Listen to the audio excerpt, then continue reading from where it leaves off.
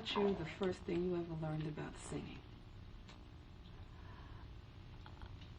I wasn't taught. I was watching the stars in the Cotton Club who were singing, Cab Calloway and Ada Ward. And I think my mother took me to a vocal coach, and I don't remember his name, but I went about 2 times, and I guess he must have taught me, but right after that I got in the Cotton Club and learned from the best. When you were first starting to sing, who did you enjoy listening to? Ella Fitzgerald, I think. And of course my grandfather played classical music and Bert Williams records in my grandmother's house, so I listened to them. And it was always a performer that was living and making the sounds that I liked. It wasn't something I heard from somebody I had never heard of, you know. Bert was the great lesson, and then my grandfather had told me that he'd seen Florence Mills and kind of described her voice to me.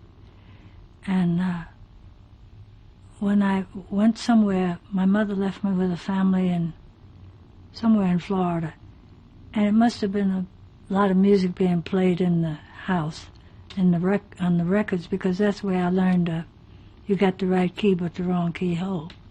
That's, I think, the first song I learned after the Owl and the Pussycat when I was younger.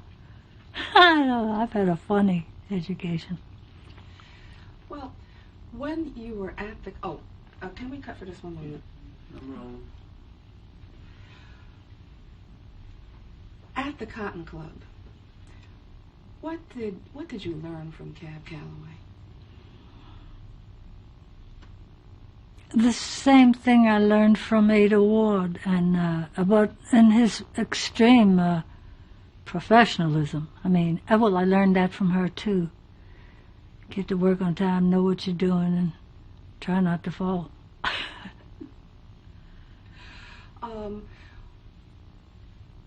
As you developed as a singer, what was it that you were looking for to get into your sound?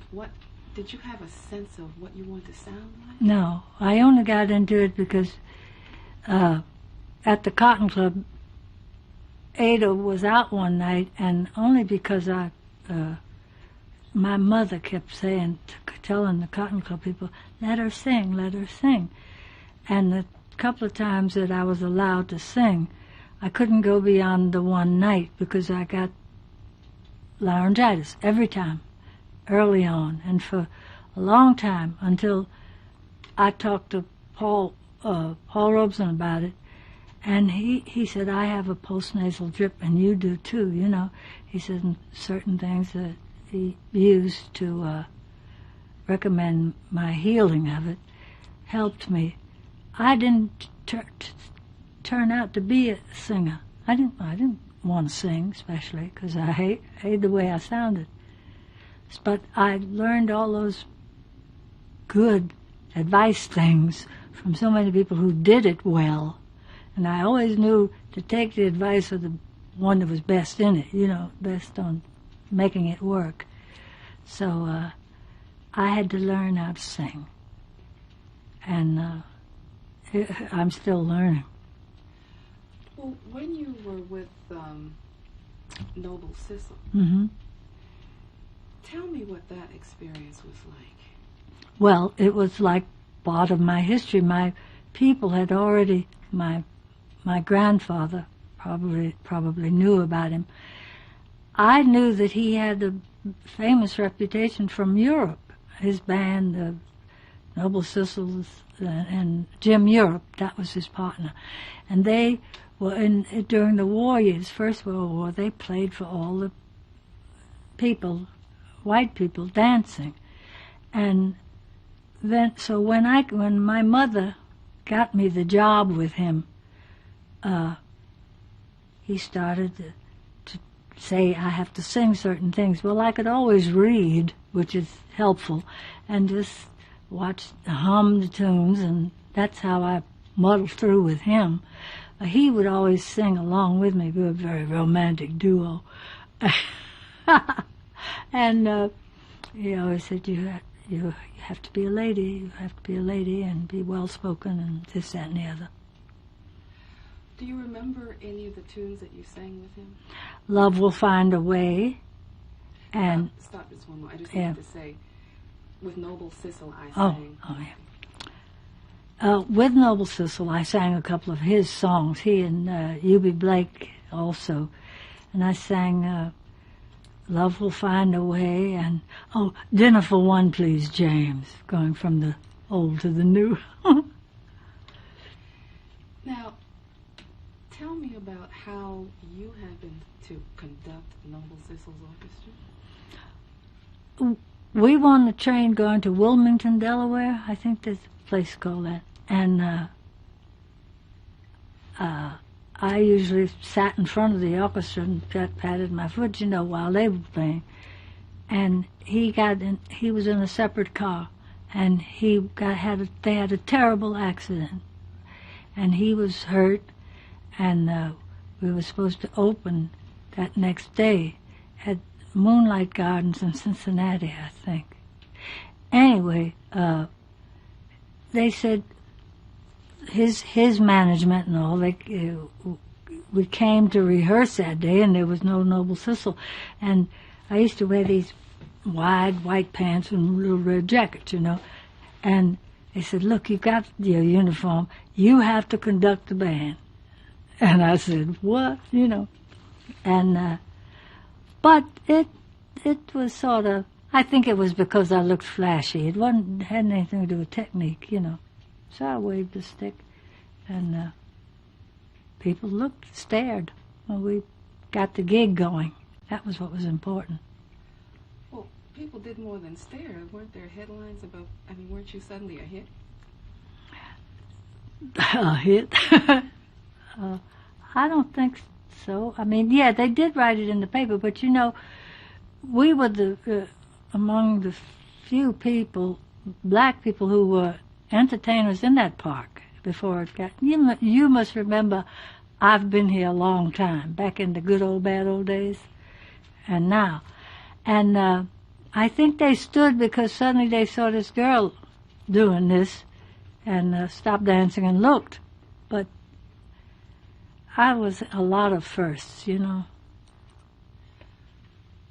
I understand that the way you actually got to Noble Sissel was through Flournoy Miller. Is that yes, well, Flournoy... First of all, just tell us who Flournoy Miller is. Flournoy Miller was a great comedian, and he had a partner, I forget his partner's name, and they were at the Cotton Club in the two of the shows I was in, and they were like Butter Beans and Susie, or only, better. I don't mean that, Lord. They were interesting, and Flournoy Miller was very tall and very fair. And my mother, went to him and said, we got to get her out of this Cotton Club. She signed for a lifetime contract. And so we got to get her out of this club. So what can we do? So we really had to escape from the Cotton Club and go to Noble Sissel, because Flournoy said, there's a band, they're on the road, and he's an old friend of mine. If you get her there, we'll give her the job. That's how I got to him. But my mother had known him, Well, let's talk a little bit about what you were escaping from. Now, the Cotton Club has this glamorous image. What was the Cotton Club like? What was working there? Well, it was famous because... I just need you to say, the Cotton Club... Well, the Cotton Club was famous, I gather, and it had been running quite a long while in Harlem. It was pretty much like the set in the movie, like a cabin, log cabin, and the stage was very long. And there was one box where our people could come during the rehearsal time, preview times before we opened, and sit in that box. And my father and big gambling men, sporting men, used to come there when Joe Louis or another fighter was fighting in New York. And so my father would come to the Cotton Club and see me, and he could sit anywhere as long as the 3 or 4 of these sportsmen were, and they were dressed beautifully, and they made everybody else in the Cotton Club look silly, But anyway, it was owned by sort of a couple of gangsters, and when I wanted to get away, because my harpist, she's married to that Bunny Briggs. He's so fabulous. At about age 20. Yeah, he's fabulous. Okay, let's just go back to the Cotton Club for Yeah. a moment. One of the things I remember, you had this wonderful phrase that you used. It was almost like you described being in the Cotton Club, sort of like being jewels in a pigsty. If you could just tell me a little bit about what it was like to perform at the Cotton Club. You were only 16. Well, I was happy to have the job, and we needed it, my mother and my stepfather. And it was all we people working there, when we came out on the stage, we were elegantly put together, The people in the audience were rich white people, celebrities, like Tallulah Bankhead and even Josephine Baker when she came in one time. She came by one night. And the audience was all, suits and money and everything. And we, 24 of us were up in the 2 little rooms, and we weren't allowed to sit with the customers or anything like that. It was a sort of ghetto paradise, and there were jobs for all the waiters were black, and that was jobs for them. And the wardrobe mistresses and all, we all had jobs there. It wasn't a place where we wanted to, we felt at home, but that was the workplace. And a lot of great talent worked there as stars and performers. And I was in the chorus, and I just used to watch them all. It must have been schooling me, all the while. But my stepfather helped my mother. They went to the owners, and they said, we'd like to get her out. I think my mother had an idea of a career for me, which I hadn't had. And they went and asked, and they got treated kind of roughly, and after it was kind of bad getting a separation for me. And when I did, we literally left town like we were escaping from somewhere, we criminals. And I went to Philadelphia, where I picked up the orchestra and worked with Noble Sissel. I couldn't sing worth a goose, but I knew Sissel taught me how to walk out on the stage. And I don't know, I had that command at my fingertips. It's just to get to singing is what I had the problem with. And I don't know, I guess I was interesting to people. But they mainly hired me because of the way I looked and the way I conducted myself. Meanwhile, I didn't like the way I was singing, so it was nice to have a partner. How did you get to Charlie Barnett? Well... Oh, sorry. No. Go ahead. I got to Charlie Barnett after my marriage, and I had left Pittsburgh, and I was sitting in the Victoria movie house uptown. I lived at the YWCA, and I had no jobs, but my father was sending me, enough to get my food and everything. I went to the movies, and Clarence Williams, who was the choreographer at the Apollo, marvelous guy, brother, he must have called the Y and asked for me, and he found out I was in the movies, and I wasn't able to get back with Cecil because times were bad. This was and he couldn't hire me. And so I said, well, I was staying at the Teresa. I said, something will come up. And he came down the aisle and said, hey, come out. So I came out, and he says, Charlie Barnett is looking for a vocalist. He said, his is sick or has gone or something, and that you want the job. And I said, sure, And so that's how I went to the theater and went downstairs where they were rehearsing Charlie's band. And I just sang something for him. And he said, okay, you have the job, But I tell you, it was a novelty. Billie Holiday was the first one, And I came along there sometime after that and got the job. Well, can we just... We have a siren. Hold on. Good, and you can cut out any of the scrap on. Well, the one thing I just need, if we can shorten that answer and just start out. I was sitting in the Clarence, because it's Clarence Robinson. Yes. I was sitting in the theater. Oh, That was a buzz? Yeah. oh, Okay, thanks. You thought it was my tummy. you can go ahead.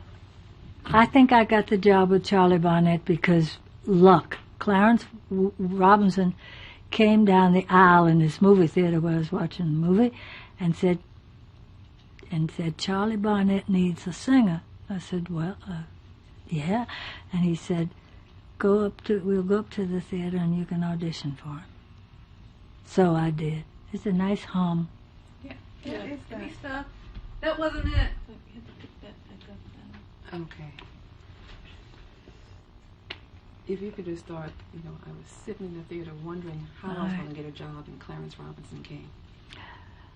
I was sitting in a movie house and in Harlem, wondering whether I was going to get a job, and nobody was around to give me any ideas. And suddenly, Clarence Robinson came down the aisle of the theater and called me out. And he said, Charlie Barnett needs an orchestra singer. And his vocalist got sick, and you want to go to an audition. So I did.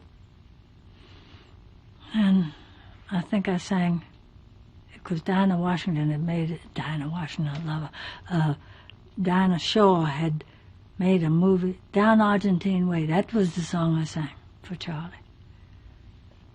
And I think Charlie was not like everybody else. He knew a lot, and he'd been around black musicians and people for a long while. And I sort of liked him from the beginning. He didn't have any baggage against what I was or who I was. I remember reading in person, which you wrote a long time ago, about that being a place where you really began to start to develop a sense of yourself as a singer. Could you tell me about that? Well, once I learned somebody's opening candy or something.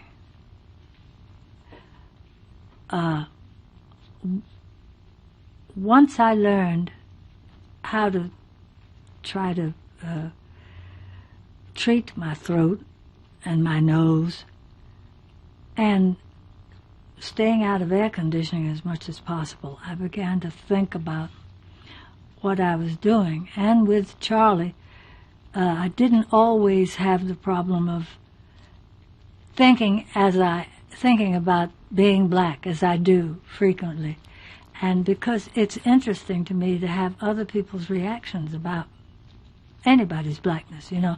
So Charlie was so, comfortable that I was able to relax quite a bit and not be uptight with him and angry, and which I did get often with a lot of people. He made me settle down and sing one song or two songs well because his band was good. And they had, it was down, And I began to think about being a singer. One of the things, if you could tell me about standing backstage and listening to the various instrumentalists and how you began to try to craft a sound around that. I think that if I'd stayed at the Cotton Club longer, I might have had more lessons, but I had other problems then, and with my mother and my stepfather, and I don't know, it was nice up there on the stage, and easy, but when you get into other situations that the other Lena Horne gets into, was it was difficult to concentrate just on what I wanted to do. And since I always got sick vocally and everything, I thought it was a lost cause. But I could fake it, which I did for a long time until I was exposed to more musicians. Everything I learned from them. So I learned... Cecil was focused on me being representative of something, whereas Charlie, and he had a couple of black members in his band, so as unlike Noble Cecil, our men that I was working with couldn't stay, the old thing, couldn't stay in any of the places, couldn't eat in any of the places. But meanwhile they played great music, and I was happy there with that. But I think other people didn't understand that I felt I was in safety with the musicians. I didn't have that pressure of parent and all that, and I was made comfortable early on by making them a part of me. Very good. What was that? Something in there. Sounded like time.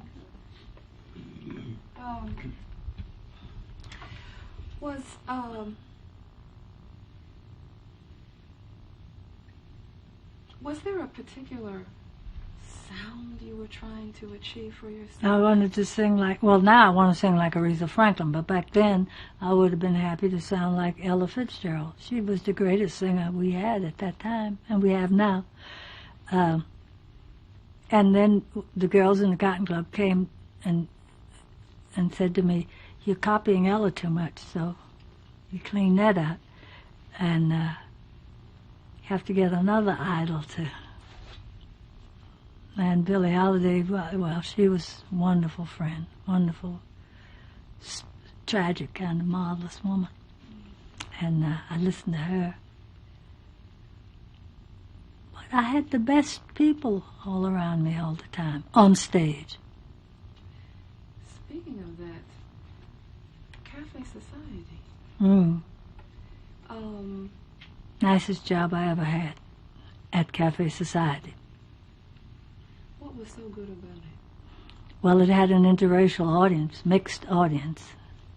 First club I hadn't been in that many, but that's the first one here in New York. And I worked with fine musicians, and it was Teddy Wilson's orchestra. And he began to teach me to sing more and more. And J.C. Hurd on the drums, and Higginbotham, he's still alive playing trombone, and great musicians. Did he tell you to focus on anything in particular? No.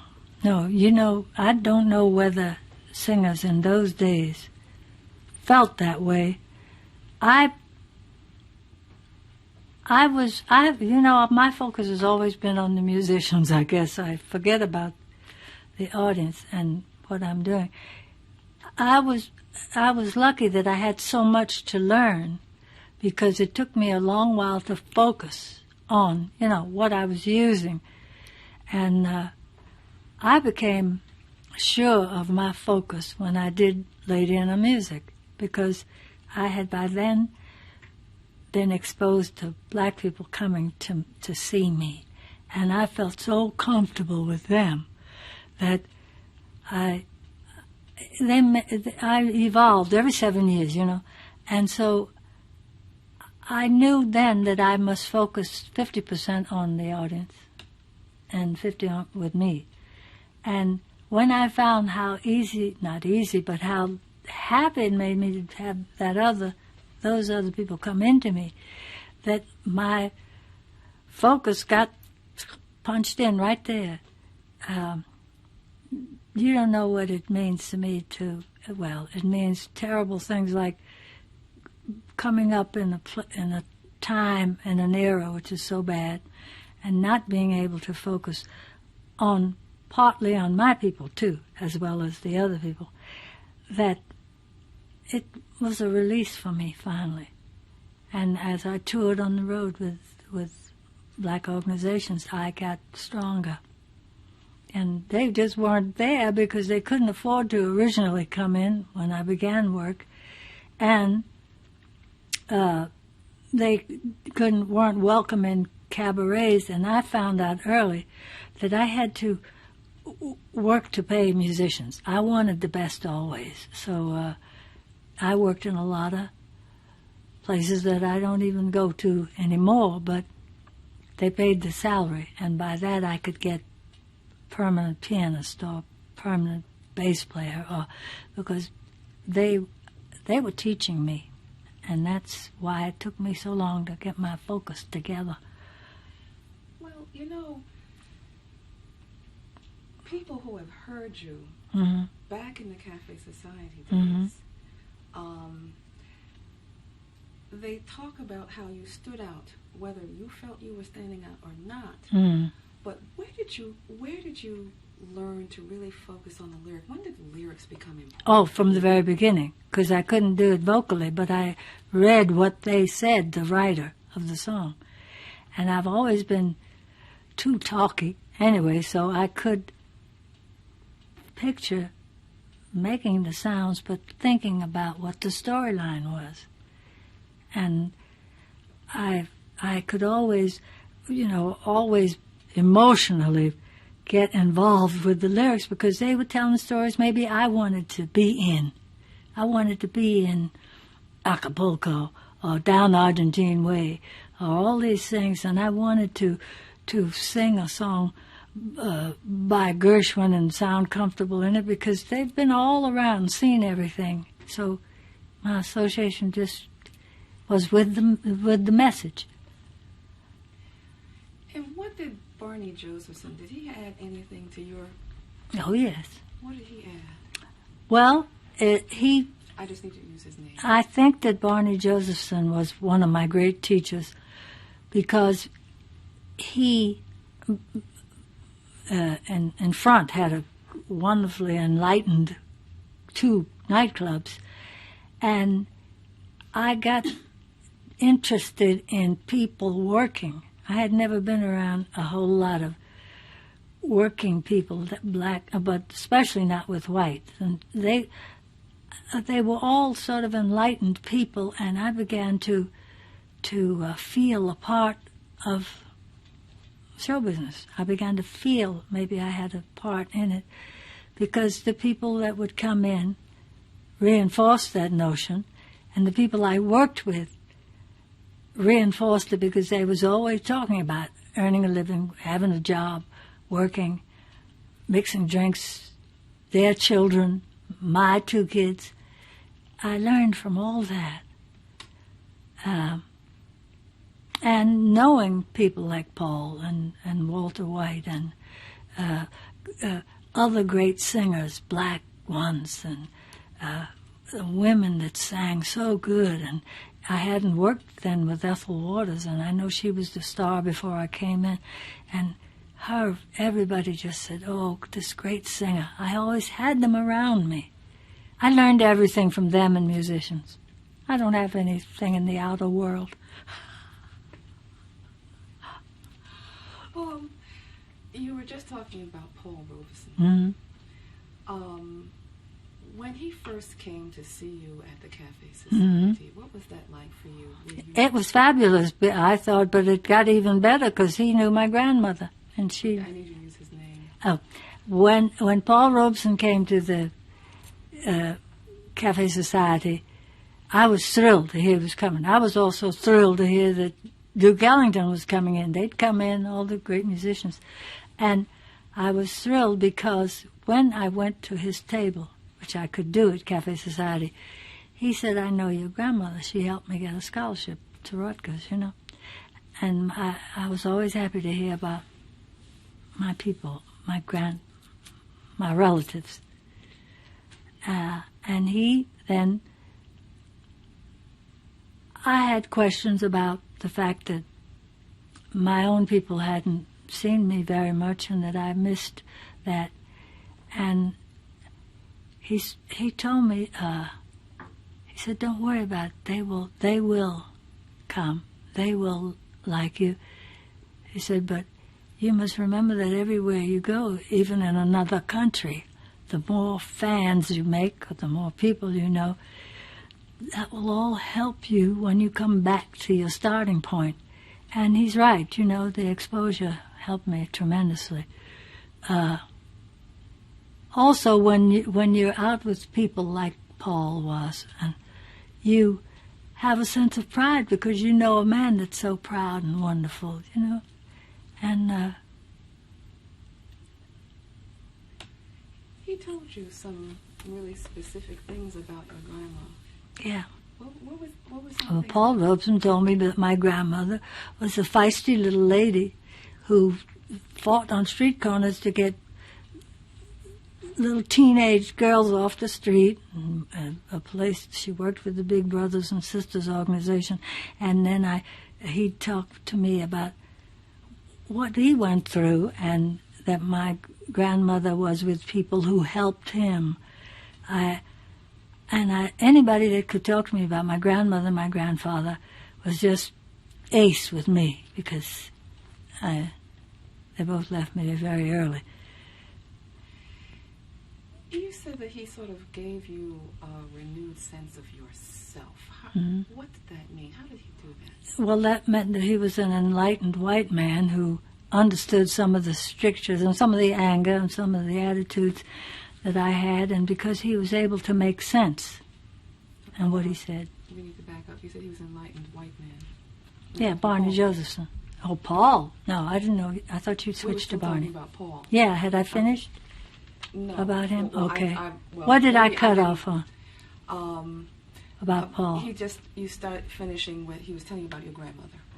Yeah. And you said that anyone who would tell you anything about them was important. Yes. And I was asking you how he helped you get a stronger sense of yourself as a black person.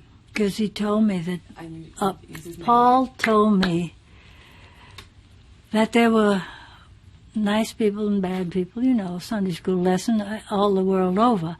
But I was mainly interested in my own people. And because I think also he gave me a fortification. I don't mean that. He gave me a sense of self because I was going to use all that history that had gone before. I was going to use that to make why Lena was here. I think it now when I see my great-grandson. You know, I was here. He gave me strength and an identity.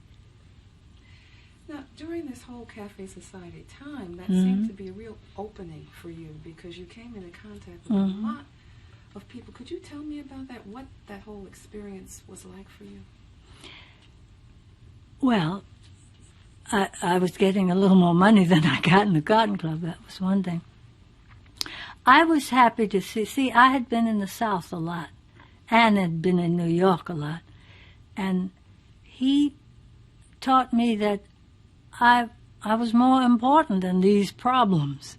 Because once you've got your back fixed for the problem, then you can be on that other side. And if you're good and strong in that back situation, it works for the other part of you.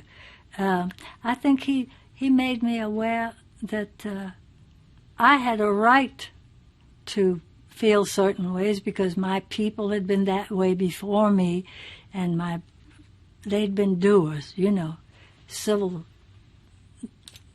marching, suffragettes, all this, principals of schools, organizers of education for black people. I don't know, I was so proud of them that I felt I had a right to that pride, and I used it. Well,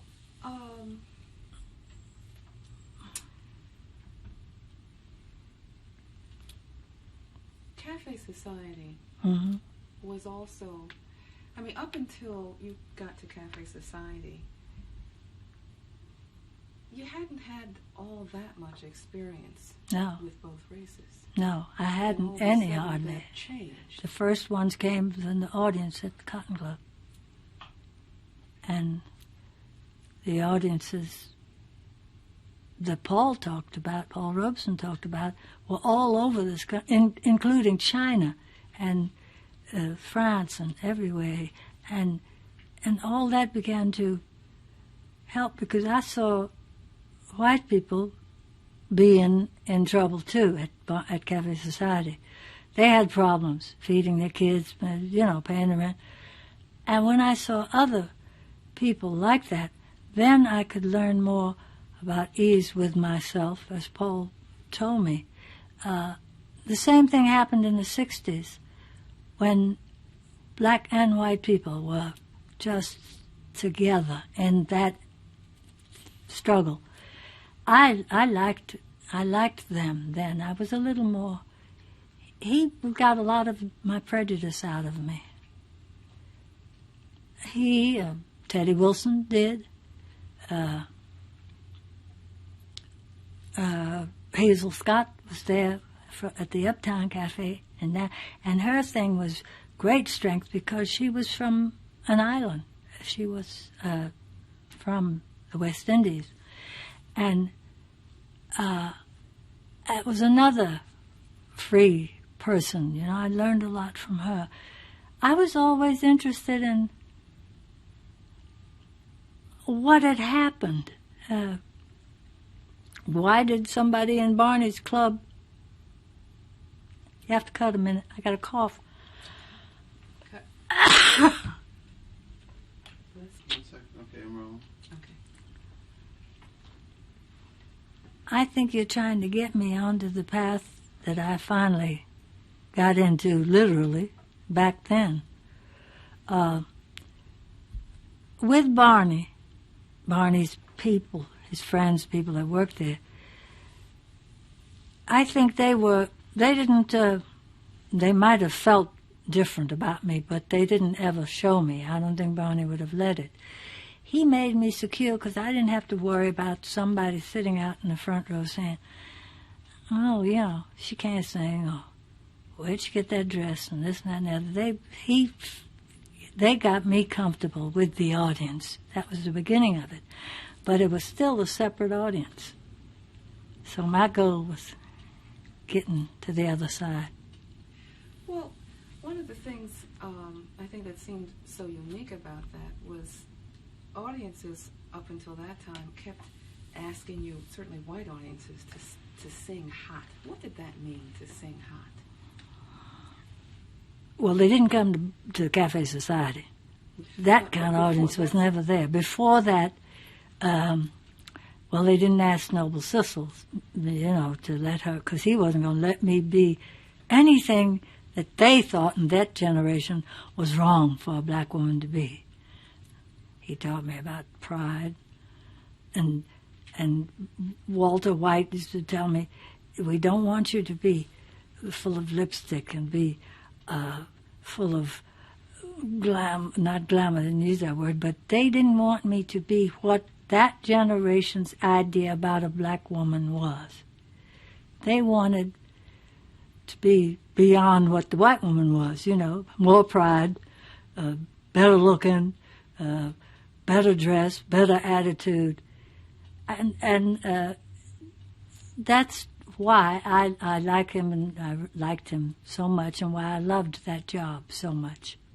Because I'd worked for other owners, and I'm sure there were a lot of black women in show business who were not able to focus, like you're saying, because they had to put up with a lot of crap, put up with a lot of problems. And I was so lucky in that beginning that I had people like that in my life. My mother never taught me about being black. And my dad had gone on out west, and so I learned it from example. And that was as tough for me, or as good for me, as learning how to sing. I guess the singing was happening because inside me I didn't have as much stress. And I was able to, I at least focused to that audience. I didn't feel the same when I worked in the Paramount Theater with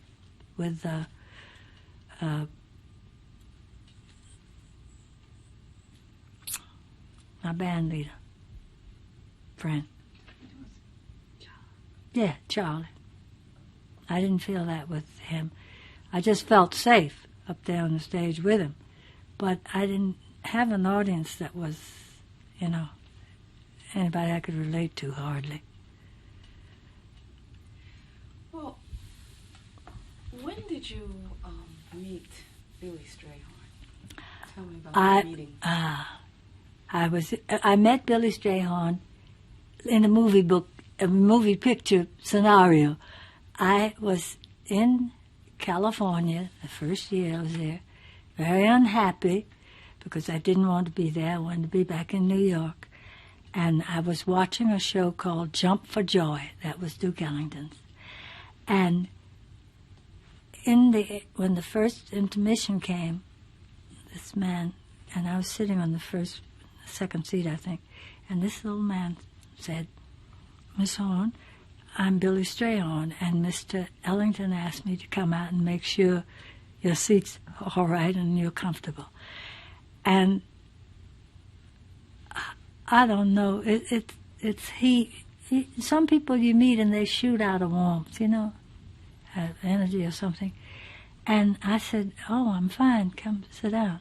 And he said, "I'll stay with you and take you backstage when the show is over." Now, this show was supposed to have had Dorothy Dandridge, that beautiful woman, in, and Herb Jeffries. He was in it as a singer, and 2-3 other people, and famous. So he sat there very quietly, and I sat and watched the show. But all this while, this thing between us was happening. It's a current, or something, and. From that night on, we were buddies. And I had never had a brother, never had a sister, always borrowing other brothers and sisters' thing. So I had mine with him. He was wonderful, and he played beautiful piano. And he was a friend of Luther Henderson's, my first pianist that we were working together. Wasn't my pianist, I worked with him. And he liked to go to the museum. He didn't laugh at me for reading a book all the time. He was just sensitive, and he wrote beautiful music. I mean, that's... and we had so many of the same reactions to the same things, And he also talked about other musicians that I hadn't known. And by the time I took him to meet, before Lenny and I were married, we were together, and I introduced them, and they both played similarly on piano, and they both wrote music similarly, and they were musicians. So I was, he stayed my friend for a long, long time. Do you have any favorite Strayhorn songs? Flower's a Lovesome Thing. Most of the Perfume suite, you couldn't tell the difference in his playing or Duke's. They'd start on together, two pianos, and then Duke would get up and go off stage, and this was rehearsal times, and Billy would be playing, and it sounded just like Duke, or vice versa. What was unique about Billy's sound, about the music he did? Well, it's like asking, talking about Billy's sound and all, it's like asking me what was the difference between Perry Como and my buddy who died, Billy Eckstine, except that one had a different type soul, and the other, well, Billy had Billy's soul, Eckstine, and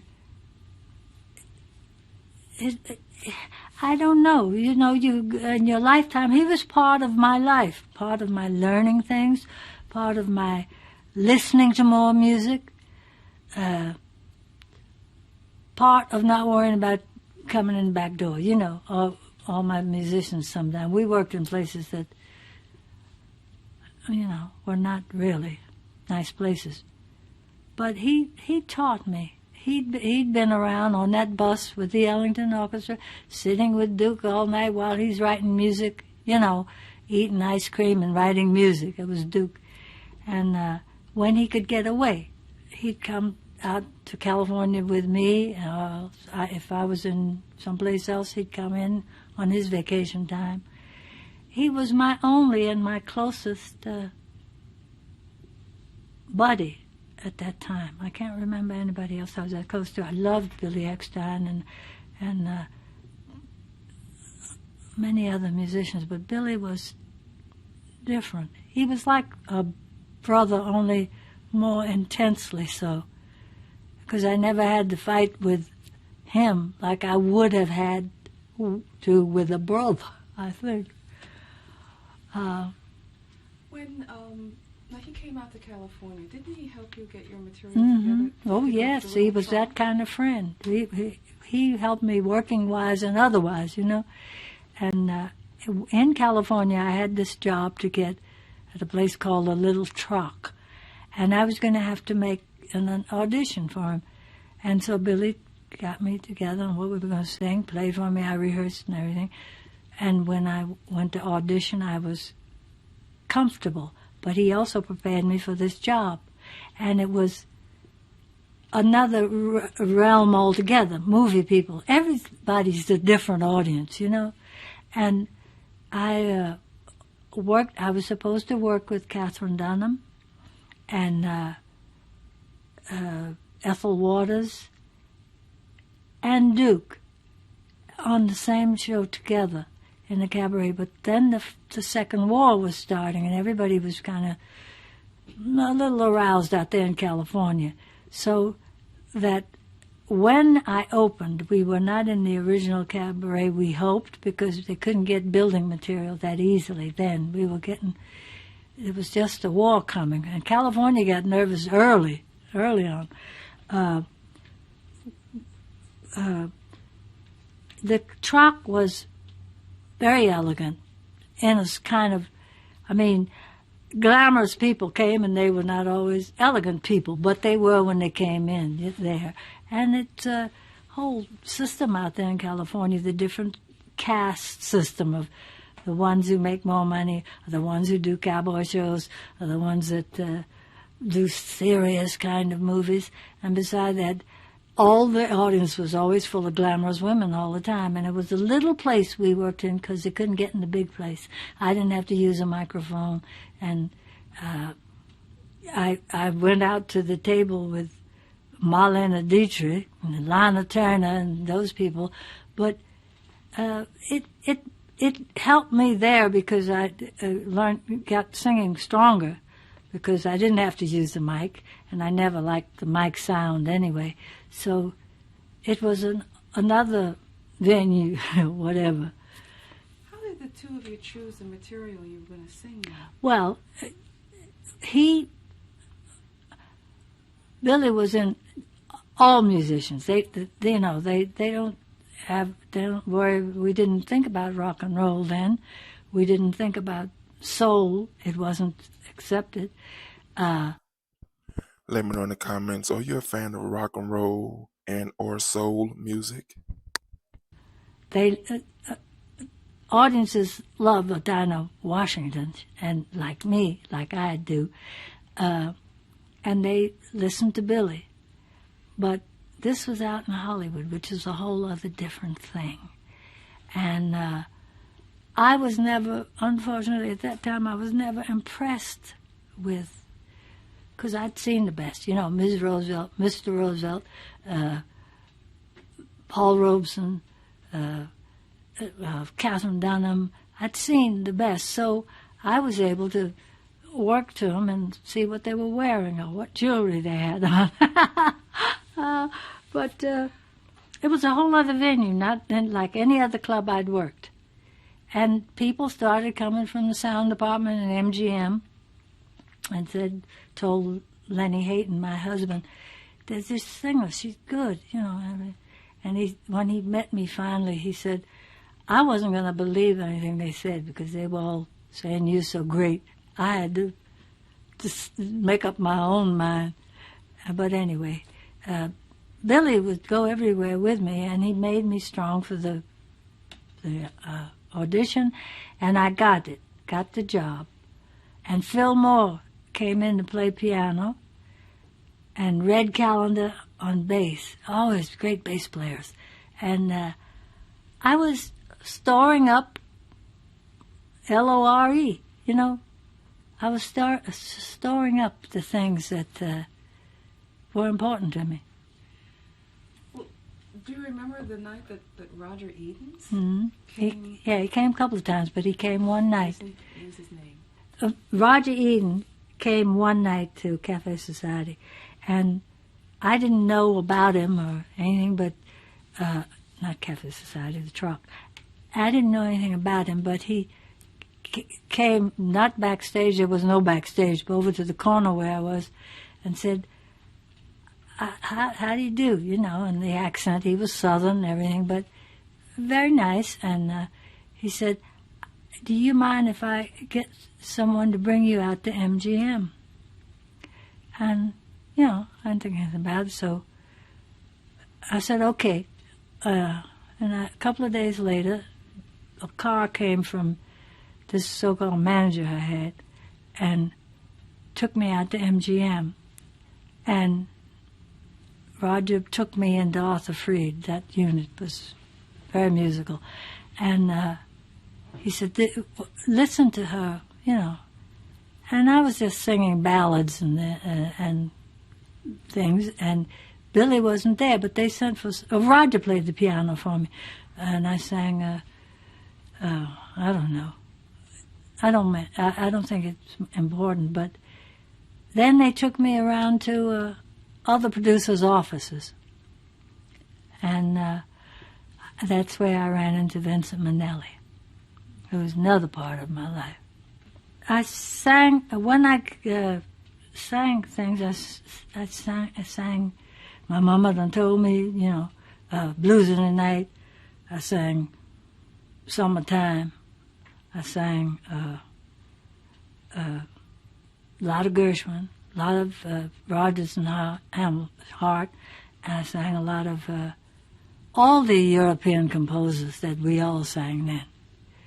And And Billy even sang some of those songs, but she had her own. I don't mean Billy Strayhorn, I mean Billie Holiday. She had her own thing. See, I didn't have mine yet. I still haven't, to my satisfaction. But I sang songs like that. Honeysuckle Rose. Duke Ellington, a couple of his songs. But not like I sang now for the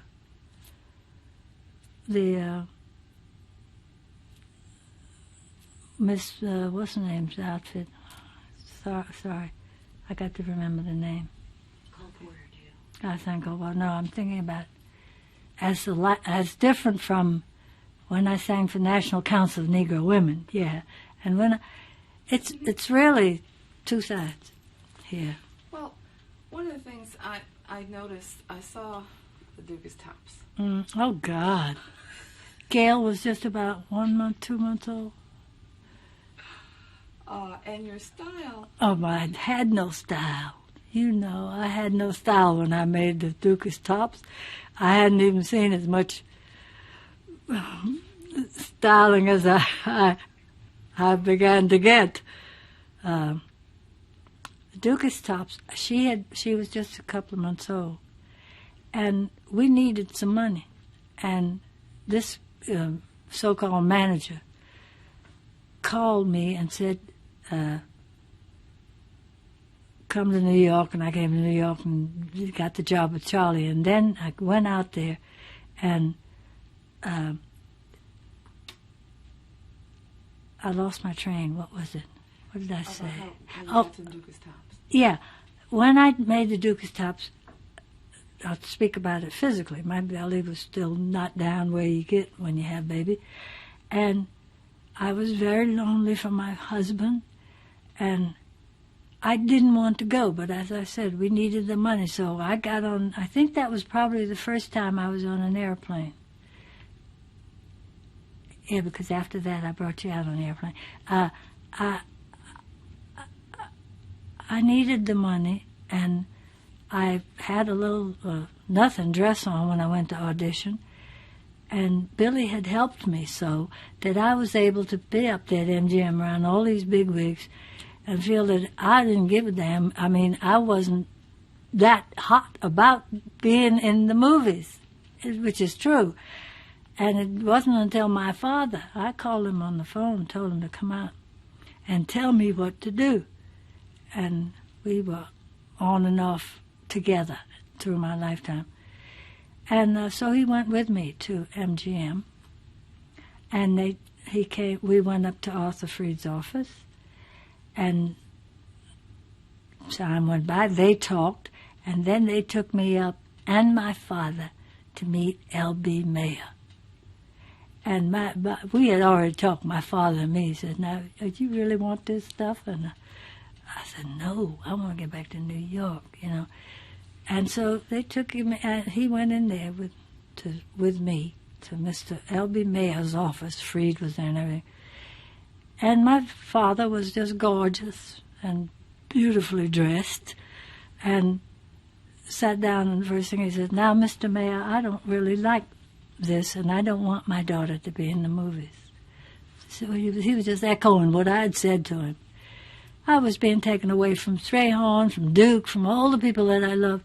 So they said, well, Mr. Mayer said to him, because my father was looking at him like this, he said, oh, Mr. Horne, well, we would like so much to have your daughter in the movies, and what do you think about it? And my father said, well, I don't think anything about it, because I don't want to be in the movies.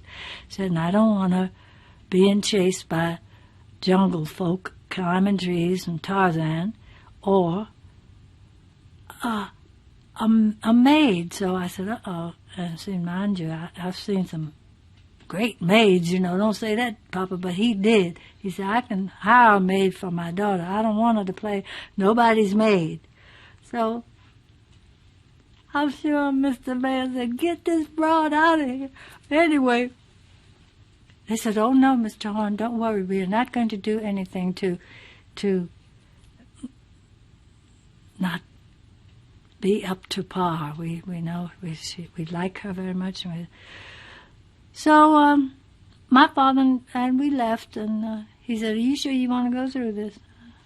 So I said, yeah, and then I can have my babies out there with me and earn a living. So they signed me to this 7-year contract. Well, before that happened, didn't something happen with Count Basie? Well, Count Basie, I loved him, and he's the one that when I ran away from them and came to New York one New Year's and the Christmas week, and it was cold, and Charlie Barnett and Basie and all the guys were down there in Birdland, and I began to cry because I'd had a lot of champagne with them, and I said, I don't want to go back. Don't put me on the train. I do not want to go back tomorrow. And Basie said, just a minute. He said, you've got to go back. He said, because they took you, and he says, well, you've got to be there and make sure none of our other people are disgraced and all this nonsense. And Basie just read me. He says, you know, they've chosen you. You got to go back whether you want to or not, and carry on the attitude. And I knew he had something. He was right, because I had worked in Washington after I made that first movie, and a very famous black band leader was on the bill. He was starring, I guess. No, he wasn't. I was starring. But anyway, he said, you know, who the hell do you think you are? He said, there are thousands of black women who are prettier, more glamorous, and can sing better, and I have never forgotten it. That was told to me the first. And he's right, you know. And so my father was right in telling me, do it or don't do it. But Basie was right, because he knows then, in those years, that they didn't have enough of us to be representative. And they always, you know, it's very hard to break ground and you don't know you're breaking it, but you're aware of something, you know, bothering you. And my people, the ones that are my uncles and everything, they were, you know, I'm so glad it's changed now. And you can be a whore, or you can be a murderess, or be anything you want to be. Well, wasn't Walter White of the NAACP also after you to go back there? Oh, yeah, because they wanted to break the union. First of all, just tell me who Walter White was. Walter White was the leader of the NAACP during the years I'm talking about. And Walter was a fabulous man who was very, very white, like his name, and went all south with the lynchings, and they thought he was another one of them. And they got material to have the NACs fight against lynching. So it was just anything that he said. He also knew my grandmother. And I began to have a group of teachers, I guess, all great. Basie, Ellington, Strayhorn, Walter White, Paul Robeson, Minnelli as an artist, you know, and the National Council of Negro Women, and Delta. Was Walter White at that time agitating for you to go to Hollywood and do this? Mm-hmm. Could you tell me that? Walter White and Basie, you know, wanted me to go back to Hollywood because I had become the means of breaking into the unions. The white people in the union were suffering too, but there were no blacks. And there was no hairdresser, so they got in a sister for me. And Sydney would do all the work, but she got a job. And I got in black musicians because I say, I can't sing along with that, you know. These little games we all play with each other. And they wanted me to be exemplary, Walter White and these other people, because that made it seem like I was representing all the black women in the world. It's a heavy job, you know. But they wanted in that era us to create some kind of marvelous picture, which has nothing to do with life, you know. But and eventually they got more black people out there. Well, what was different about Count telling you to go back rather than Oh, Walter White telling you? Yeah, it's different because I'm not a musician, but we were artists, you know. Basie, Billy Eckstein told me the same thing, and I just knew all the right people, and I think they felt sorry for me in a way, but because it wasn't easy trying to be exemplary when you're not, you know. But that's another lesson you learn. And when you got to Hollywood, Mm-hmm. Here you are, the example, Mm-hmm. and a lot of your own people in Hollywood weren't feeling that way about you. Well, a lot of my own people had been. If Catherine Dunham was an example. She must have gone through a lot of, and Dorothy Dandridge had been working in movies since she was a little girl there, and it was an artificial thing anyway. So while I was learning to try to teach some of them to get off my case, the NAACP was fighting like crazy for many things. The union, for jobs.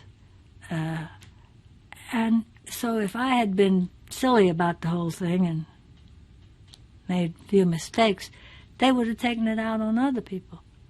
You know, it was silly in those days. You weren't even there, you young people, but you had to think about other people in the job. You had to play better, had to sing better, and have better manners. Sorry. Back to singing better for a moment. Tell me in the comments what she said. Is that true? Yeah. When you got to MGM, there were folks like Kay Thompson. Yeah. Tell me about Kay. At MGM, I was a little comfortable because I was operating from the music department. All the guys, all the musicians were okay. Not many black ones, but they began. I met Kay Thompson, and she was working on 2 pictures with us. I forget what they were. Anyway, she was a New Yorker. You know, you go when you're a New Yorker in the old days and you come to California, I mean, that's a foreign land, you know. And so you get to the New York people. I mean, that's where, you know, Gene Kelly's and everybody like that, Comden Green, they were on the New York side. And I certainly wasn't with anybody else because there were cliques all over Hollywood in those days. And the ones who made the most money were in a group, and the ones who just did dancing and singing, they were in a group. And there was no family for me out there. But I knew that they were doing the work. And when they somebody sent them a play that they said they wanted MGM. I think they'd already bought it. And they said, oh, you can be in this story because it's about black people. And they didn't say it that way, but a lot of wonderful people will be in it, and we want you to be the leading lady. And I said, well, what is it? And who wrote the music? They said, well, Harold Arlen wrote the music, and they played it for me. It was beautiful music. And then they gave me a script, and the first script was Now, mind you, I showed the script to the people I respected, and it was called Sport and Life, I think. What's the name of it? St. Louis Woman. And it was another, those stories that we know. It was about, a jockey, and the the girl was, kind of honky-tonk or whatever. And I showed it to the NAACP, some of the members of it, and they said, you can't do this. It has all the stereotype language, stereotypical situations, and besides, I wanted to go to New York and work in Showboat. So finally, the NAACP and a couple of the other unions were so dead set against it. And I was dead set because I, with all my talk, I can't always sustain a completely jazzy idiom. I can't remember those dialects so good.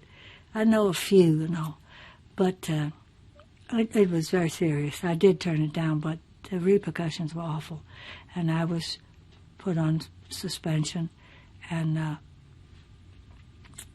a sister wrote and said, well, if Lena won't do it, I will do it, or my sister will do it. And when I found out a sister had written that, I felt kind of bad, but that's life, If you don't do it, somebody else will do it. Somebody, somewhere. And so what did happen? What happened when you refused to do it? They put me on suspension, took me off pay, salary. And they curtailed, cut away a lot of the places that I had begun to work in. And they only allowed me to work in a cabaret outfit that they had put money in. That was in Chicago, at the Chez Paris. But I was cut off a lot, even before Red Channels and McCarthy, Do you think that not doing St. Louis Woman is the reason that you didn't get to do Showboat? No, because the request for me came from New York to do Showboat during that time, about a month after. And they said, we're not going to let her go. We're going to keep her, punish her, we'll keep her off salary, and she can work in one of the cabarets, but no Showboat. That was my first sort of disappointment. Well, at this time also, this is when you met Lenny. Yeah, he was in the music department. I met Lenny while I was, my second year I was there. He was in the music department, and I really hadn't paid too much attention, but then I got very angry with him because I heard him say, come on up to the sound booth and we're going to play a cut of Honeysuckle Rose that this girl has done.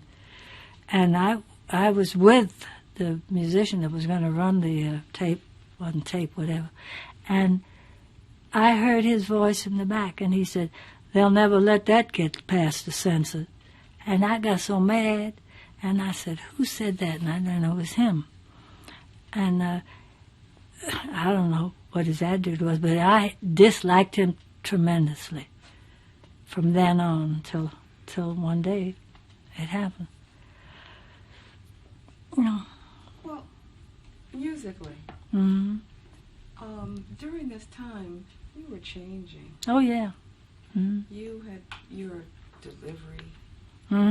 Well, you see, I was learning from the audience, and I learned the case, what audience wanted certain things, certain attitudes. I worked in the Empire Room at the Waldorf a lot. And Tell me in the comments, what was the last thing you learned? one night I did a big benefit, and Joan Crawford came to me later and said, we just love you, but it's not nice. You shouldn't sing. I was singing an Ellington song called Other Side of the Railroad Track. And, where pretty song and true and all. And she got upset by it.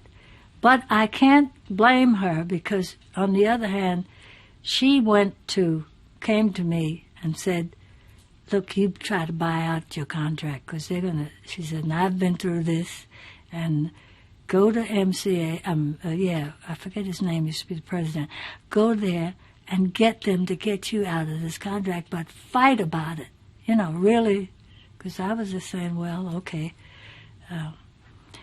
And so I forgave her for next time she saw me in the club. That Ellington song you were about to say, what is that song? On the wrong side of the railroad track where the... John Latouche wrote, I think, the words. Oh, anyway, it was from Duke's show. And I loved it. I can't think not what the name of it is. One of the things that Luther Henderson was reminding me was that when you opened at the Copa, and you had gone through a whole lot to make sure that everybody got into the audience. Yeah. And you sort of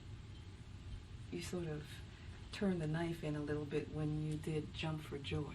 Oh, I loved it. Because I was meaning what I said. If you don't look at the lyrics of a song sometime, or don't read the story, you can be casual about it. But that was right on the button. Tell me about Jump for Joy. What were those? That was a great show. And my little brown book, in Jump for Joy that I saw before when I met Billy Strayhorn, there were great songs. My Little Brown Book, Jump for Joy, Wrong Side of the Railroad Track, 2, 3 others. But they were saying what Duke and I think and what people used to think. And Little Eve was somebody in a storybook, but we're talking about all the Little Eves outside here. They were, I guess, politically correct songs for me. And I think Jump for Joy was ahead of its time, really. It was beautifully dressed, beautiful people, and a very right on the button statement about the way we still ain't brothers and sisters, And it didn't have a very long life. It played out there in California, and it was an inspiration to see it because Marie Bryant, one of my friends, she was in it, and a lot of good dancers and singers. It was about it. There were skits, and a white guy named Sid Culler wrote a lot of the very literate libretto, and there was a white and black mingling for even the people who created the show, And see, I hate to sound excited about all this, but you must remember that I spent a lot of time away from people who had time to read a book or to go to a theater, or I lived with people who actually had shared their sweet potatoes with me and had nothing but knew what they wanted to have happen. I was always lucky to be around forward, right-thinking people, no matter how bad they were off.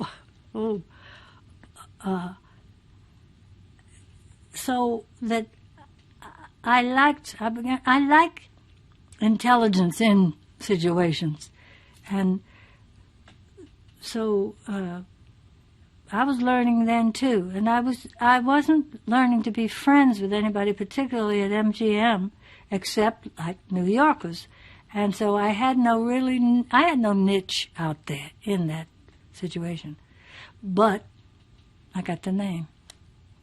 Well, just to go back to Jump for Joy for a moment. Yes. Do you remember some of the lyrics? I remember Luther was singing, way down south. Yeah, that's the verse to Jump for Joy. If you could just give us a little bit of that, because It was such If an I can ironic verse remember. to open, if you can. Way down south in the Southland, down in the Mouthland. Singing the blues, we all through singing the blues. I'm in the face. You know what? I can't we remember. do get some sheet music to that. We can bring in. Alan got sheet music for that. Yeah, Okay. But we can continue. I can't even remember my name sometimes now.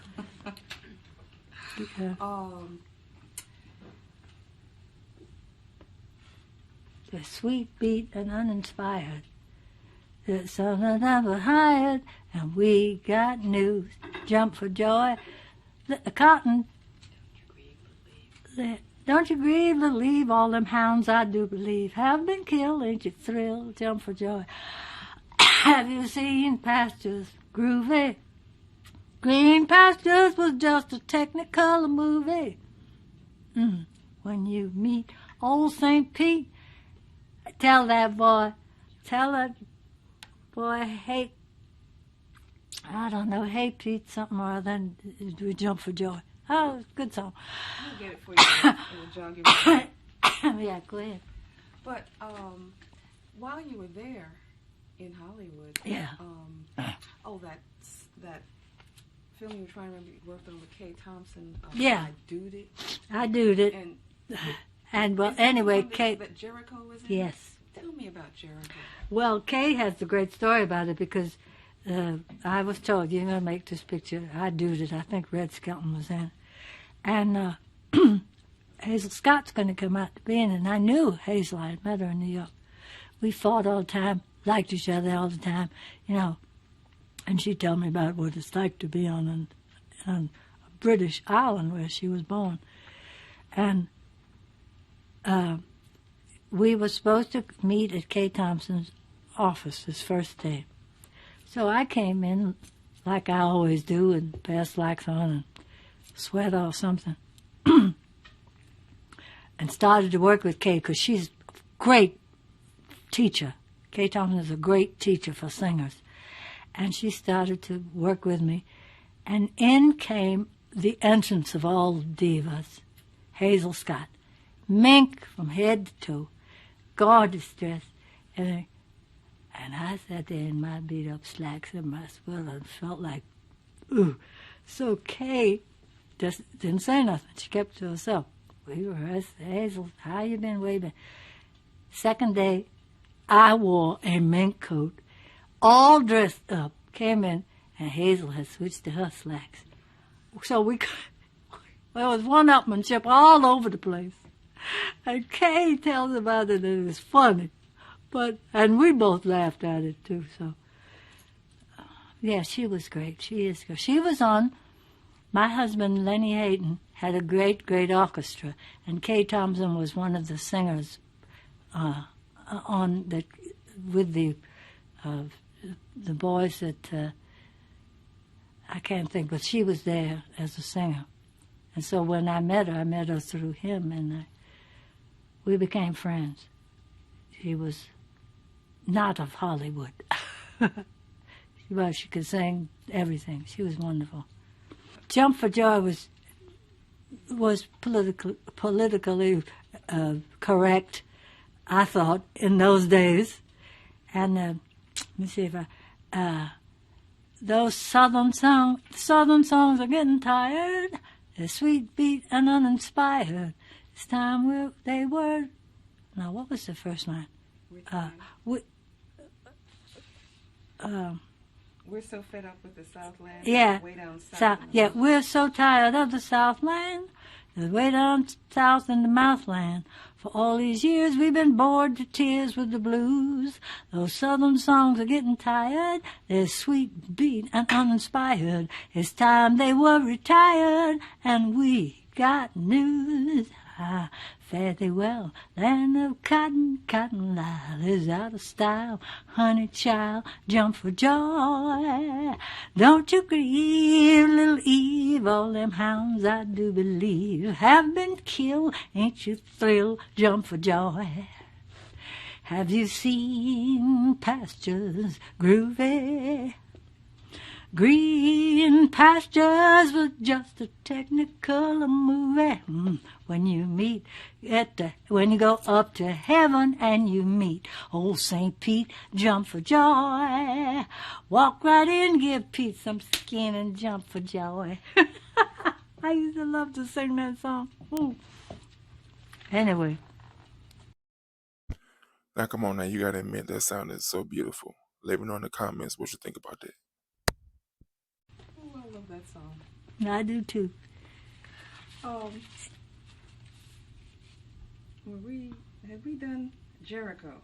Yeah, Oh, that you the told Kay me your Thompson. You told me the Yeah. Hazel story. Okay. Yeah. I just want to backtrack from. Yeah. This is what we were whispering about. Yeah. What? When you first met Lenny, Mhm. you couldn't stand him. I couldn't. Well, what happened? Well, I couldn't stand him because he'd made that remark about my singing, and I couldn't stand him because he was with when Vincent took me to a party.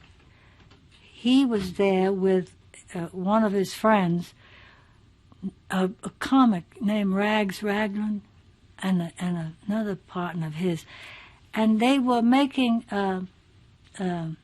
racist jokes, you know, and I overheard them, and I told Vincent, we've got to leave here. I can't stay. So Vincent knew what had happened, and I told him. So we went away, and that was another tally, the mark I made against Lenny, because I thought he was like that with ignorant people, you know, and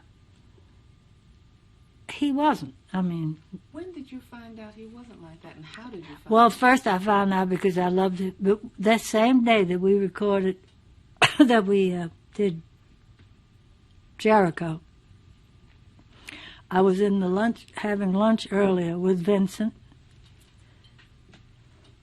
You gotta help Can we me. do that again, please? Do you need something to drink? No, it just comes. Okay. When I made Jericho, Hazel Scott came, and we were together and singing this number that Kay had done the arrangements for. We had to record it the night before with a different, not with Lenny conducting, but another conductor. And Kay said to me, I wish Lenny was here because we'd have been through with this in an hour. And it was hours and hours went by, and with everybody sitting in the music place. And I said, oh, is he a good conductor? She said, for singers, he's perfect. And that's so it just passed out of my mind. And then when we were recording Jericho, we were singing to the playback on stage. I looked over, and Kay was standing there with Lenny and a couple of other people. And, oh, shut up, girl. And I said, there's that guy that said, you know, and I don't like him. And I just looked over, and so when we got through part of it, Kay said to me, have you met Lenny Hayden? I said, no, I don't think so. No, I haven't. I've seen him at a party. I don't know him. She said, well, can he come over and meet you? So I said, yeah, sure. And he came over and said, you know, all that. And then the lunch break came, and I was sitting there with Vincent, other people, I can't remember who. And he came in, and, you know, you get that look, like a French say, coup de grace, no, coup de yeah, coup de fou, yeah. And that's it, you know.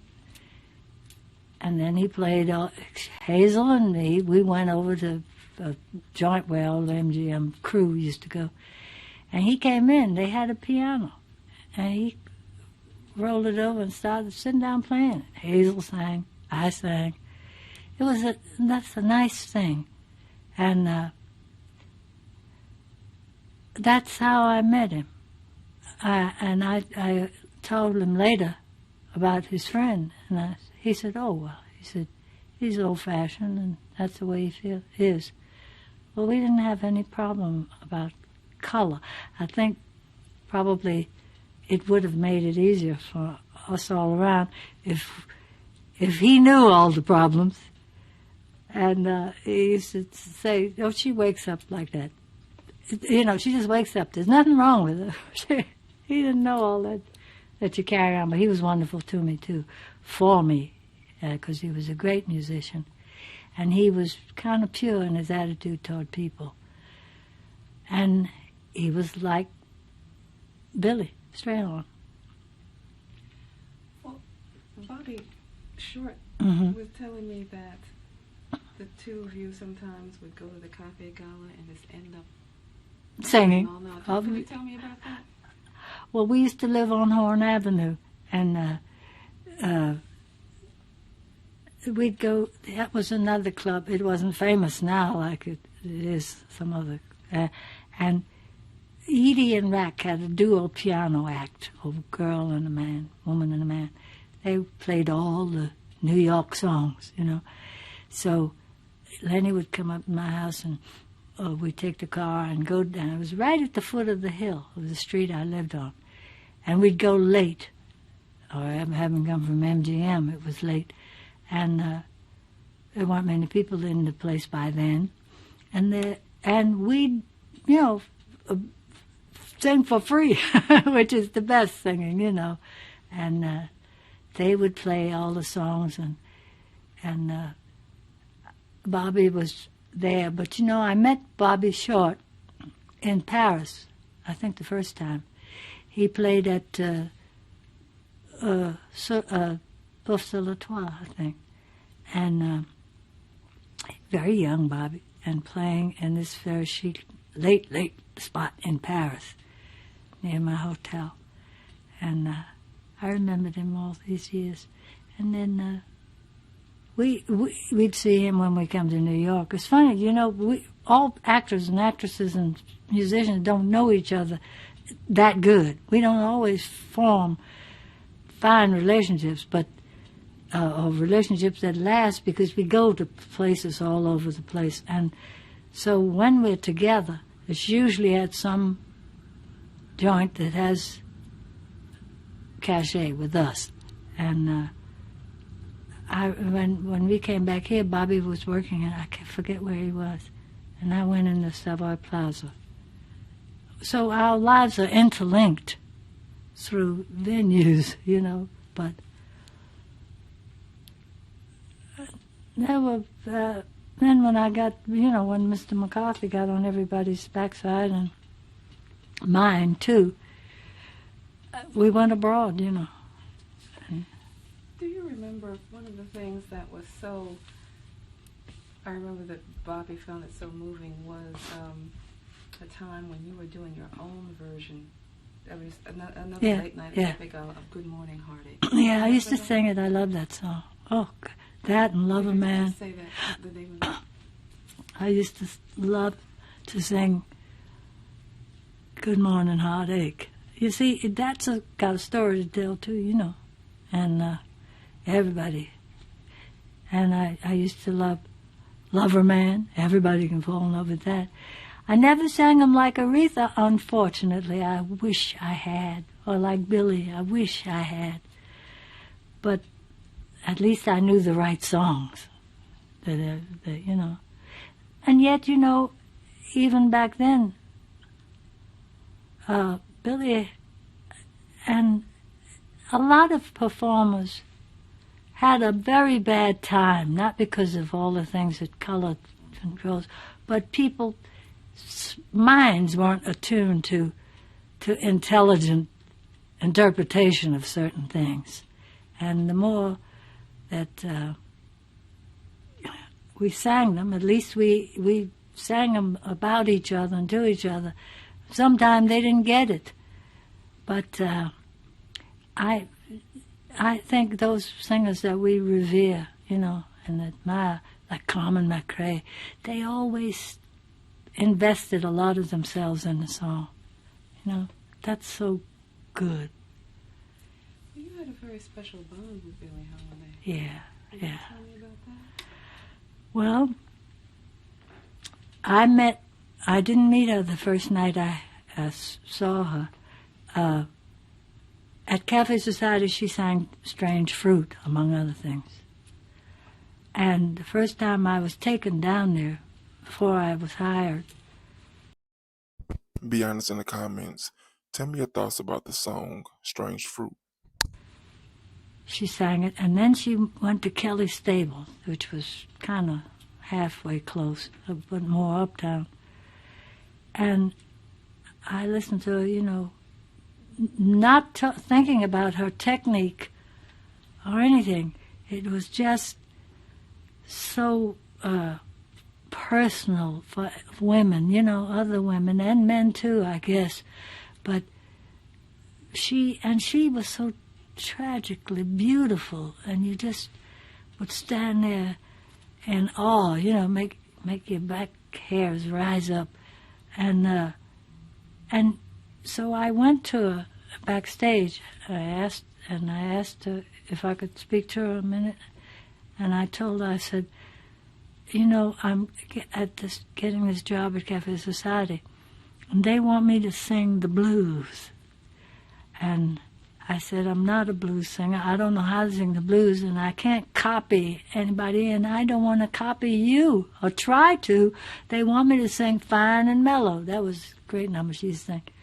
And that's when she told me, she said, I'm glad I met you because I hear you just starting, sort of, and you got 2 babies. And she said, you have to pay your rent. You have to pay the people who help you out. She says, sing anything you want, whether it's my song or somebody else's, she says, because you wear 2 or 3 different hats. And I had been told that by Hattie McDaniels and by Billie Holiday. And we did a lot of things in those days, and we still do now, because we need to not offend the people that are paying to come and hear us, because we are not going to not give ourselves to this audience, because they're what makes us exist. And she was like, she was young, but old-fashioned in attitude like I am, or I was.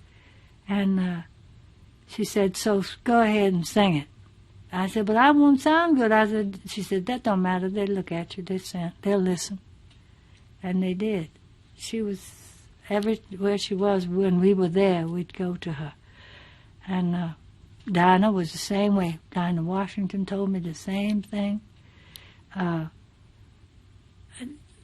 McDaniel said that I wear 2 hats. When I go to work, I put that bandana on. And she said, when I come home, I get into my tea serving gown and have my beautiful china out. And I said, yeah, so I got to do that too. Oh, I had such great people around me, my generation. Why was it that Bonnie Jolison wanted you to sing the blues? Because a lot of people used to think everybody like me could sing the blues. Or spiritual. And I wanted to so badly, but I just couldn't. I think that was part of the picture they put on people. What was it that did not prepare you to sing the blues? I mean, why was it? First of all, my voice thing, where I sing from, my stomach and whatever. I just need to say, I couldn't sing the blues. I couldn't sing the blues. And I think it was partly because my upbringing, for one thing, my grandparents didn't particularly think that blues singers were de rigueur, how you say, and they played, my grandfather played, like I said, Bert Williams and opera. And when I went south, my mother didn't want to hear the blues from me, because she couldn't sing the blues either, but I was not, I would hear great singing in the Baptist church, but I didn't go to the church. I'm a Catholic, and whoever I happened to be with didn't take me. And so I had no thing about the blues, and because John Hammond said, she's cute, but she can't sing the blues. And I didn't have it, and I didn't have the time. It's too light. It's too... and first of all, I was fast hiding my feelings from audiences. They didn't know how I felt. And so a lot of the color and the focus came out at what I was getting in from certain people. And I wanted to sing the blues desperately, but I didn't get it. But that's okay. I appreciate them. I don't like to even hear an opera singer sing the blues. Not that if you know what I mean. Most great blues singers came through on different schools, different audiences. They worked the South. They were not working. They were women in the street having the blues and all. And Barney said it would be so great if you could sing it, because everybody sitting in the audience is going to say, "Oh, no man left her. She, you're the woman that would never have to sing the blues." I put all that color in the vat, that Duke Ellington used to call the history of jazz. That's what it is, people's opinions. I still wish I'd sing the blues. But for a while there, it wasn't popular. The audiences like the Copa and Bill Miller's Riviera, and they didn't want a blues singer. They should have had one, but... What did they want? Well, I don't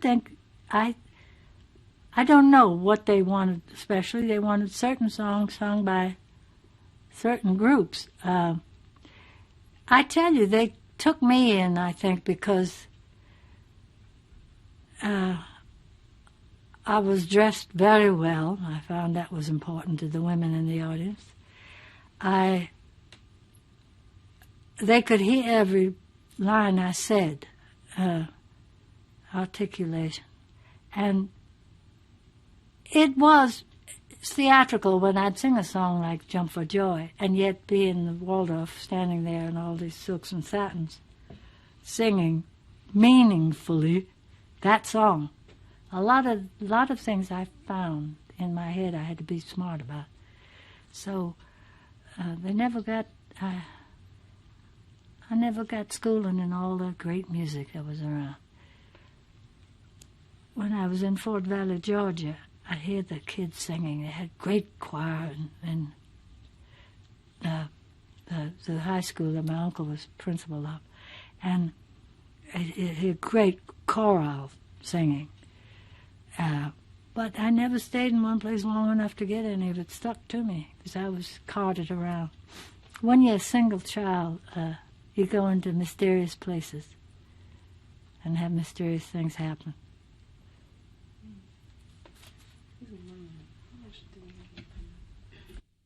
Billie Holiday. You ready? Mm-hmm. When Bonnie Josephson asked me to sing the blues, I went to one of the musicians, Teddy probably, or the drummer, and I said, how do I get to Billie Holiday?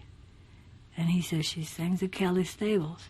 So I went to Kelly Stables, and I asked to go to her dressing room, and she met me at the door with a great big dog and a little bitty dog, and we formed this, she was just so tragically beautiful. She became, like a, and I told her, I said, they're trying to make me sing fine and mellow and things like that you sing, and I don't like to sing, try to imitate or copy other singers.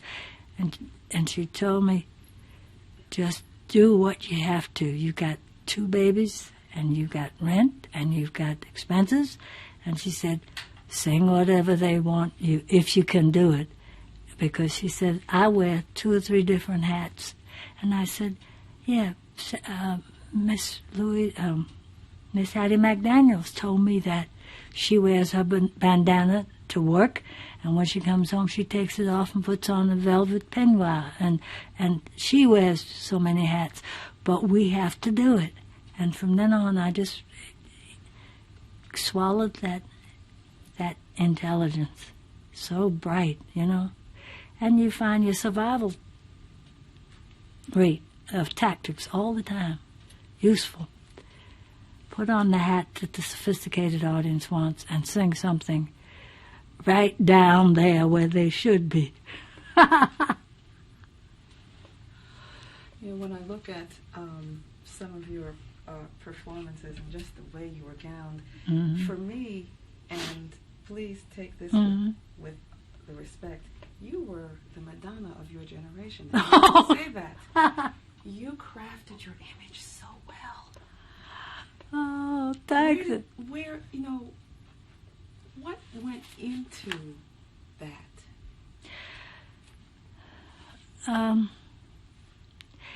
Well, I told you I'm a New Yorker, and going with my grandmother to Baha'i meetings, that was her religion, and knowing Catherine Dunham, who was beautifully done all the time, and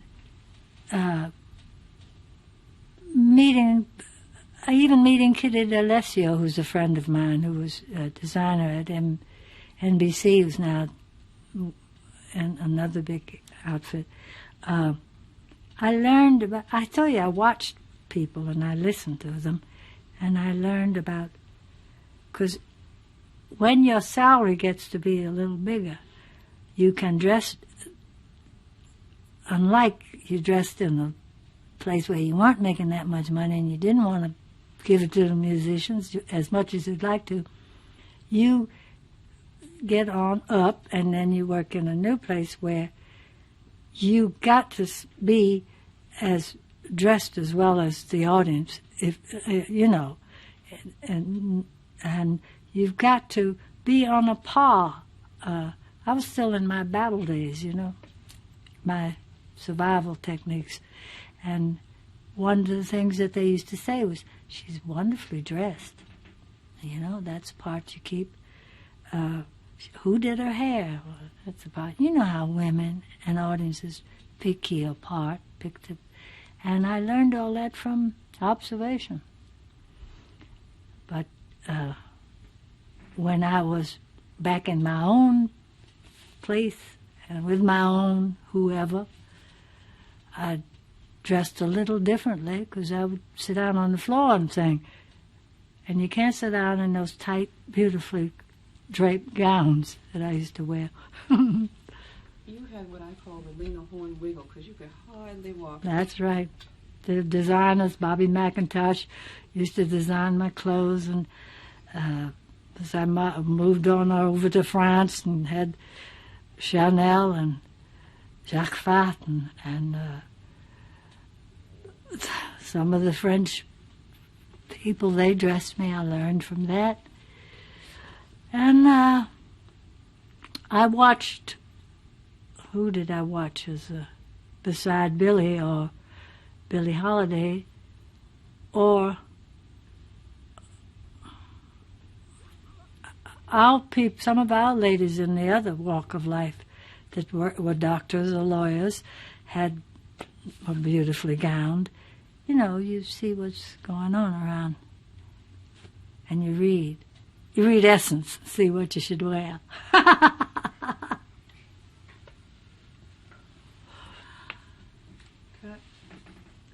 Oh no, man! I wouldn't do. I wouldn't do that. I sang the Owl and the Pussycat to him, and he loved it. Well, that's good. That's the Owl and the Pussycat, and I also sang "Once There Was a Little Kitten, White as Snow." Yeah. Well, you can sing that, day. You have to do it. He don't like all that kind Yes, of he does. shit. He loves singing. Excuse me, he's going to murder you. He to loves find singing. out you didn't sing to him. He likes those baby songs. He does. Jenny and Bobby sing to him all the time. Just I'm gonna sing in my lifetime.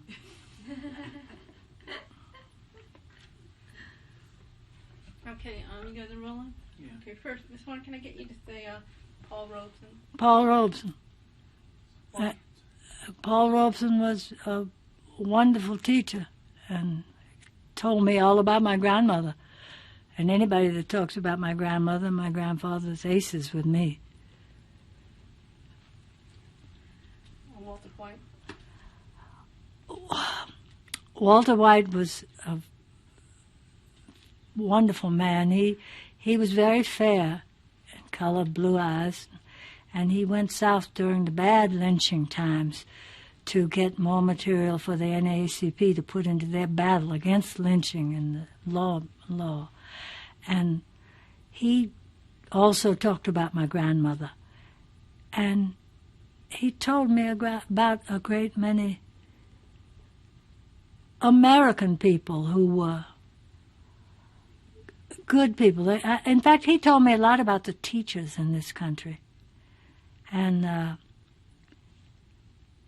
about life. I've got one schooling about my life on one side that I learned that I call the Lena Horne, and then the other Lena Horne, is a persona. And she's different. But I have all these good goodies from Paul, from Walter, from Billie Holiday, from Hattie McDaniels. I've had the best. And I'm bored with this, aren't you? I just need you to read one more word. It's a St. Louis woman. And MGM got very angry with me because they had a property called St. Louis Woman. And they wanted me to be the lead in it. And a lot of problems came because the book itself didn't make a lot of my own people comfortable. Back to when you were an itty bitty girl. And just so I get a sense of what your family was like, could you describe your mother for me? Well, I'd have to be about 5, I think, because the memory of it was always a different thing than in my mind than the real thing. I thought she was so beautiful. She was beautiful. And I want you to say it with your mother.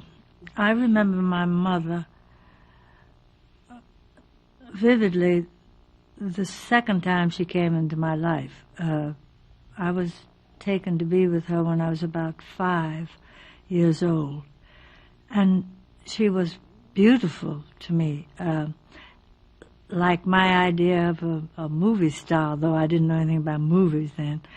But she had big hazel eyes, hazel color, and curly black hair, and very, very fair skin. And I think she made her makeup very pale too, so I remember that, and I remember she had beautiful hands, and she was always, this way with them, and I noticed them a lot. And then as I got older, I knew she was beautiful all the time, because I think she wanted terribly to be an actress, and I suppose when she went back to work when I was about 3 years old, she had the makeup always, and the way she was dressed and she appeared to me was as someone on the stage, remote from me. As you look back on it, at that time, was it that realistic to have a career on stage for a black woman? At that time, I think it must have been ridiculous. I didn't know then how bad the time was for her and girls, women like her. But I remember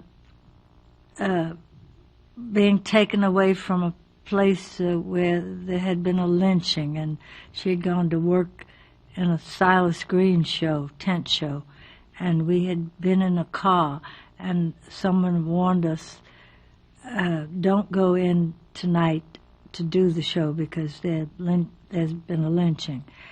And I saw a lot of fear in her and the people that were with her. And then I was in Philadelphia with her when I was still, this must have been the same year, at the Earl Theater, I believe it was. And I was playing the child in a crib in Madam X. They were doing this on the stage. And I remember it was either Madam X or some way down east or something.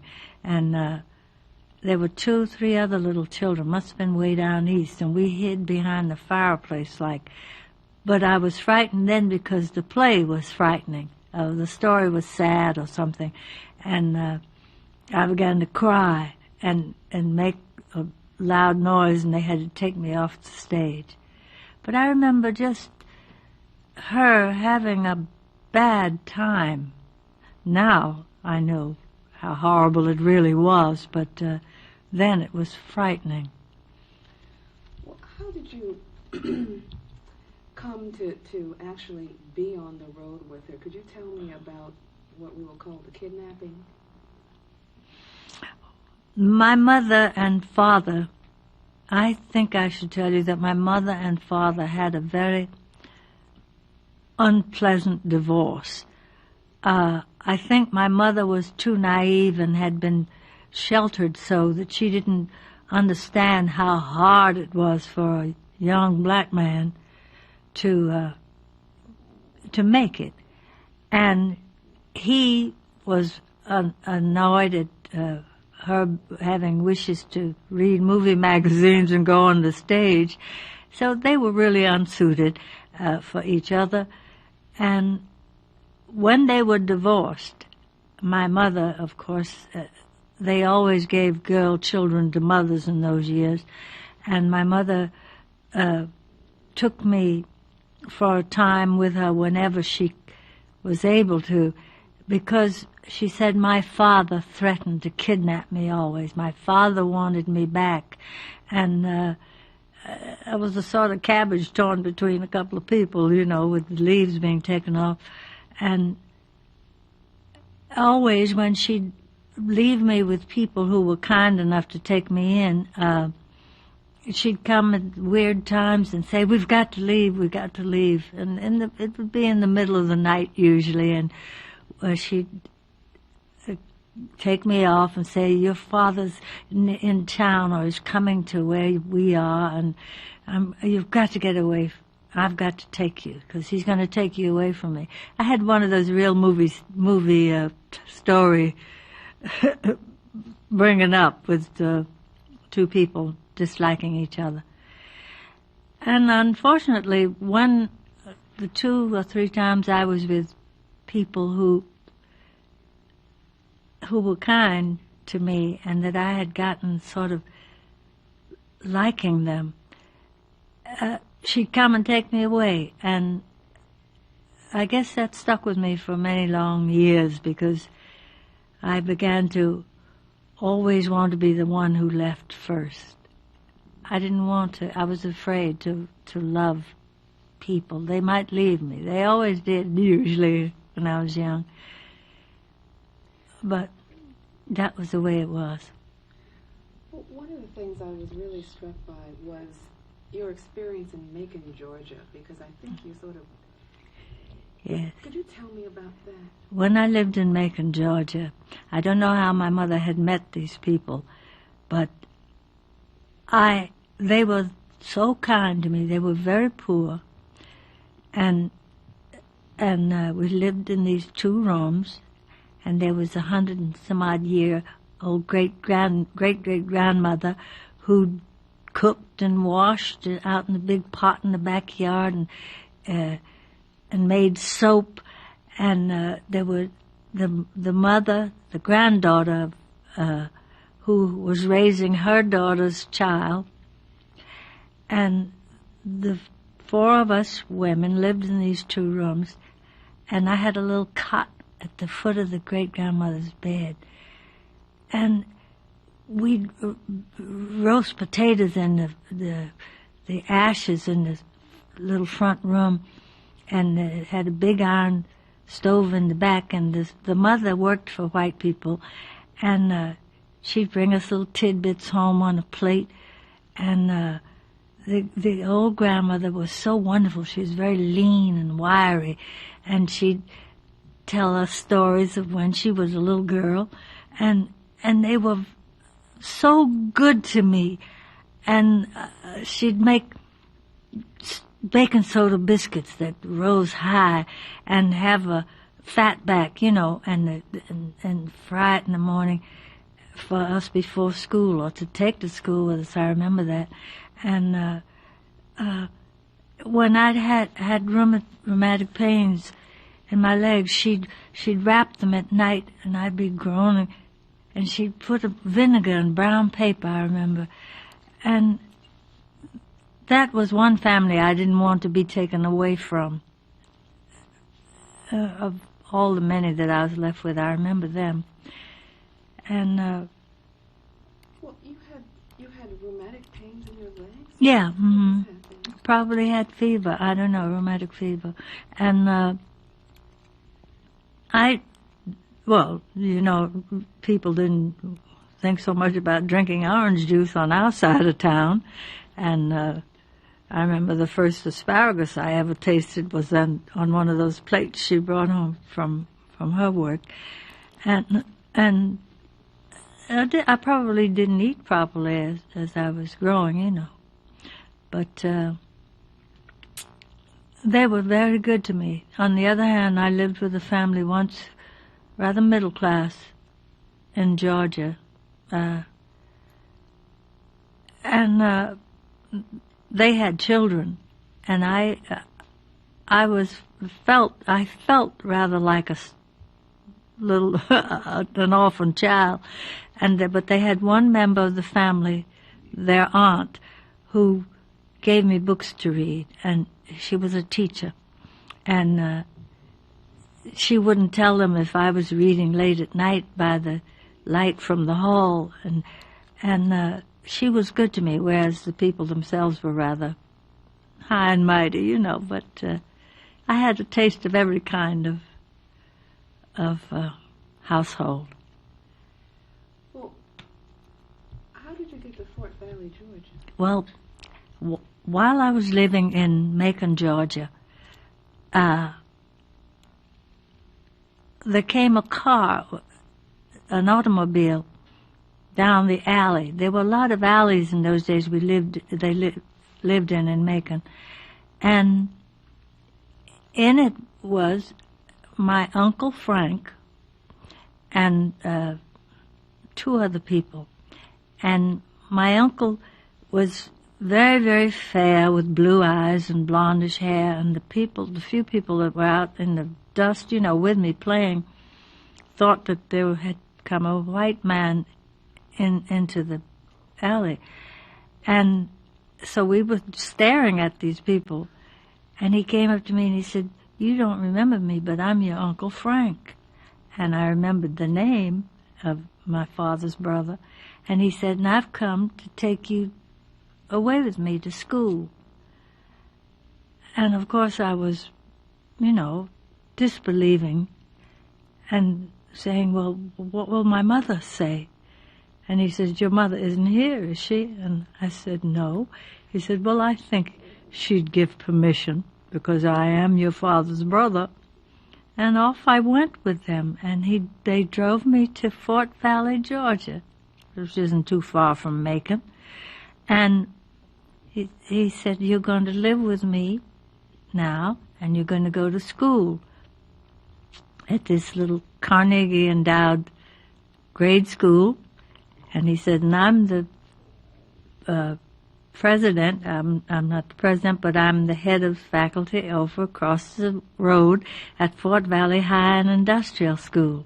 And it was a school supported by religious people, religious groups, and they taught farming and how cooking, and they were canning peaches, which is very, very big in Georgia. And it was an industrial school, really, for black people.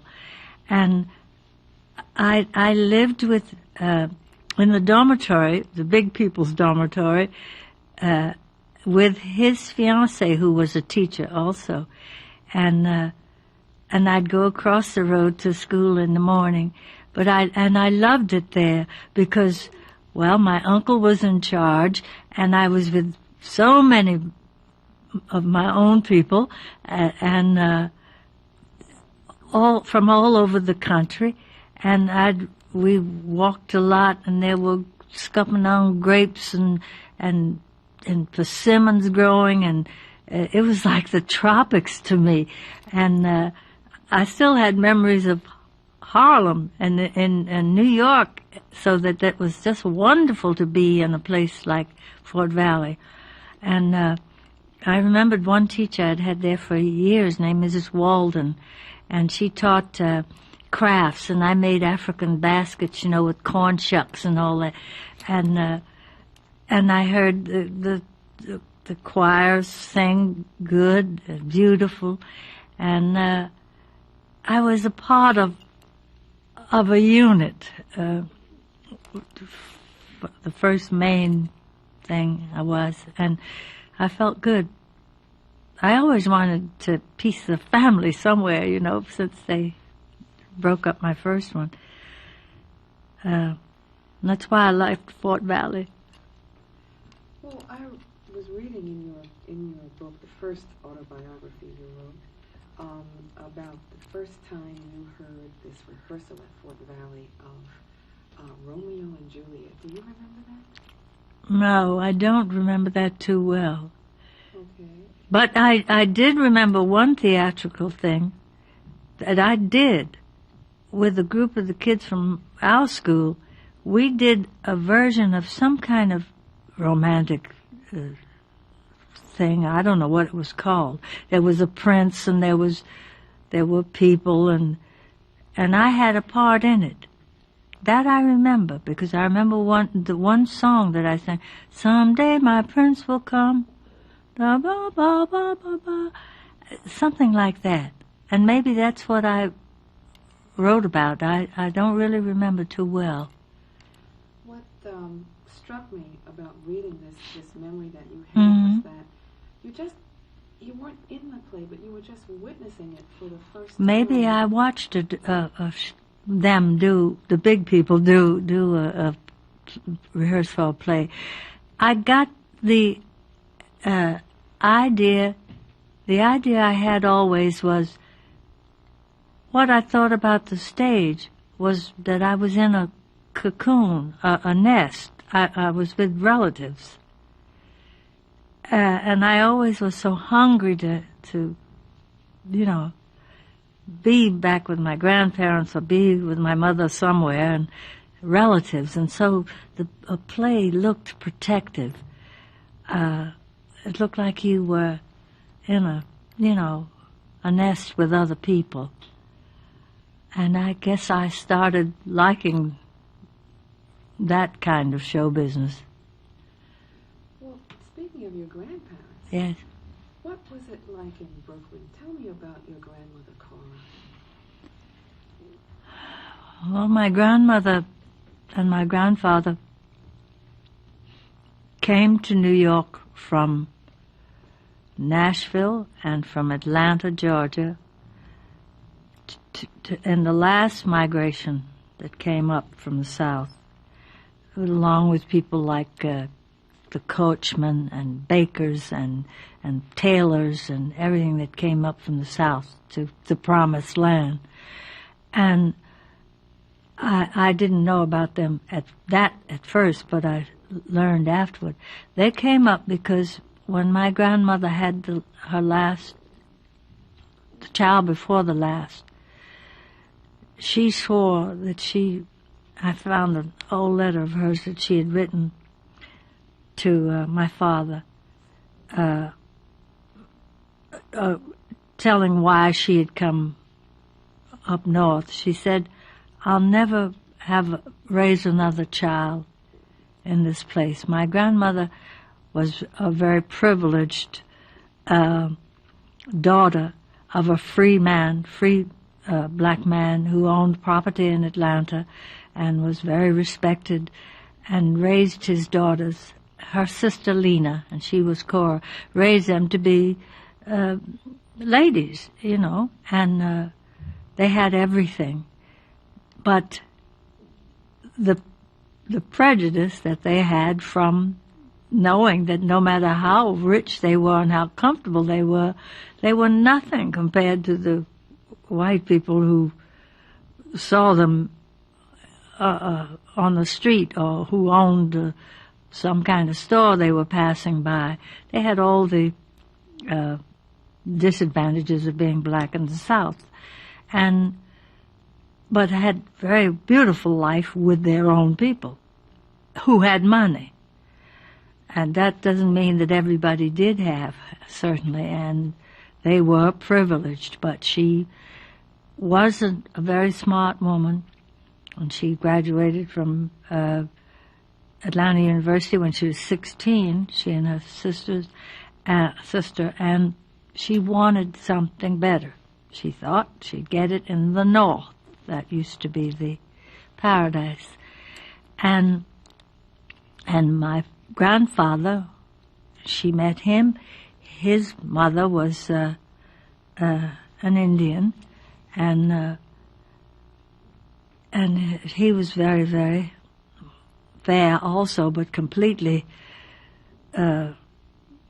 black. That is to say, he chose to have put on his identity papers that he was black, though he was an Indian, actually. But there were many like that, I hear, in those days. And they came east and thought it would be better. And they found that it was pretty rough here. My grandfather was relegated to jobs that he had been an editor of a paper, and a poet and a teacher and principal of schools all when he was coming up.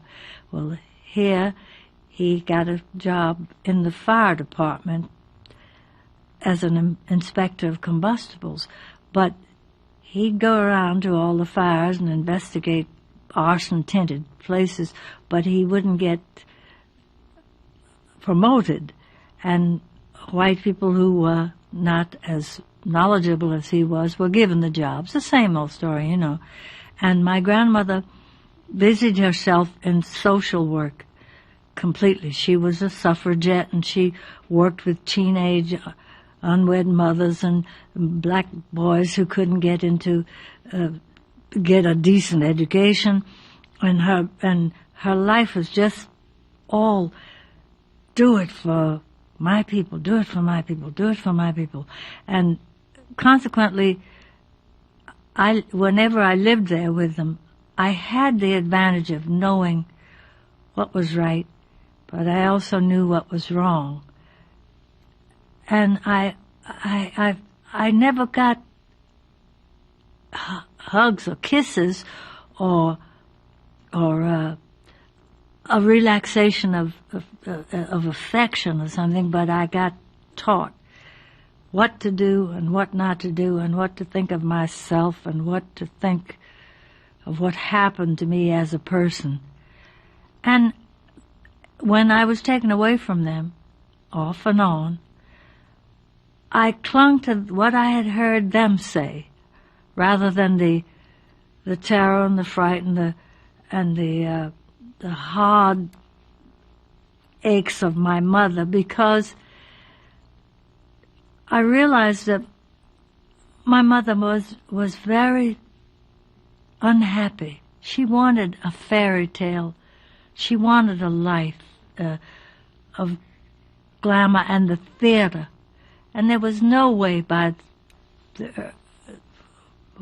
for her to work except in the children's circuit, as it was called. And she was a frustrated actress, and so I always felt sorry, and I understood her,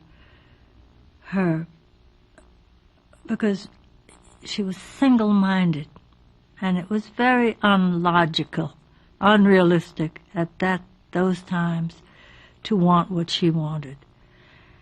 And she must have been very beautiful and very unhappy. Well, I learned that. During all the years about her. that put you in somewhat of an uncomfortable position as a child because you felt all of this pain of your mother's. And it seems that a lot of your experiences led you to protect her instead of the other way around. I was always protective of my mother because not only my grandmother, but as I got older, but other people who snide about her, perhaps, or, oh, why doesn't your mother do for you, and this, that, and the other. And my grandmother saying, I don't want you to be like your mother. I don't want you to be like your mother. So I was loyal to her, and I fought with my grandmother about that. But my grandmother was just making me stronger. I realized that because that was her way. She's not going to let me have an illogical thought or an unrealistic attitude about life. She wanted it to be tough because she wanted me to be tough because she thought that my mother's softness and desire to be beautiful and lovely on the stage was crazy, was silly. And she didn't have any respect for it. But always for your mother you feel something, this thing in you. And I took up for my mother. I took up for my mother and was fierce about that. But I think it gave me a lot of strength. I think it did. Well, you learned a lot of fierceness. Had a lot of teachers.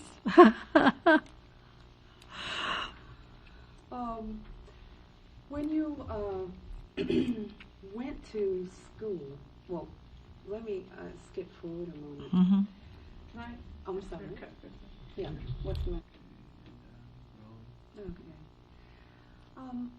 I wanted to ask you about that one unpleasant incident where you sort of began to get the message that you really had to be very good. You had to make sure that you didn't do anything to disturb your mother. Mm-hmm. Do you remember that lady who basically, when your mother was very sick, was constantly punishing you? For a while, my mother was ill. When she first took me to Florida, that's right after I had my first Jimco train ride. But anyway,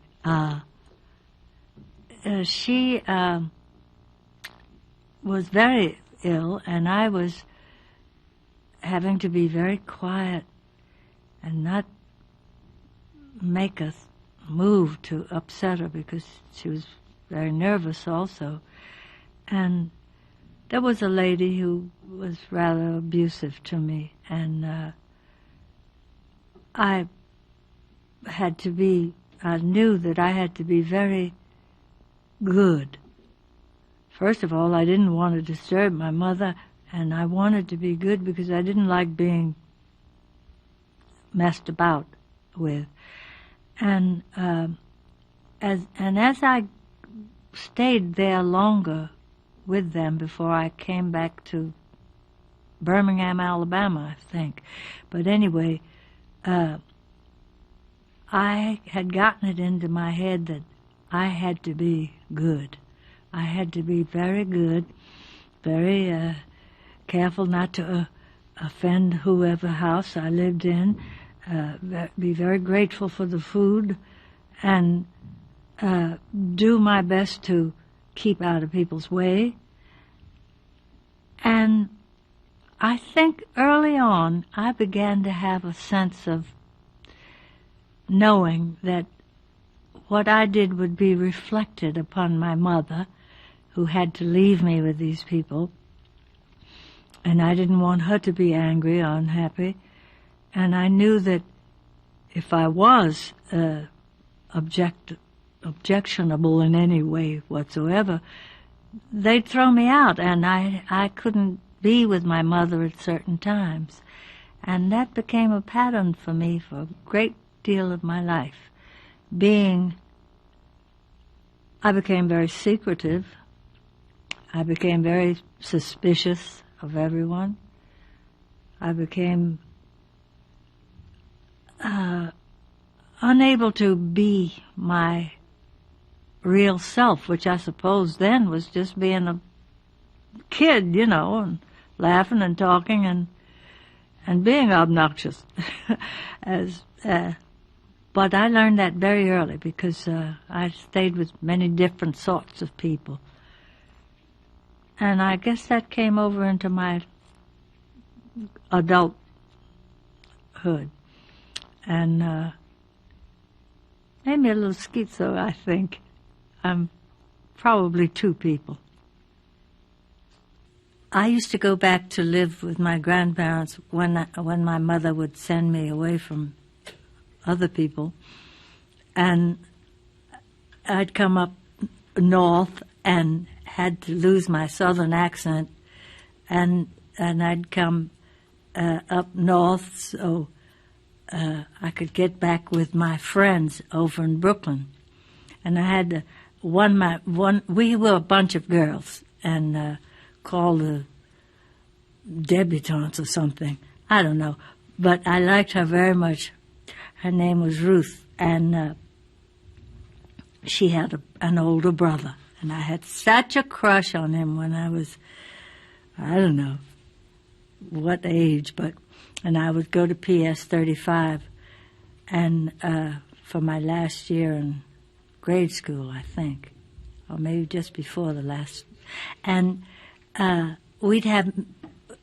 go over to her house because she had a wonderful mother, and her name was Ruth Johnson then, and she had a mother who was beautiful and so good to us and to me, and Ruth and I would have club meetings with the rest of the girls in the group. We'd go around to each other's houses, and we'd walk to school, and Brooklyn then was heaven. It was a beautiful city, and beautiful churches and beautiful trees, and you could walk for blocks to each other's homes or get on the trolley car and go, and those were the best times I had. And Ruth was always a very down-to-earth type girl, and her aspirations were, I suppose, kind of sensible, I thought, to me. I guess I was always kind of giddy and dreamy and silly. And we'd go to the movies when we could. And that was it, my lifetime in Brooklyn. Do you remember the slam books? Yes, I think so. We used to write what we thought about. Evidently, kids have done that for many, many years. I didn't realize it.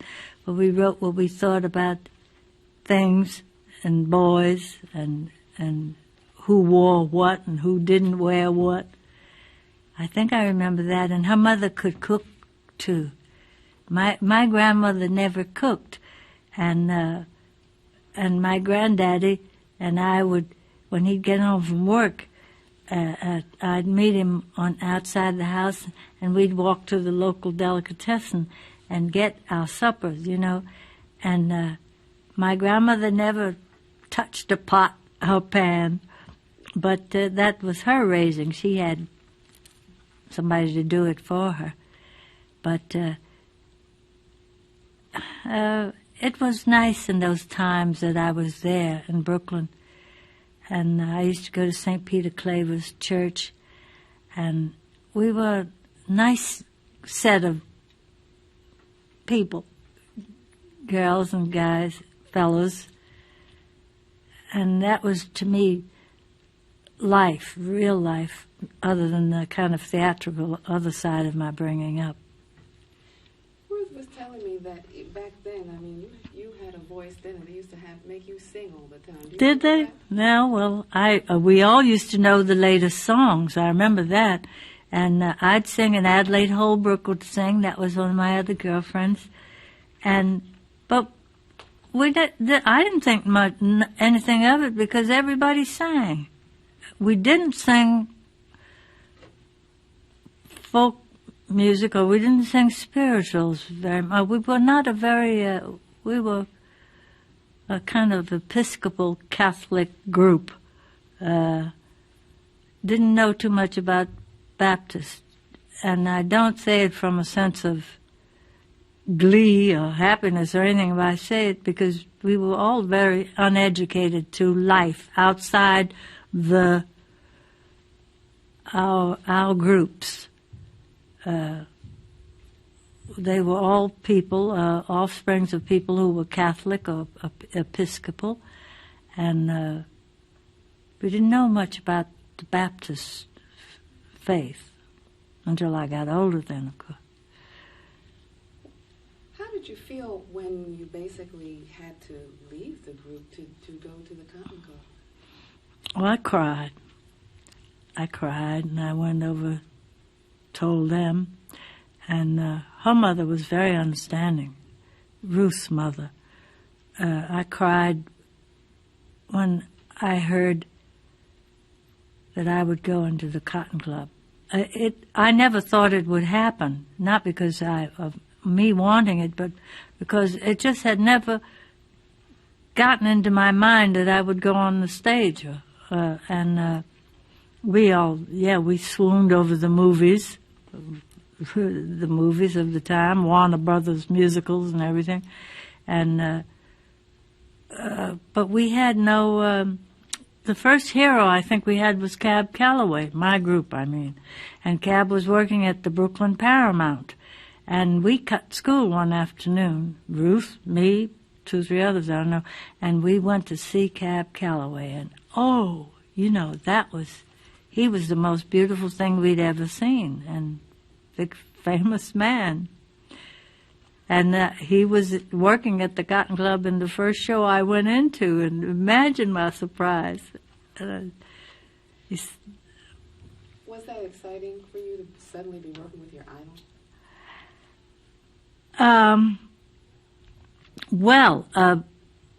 I think it was probably in the first week I was hired, and they were already in rehearsal for the show when I went up to the Cotton Club.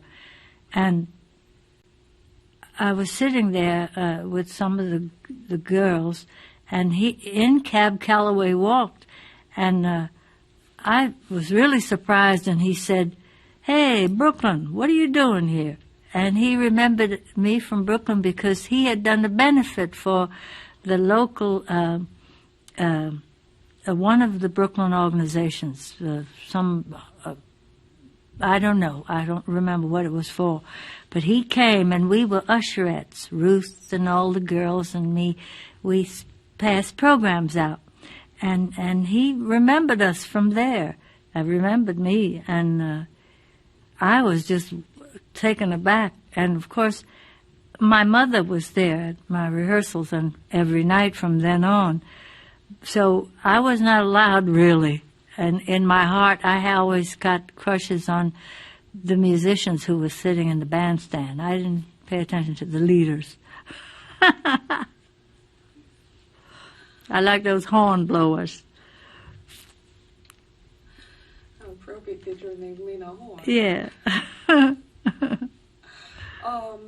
Excuse me, can we talk to the... It's like upstairs.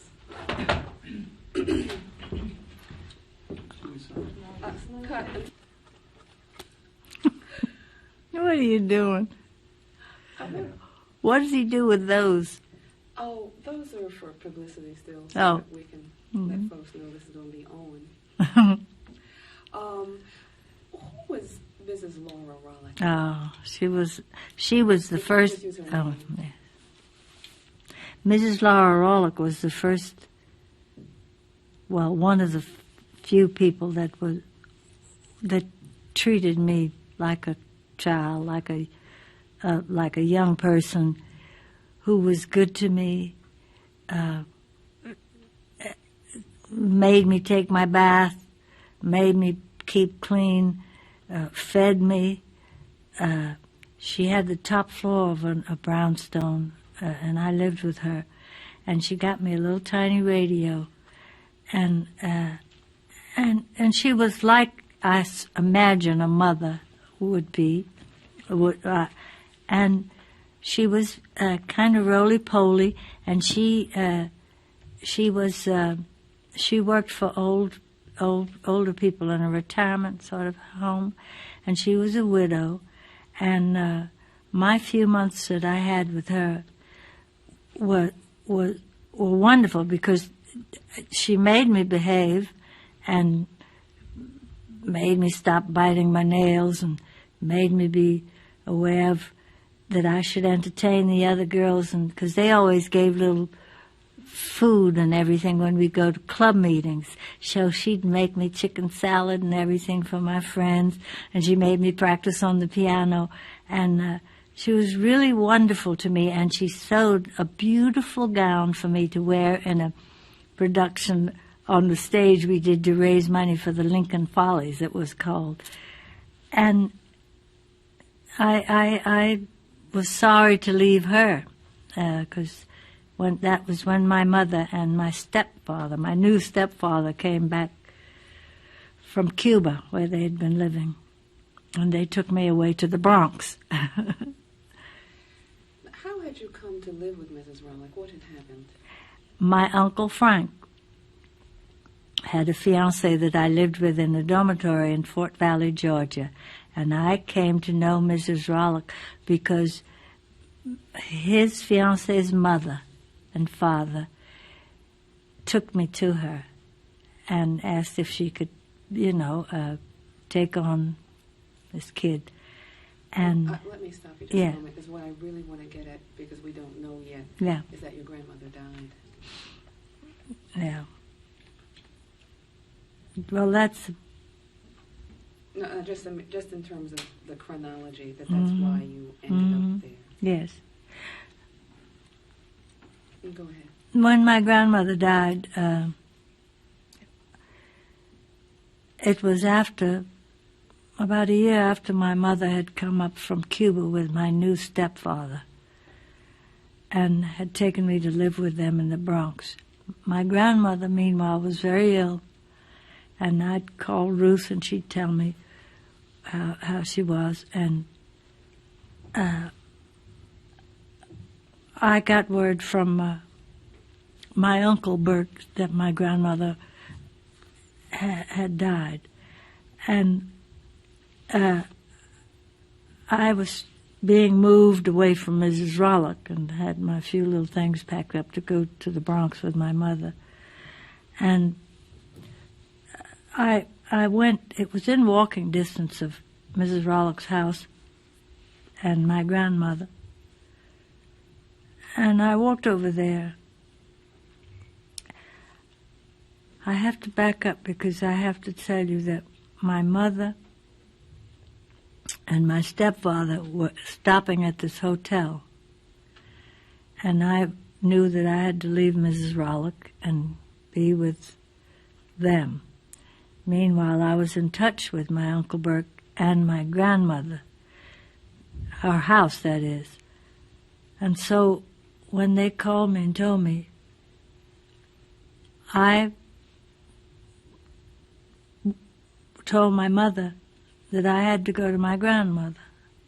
It's a time in my life I don't really like to talk about after all these years even, but I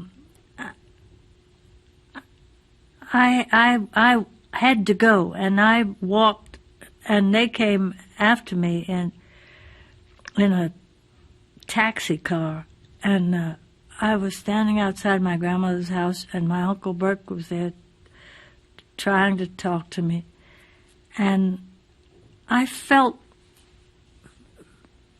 deeply about my grandmother's death, because my grandmother was the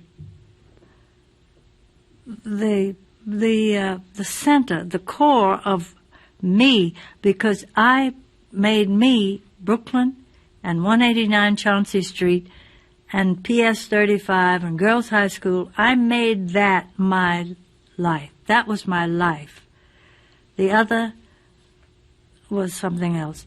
And my grandmother dying was I had nobody to say, Lena, you are, And my mother wouldn't permit me to get into the funeral cars that were stationed there. My mother was on the sidewalk crying. I was on the bottom of the step crying. My father, my stepmother, my grandfather, my Uncle Frank, they were all in these cars. And I think that was the first time I just realized that my Santa had gone. And we screamed at each other. I remember, even though I was 15 then, 14 and a half, 15, and screamed at each other, and she said terrible things, and my father was very stoic. Called me over, and she wouldn't let me walk toward him, so he came over to me and he said, be brave, your grandmother knows how you feel. And they all drove off and left me there on the street with my mother and my stepfather, who was standing back, sort of out of the way. And that just took out a half of me, So then I went back up to the Bronx, and then it was very bad because my stepfather had no job because his English was very poor, and my mother had no job, and I was there and had to be fed, so that's the way the Cotton Club evolved. Well, it was also the Depression, wasn't it? Oh, yes. What did that mean to be there in the Depression? Well, I was never any better off than anybody else in a depression. I think everybody felt something because I had no button-down family that I could turn to. Many of the people I was with were all in the bad shape. Mrs. Rollick being a widow and very little income coming in, she was in bad shape. And the people in Macon, Georgia, who kept me, they were in bad shape. But the people who were kind to me, it seemed never to be about not being fed, because I was punished by people by not giving me food when I was bad or something. I didn't take it the same way. The Depression, my grandmother and my grandfather were not very well off. My grandmother didn't eat a lot and didn't cook a lot, and my grandfather and I ate delicatessen, and I was never around people that made food a situation. In the South, they seemed to have food. They grew food, I think, but I was never with a very luxurious family,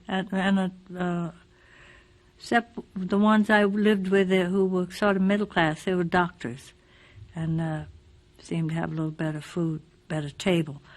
And a lot of poor stage people that my mother left me with, they shared spare ribs or rice with me, or beans, I guess food didn't bother me but I was aware of a depression, a way of life. We didn't have many things to wear. Didn't think about that. That's odd. I don't know. At my grandmother's, we had books, and I ate a book. I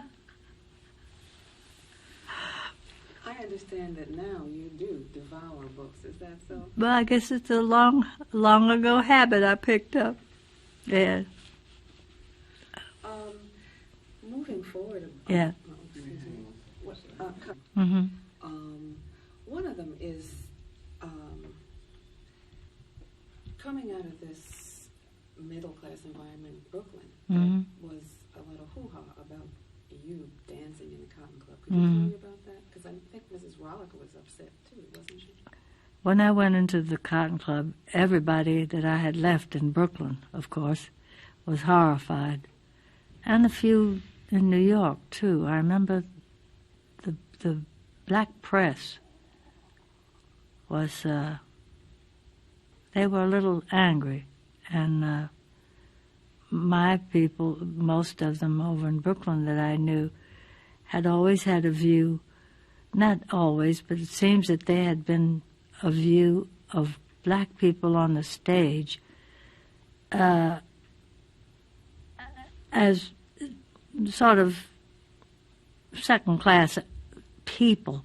But it's not hard to realize that all they had seen of black shows was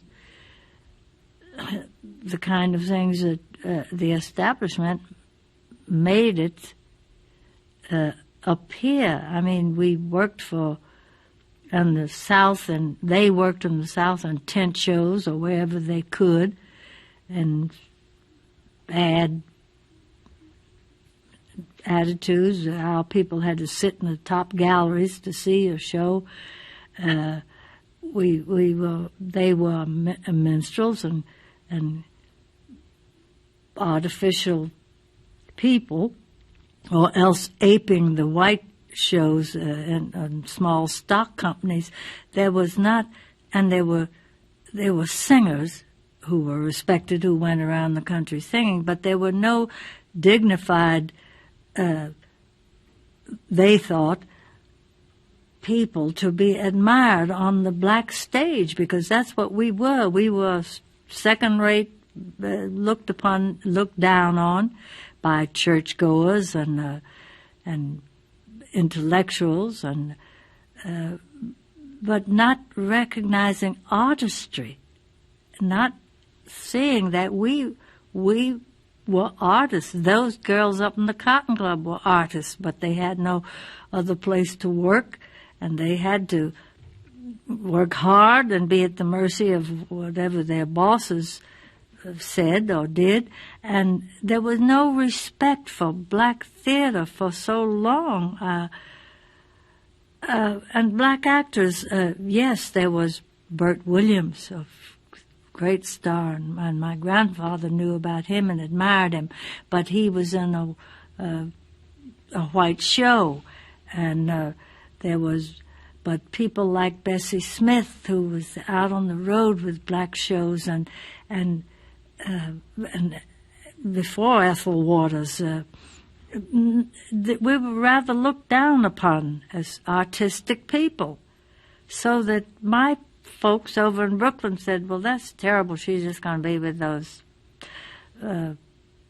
second-rate people, and we're Brooklynites, and she shouldn't be, and not knowing that I had to, feed a couple of people, and realizing that I needed a job, because their households were not rich, but they were reasonably able to just go and work hard on a job and come home and have a house and family and be wonderful people, but apart from show folk,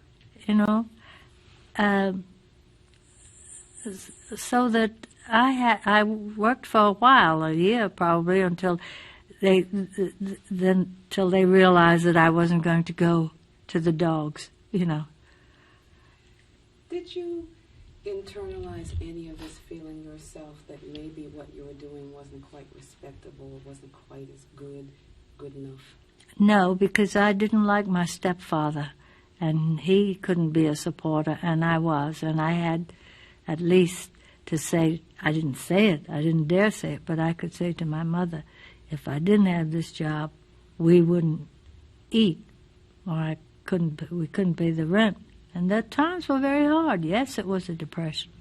And we did get turkeys from the club owners, you know, who passed out free turkeys at Thanksgiving and at Christmas. And I knew I was with other girls who didn't have it good either, and some had babies. And they had been in that business a while, and they knew what they couldn't do without this club. And many acts who were just marvelous didn't have any place to work up there but the Cotton Club, and they respected it, so that I had two sides. I could hear my one side of my family saying, "Oh, isn't that awful?" And I could see on the other side the girls that I worked with who were good to me, who were saying, "Yes, good we got this job," you know. It was two sides to every story. And you also wrote about that you were really also protected too. I mean, Oh your yeah, father's, yeah. friends, I was very protected all the while I was in Harlem. My father, I loved my father terribly, and I loved him all the more because he had been the one who was good to my grandmother. He wasn't there often. He'd come, but he sent my grandmother on a grand tour to Europe, and he sent me clothes, and he sent her money, because my grandfather was not able to be at his best. And so even though I didn't see him very much, I adored him. I had pictures of him, too. And my father was a gangster. I mean, not with a gun, but he was a number banker. He was a number runner to begin with. He worked with other black men like him who would rather, who knew they didn't have a chance with the establishment. And so they took advantage of it. And they worked for people who were organized, and he and his buddy worked for people of Dutch Schultz's group, and I was never ashamed of my father, because to me he was like a cowboy. He was daring, and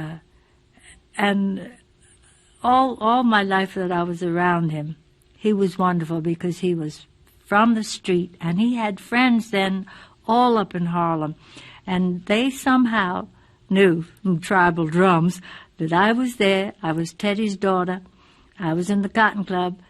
I was virtuous, or whatever that means, and that he was my father.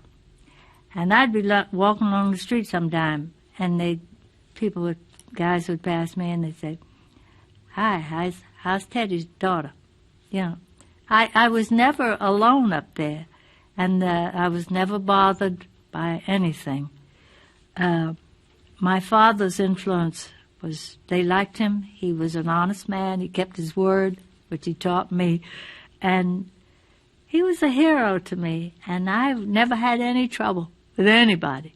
And I was, so-called jailbait in those days. I just want to, in terms of our chronology here, just to get a sense of, there came a point at which your situation with your mother and your stepfather became intolerable. And I think it may have come to a head while you were with Noble Sissel. Could you tell me about that? I went on the road with Noble Sissel's orchestra, and Sissel had a very reputable aura. He had been very famous in the First World War, he and his partner, and they gave me this job with them. And Cecil was very determined that I would never be like the stereotype,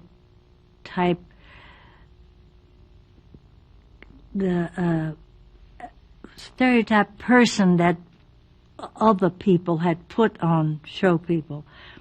He was determined that I was not going to be like the people who were pictured as hot, sexy, colorful ladies, you know. And my training began sort of there, making me a very ladylike Lena Horne, and as opposed to my dancing in the chorus at the Cotton Club. And he was rather like a very fuddy-duddy schoolmaster, I imagine. And he didn't want me to be like he thought other people had made black women seem. All of us very hot, very sexy. So he also taught me deportment on stage, how to walk on stage gracefully, how to sell whatever I was doing. And it was fine for a while, but my mother and my stepfather were with me. And my stepfather, unfortunately, had a very bad view of black people. And because I traveled we traveled in the bus with the whole orchestra, and many great musicians in Mr. Cecil's orchestra. We traveled with them, and they had to find places where they could stay. There were no hotels or rooming houses, a few, and they mostly, through the years that they had been with Cecil, had found families that they could move in with during the times we were there in their cities. And but my stepfather resented it terribly. He didn't understand black men. And so I just got sick of hearing him disrespectful of the men I was working with. And something in me rebelled against it, and our fights were that sort of thing. I don't know why you black people why do these men put up with it? Why don't they fight? And why don't they? Well, he was a revolutionary from Cuba. I knew nothing about that, and he obviously knew nothing about our problems. And it drove me away from them in my heart, and turned me toward I had to get away from them. And that's when I had to leave them, and I got married. I ran away and got married. Woefully unprepared to be a wife, but it was better than not fighting every minute from my stepfather and mother. Let me know in the comments, what year did you get married? Did you take a break from your career at that point when you got married, or were you? Well, I thought I had. When I got married, I thought that's the end. I don't have to be in show business. My mother doesn't have to worry about me going to bed with somebody. My stepfather will not be with me. I am going to run away and get away from this. And met this young man. It might have been any other young man, except that he lived in Pittsburgh, and that's where my father lived. And I met him with my father. And you see, I really wanted to marry my father, so I got caught up in this whole situation. And my father couldn't marry me, of course, but I was happy being around him, and he was happy with having me there. And I had always believed that you had to marry the person, So I got married and didn't know how to boil water. I could be attractive and dance around on the stage, but I didn't know what to do in that kitchen. But I learned. I've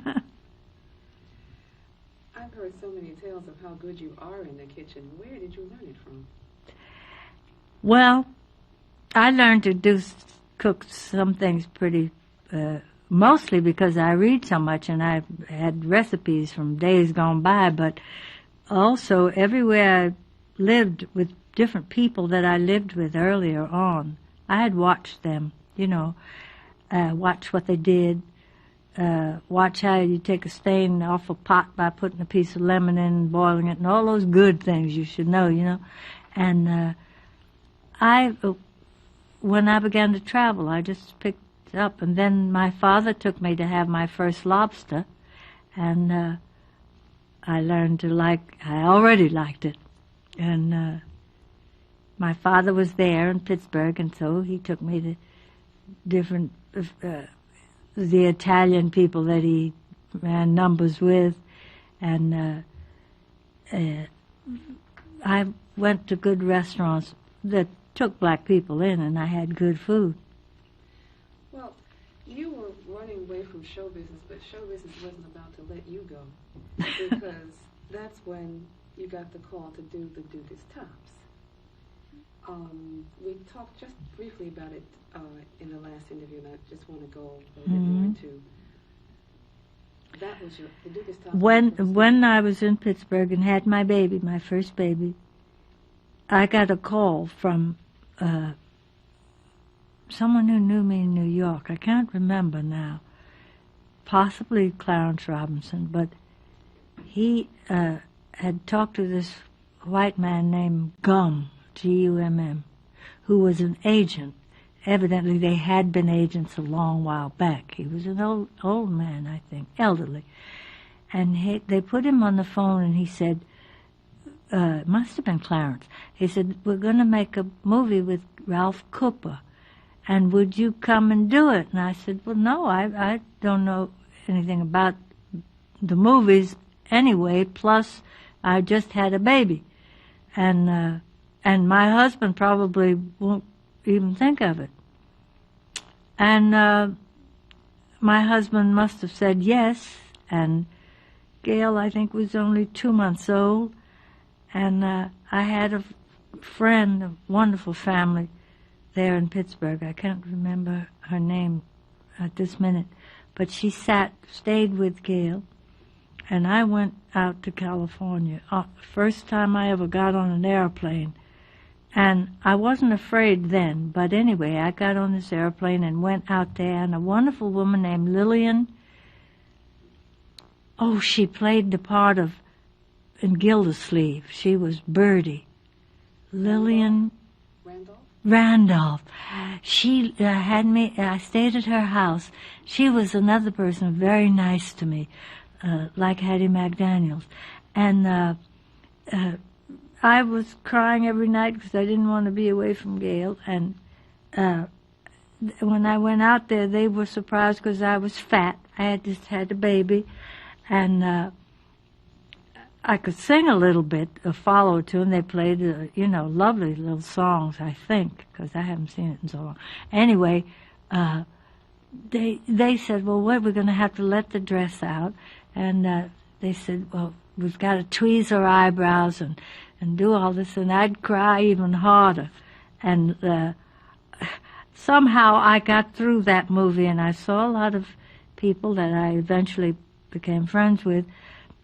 And I think I was terrible, probably in the movie. And I heard Ralph tell the people, well, she used to be thin. I mean, and I had all this puppy fat plus baby fat all over me. And I don't really like to think too much about that, but my husband had been happy for me to go, not happy, but he said he'd sure go, and we could use that money, because he had problems too, being a young college black man who couldn't get arrested. And so that was my thing back in show business. And the next time I went to be in Lou Leslie's Blackbirds. Well, when you arrived there also, wasn't there a problem with the money? The producers hadn't raised the money? Yeah, well, you know, it was a little upshot company, I guess. I hear it's released. They show it, you know. I don't look, but I think I got a little money, not as much as, well, it wasn't much, you know. I would have gone for $200, you know, for all the time it took us. And Lillian was very good to me, and it rained all the time. I hated California. I hated California. All right, moving forward, Yeah. we spoke a bit about Cafe Society in the last interview, and I just wanted to ask you very specifically about Barney Josephson and why he was so special in your career. When I went back to New York and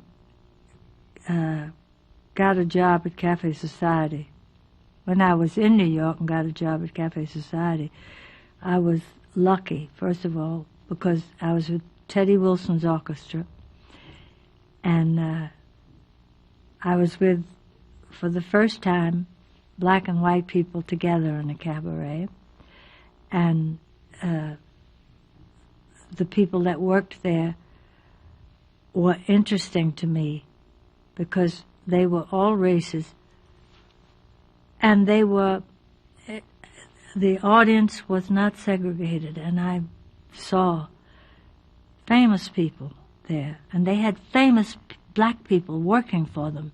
Pearl Reynolds and Billie Holiday and Albert Ammons and Pete Johnson, Kenneth Spencer, Art Tatum, a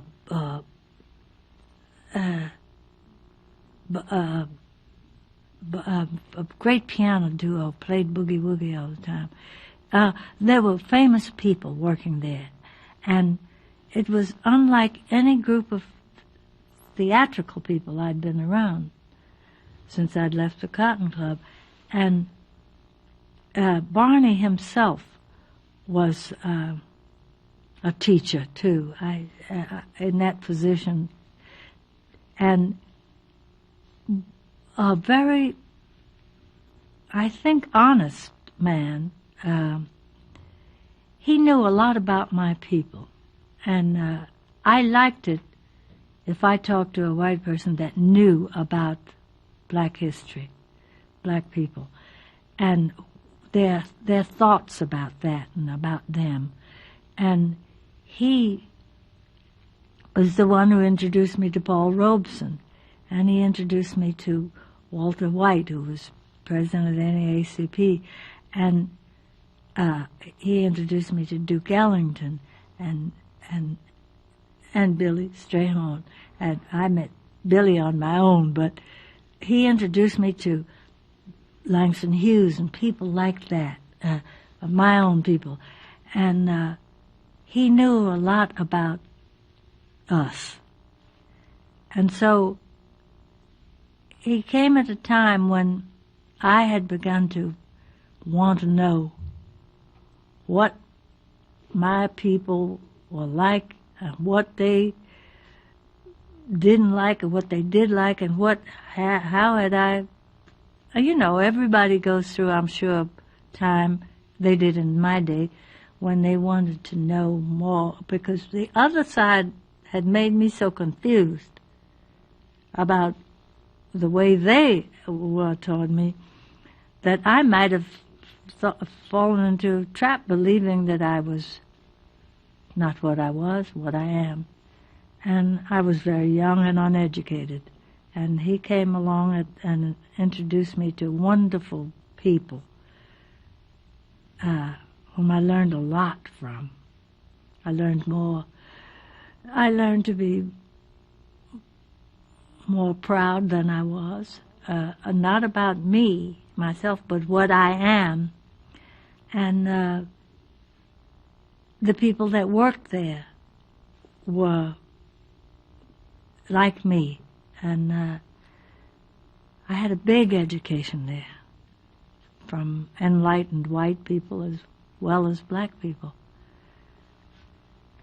And while you were there in New York at the Cafe Society, I mean, you had just the best, it seems, the best circle of musical friends. That's where, and when I was in Cafe Society, is where I was able to make choices. I just seemed to gravitate toward the music, toward the musicians. I learned a lot from them, especially Teddy, J.C. Hurd, J.Z. Higginbotham, John Hammond was around there. He was a great, I guess, entrepreneur of what he called basic blackness. I didn't have it, but he said, but I look good, you know. So it was amusing to hear me try to sing a blues, which I didn't do well, so I didn't do them. But and I had all types of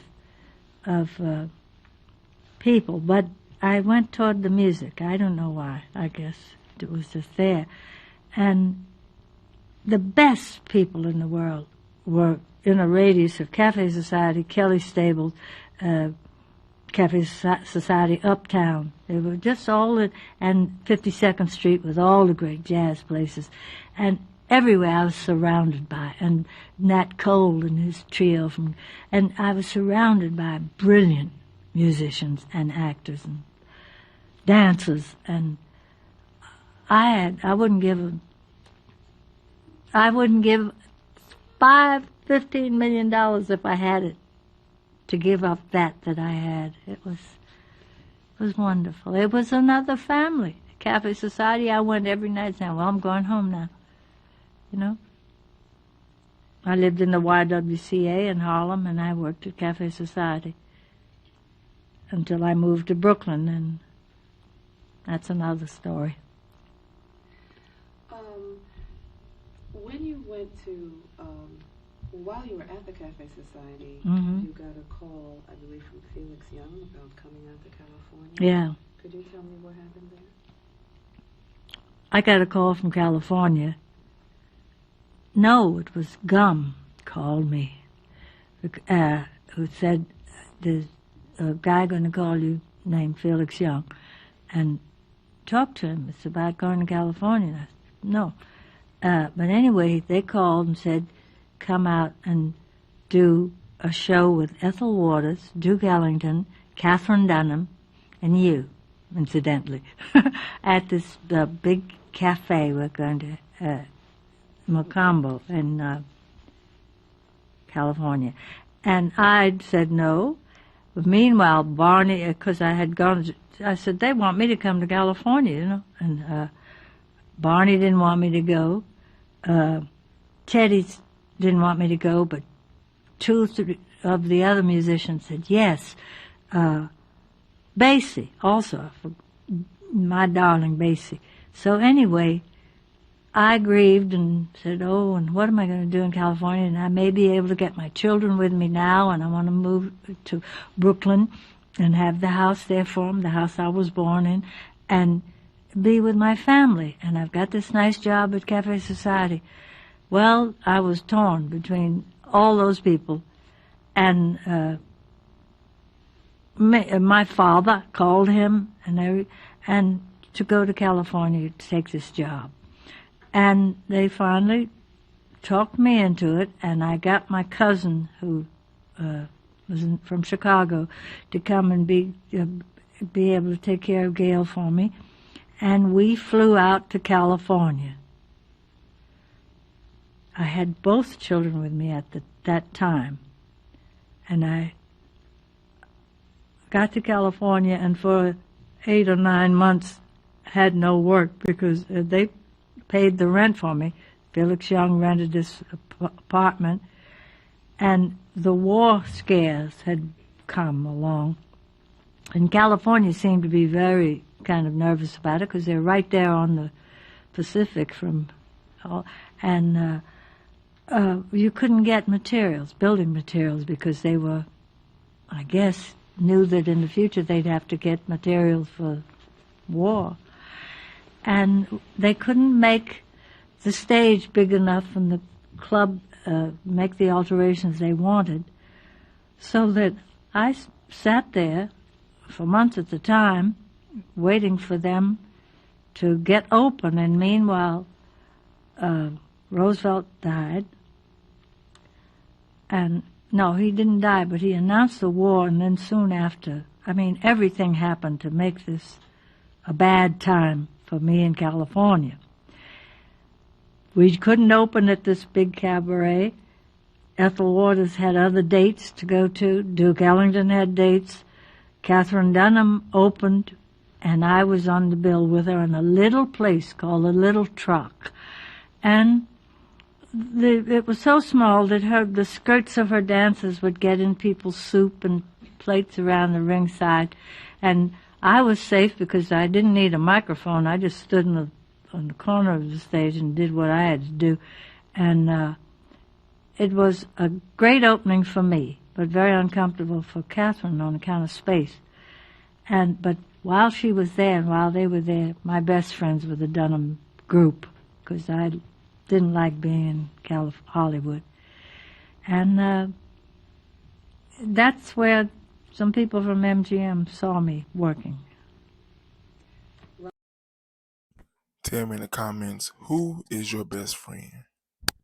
Roger Eden saw you there, didn't he? Roger Eden saw me working at the Little Truck, and he came one night, and he came back to what the backstage was and said, I want you to come out to MGM. I want you to sing for some people. And I liked him because he had this very lovely Southern accent, and I didn't usually like the sound of it, but I liked him, and I said, well, okay, I'll come out. But meanwhile, he had spoken to my agent, Mr. Gum, who had sold me to another agency called, I can't remember at this time, very famous agency. And so the percentage of me was all meted out to a lot of people. But anyway, they took me out to MGM. And they had never heard of me or anything, but Roger told them to bring me out there. And I did, thinking nothing about it. And I sang for him, and he had some people in the office with him, and then he took me to Arthur Freed. And by the time I wound up that afternoon, I had been then taken to L.B. Mayer. And the rest is sort of strange history. Who was Arthur Freed? Well, he was the head of Arthur Freed was a kind of wonderful man. He was head of what was called the Freed unit. There were units. Pasternak had a unit, and other directors, some of serious pictures were there. And it was a caste system, you know. And Arthur was a musician, and he liked music, and he was making the musicals out there. And I have to cut because I have to cough.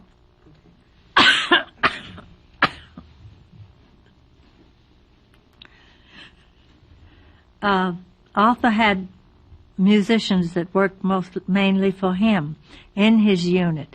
And Kay Thompson was in his unit. Lenny Hayton, whom I eventually married, was in his unit. Johnny Green worked for him, fine musician and conductor. And I don't know, a couple of other very famous people. Andre Previn, his father worked for him, and then his son, Andre. And so it was a good unit, full of fine musicians. And I asked them to get a brother named Phil Moore to come and play rehearsal piano with me finally when I was hired. But I didn't think anything about it that first day, and I went back to my job. And they said the next day when they sent me out there, these agents, they said they want to hire you. And I, for what? And they said, oh, we like the way you sing, and we want to do, we have this fine director named Vincent Minnelli, and we want him to do a piece of property he has called Cabin in the Sky. I said, oh, I saw that in New York with Miss Waters and Catherine Dunham, Miss Dunham. And they said, yes, and we're going to make that picture. And so I went home and called my father and told him what had happened. And he said, are you sure they're not going to put you in a Tarzan picture? And I said, I don't think so. But, I mean, I don't want to be in the movies because all the movies I'd seen didn't make me that happy. And I was happier at Cafe Society. So my father came, flew out to California, and went the next day with me to Mr. Mayer. And went to Mr. Freed first, and Mr. Freed said, well, Mr. Mayer. So we went to Mr. Mayer's office. And my father gave him the drawings, Said, well, we're not really happy about black people in the movies. And I don't want it to be in the movies. And so by the time he got through telling Mr. Mayer how happy my father himself, he could make me, but they took me. So, and didn't know what to do with me then because I didn't have anything about Tarzan, anything against Tarzan pictures or working for people in the movies or maids and all, but we had never seen anybody like a person be in the movies, So I thought it was very funny when I think about it, but I guess it wasn't. Well, I remember when I sat in on that little interview that you did for Turner, and you had said, well, gee, I wouldn't have minded being a maid, and you gave this outline of exactly the kind of maid you would have wanted to be. I wondered if you could tell me that. I don't even remember what I said because it was so long ago, and to find them having me be a part of the speaking of this, this is entertainment, I doubt, I must have said she wore beautiful clothes and didn't know how to cook and didn't know how to babysit and something ridiculous, but I guess they kept it in. No, actually, what I'm referring to was a recent thing that they did with you, just back in December, I think it was. Yeah.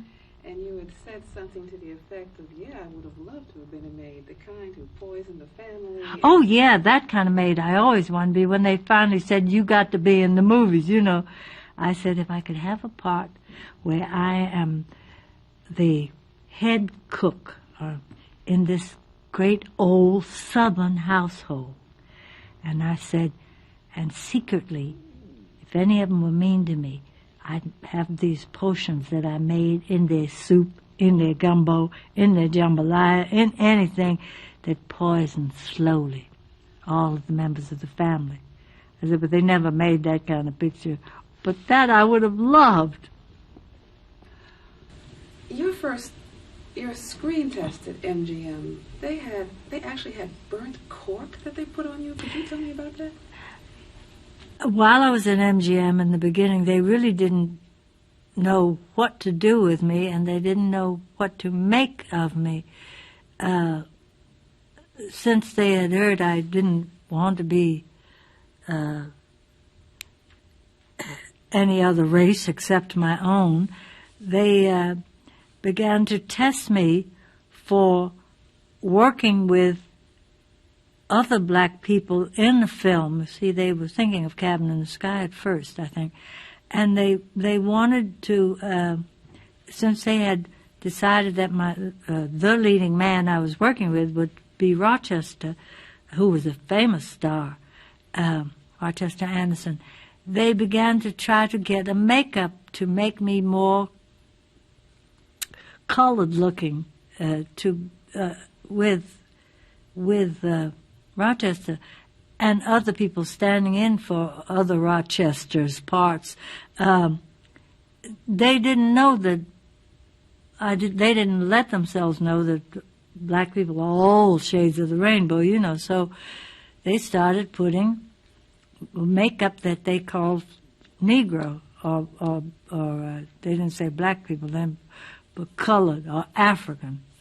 And I began to disappear. The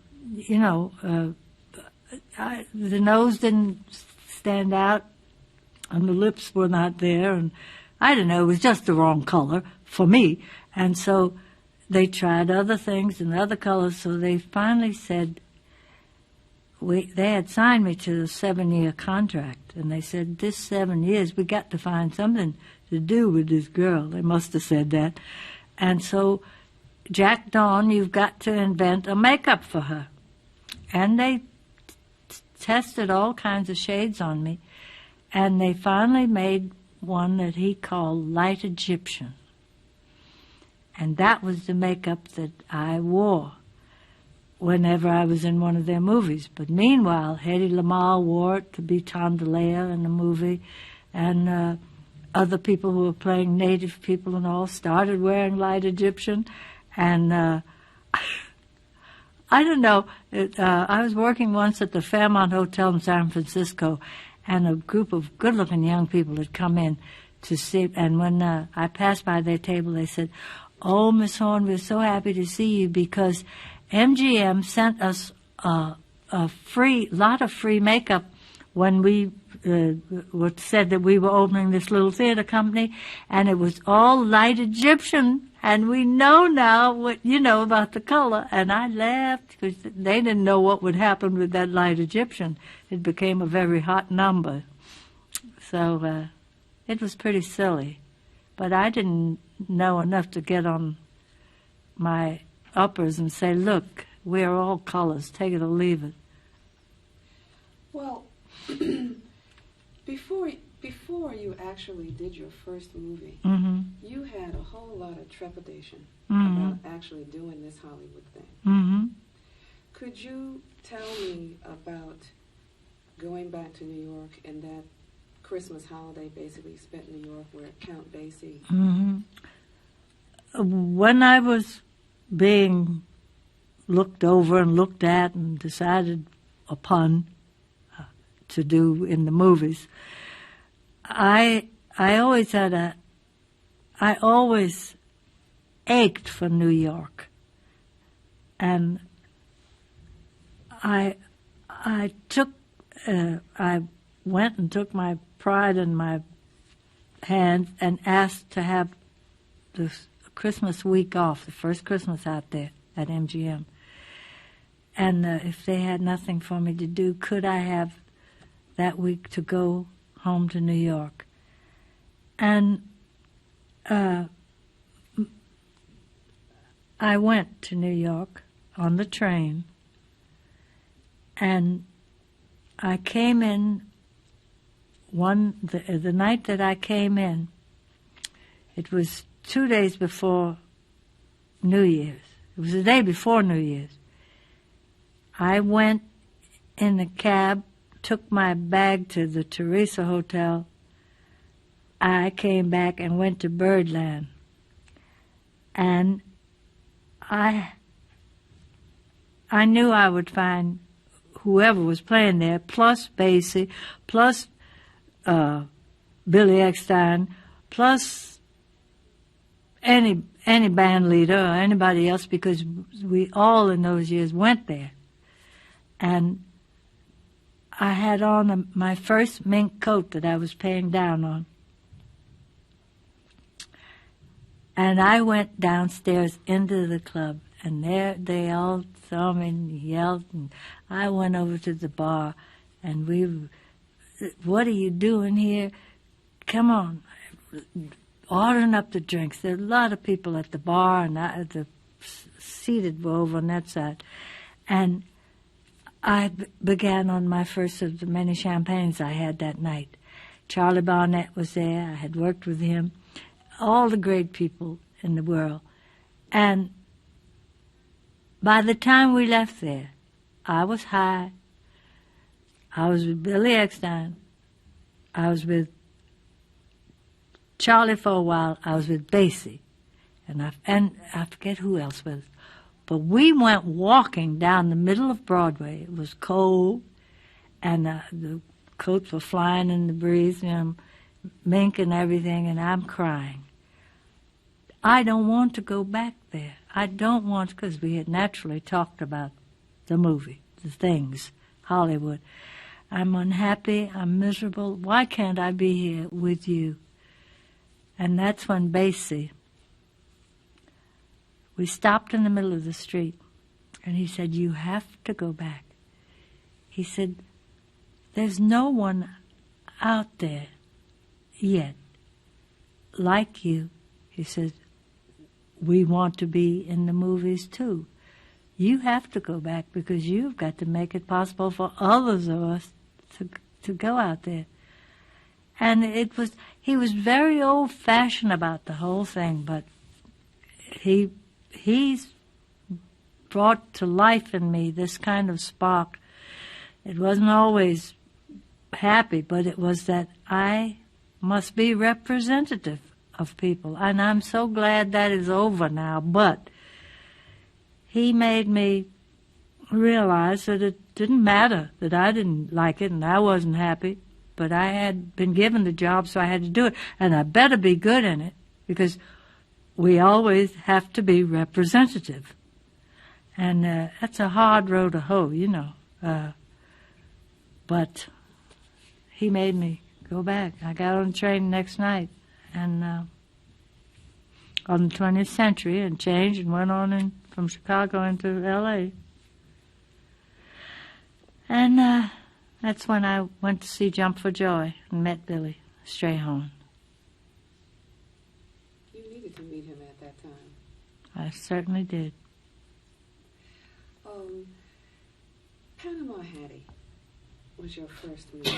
Do you remember? I sang a number in my first movie, Panama Hattie. I met Ann Southern. She was a very nice lady. I think she was the star of it. I don't remember. I wasn't in the picture, but I just did this one song, and Vincent directed me. And I liked him from the very first because I had met him the night I went to see Cabin in the Sky.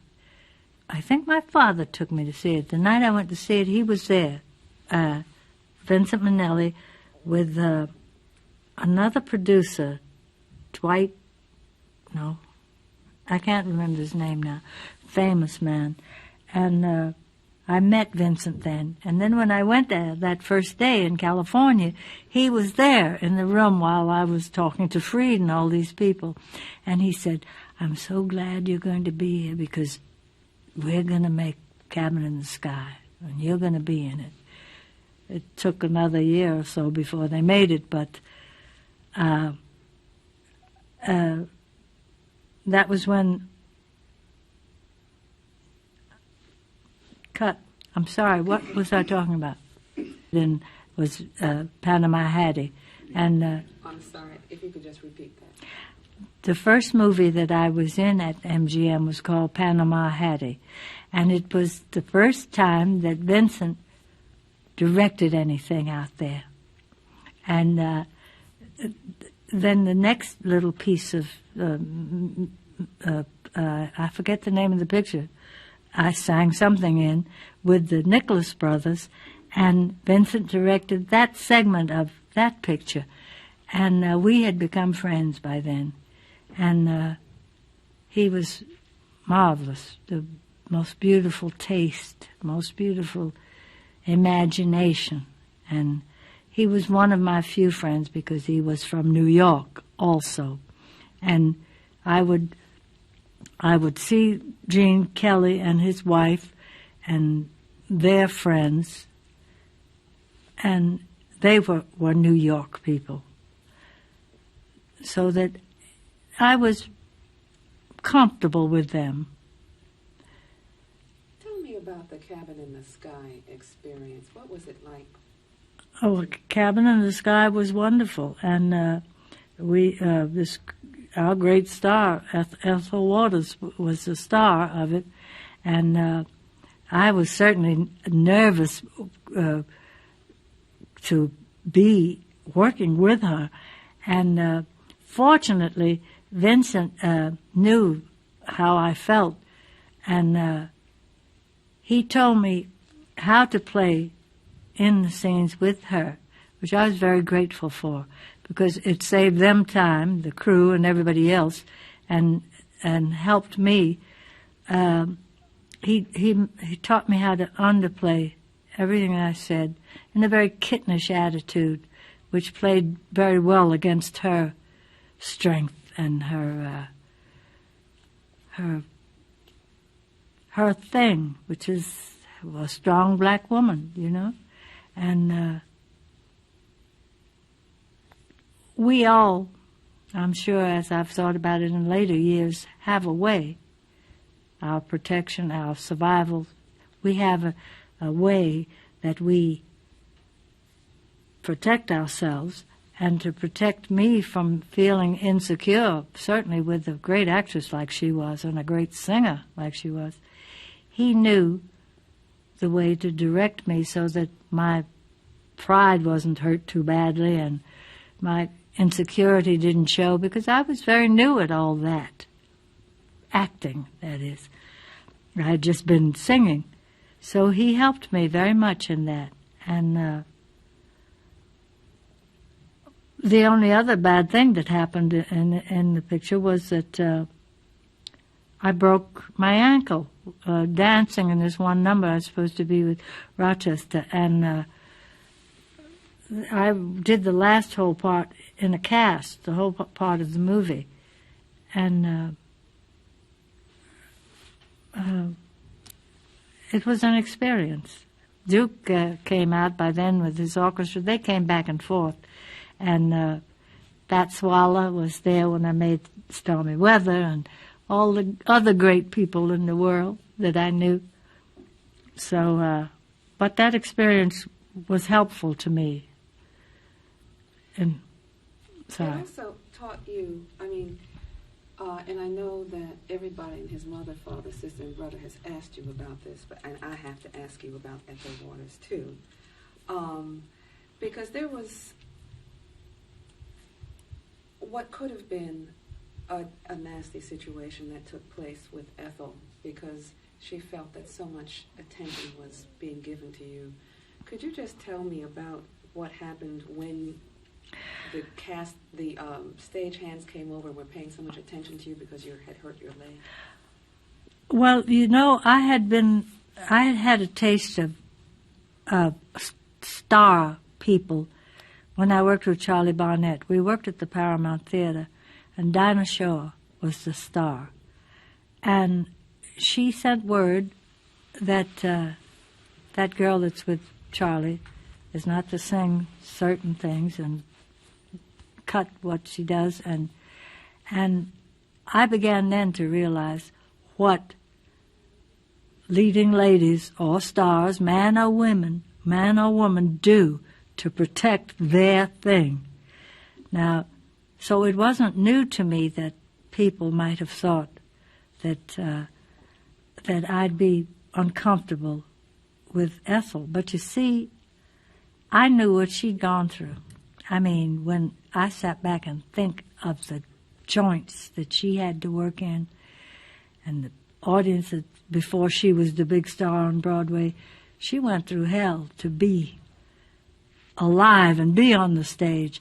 And I just had a taste of it. I mean, I had already begun to be aware of manipulation from both sides, so that I was nervous, of course, and really not prepared to feel secure with her. But the crew that I had worked with in Panama, had in the other picture, I don't know what the name was, the crew had taken to me. Now, that was manipulation, too, because they could have made it difficult for her to be friendly to me or be anything, because they were sort of one-sided. Now, I don't know what their argument with her had been, but it was a kind of divide and separate that was going on. And I couldn't let it happen because I had too far to go, and she had already been there. So the crew did make a lot over me, and then they made it comfortable that the cast could be hidden, and they lit it so that I'd be fine. And I knew how she felt. I know now how she felt. I know, if I had a big lady on the same stage with me, I'd be insecure. I'd make her life miserable, probably. But I think I learned psychologically so much about myself and myself, the other Lena Horne, that I was aware. And so I didn't let them go too far. And fortunately, I only had that one day with her. The rest of the scene was a wreck, I think, collapsing the building and all. But that was an experience. Miss Dunham, I worked with her in Stormy Weather, but she was Miss Dunham. We all had a great thing about her. Well, dancers and musicians are my life, I think. And she was so aloof sometimes that she didn't even make you uncomfortable, Miss Dunham. And it was so beautiful to see her move and work, And she had done so much for so many kids in her dance company. So. Well, one of the things I guess I would say the blow up that happened with Ethel sort of also highlighted something else that was happening among the other black actors in Hollywood at the time, because it was very difficult for you to be there. They were afraid. Well, actually, Could you tell me? While I was there in Hollywood, I sort of had the one uncomfortable thing I had among a few was the attitude of the black actors while I was there. I don't know why it was such a big thing that they had signed me for 7 years, but that meant every time I did something wrong, they'd put me on. But there was a whole group of them, sort of like a unit of people who'd worked on all the Tarzan pictures, had worked with the stars, had been, in the picture.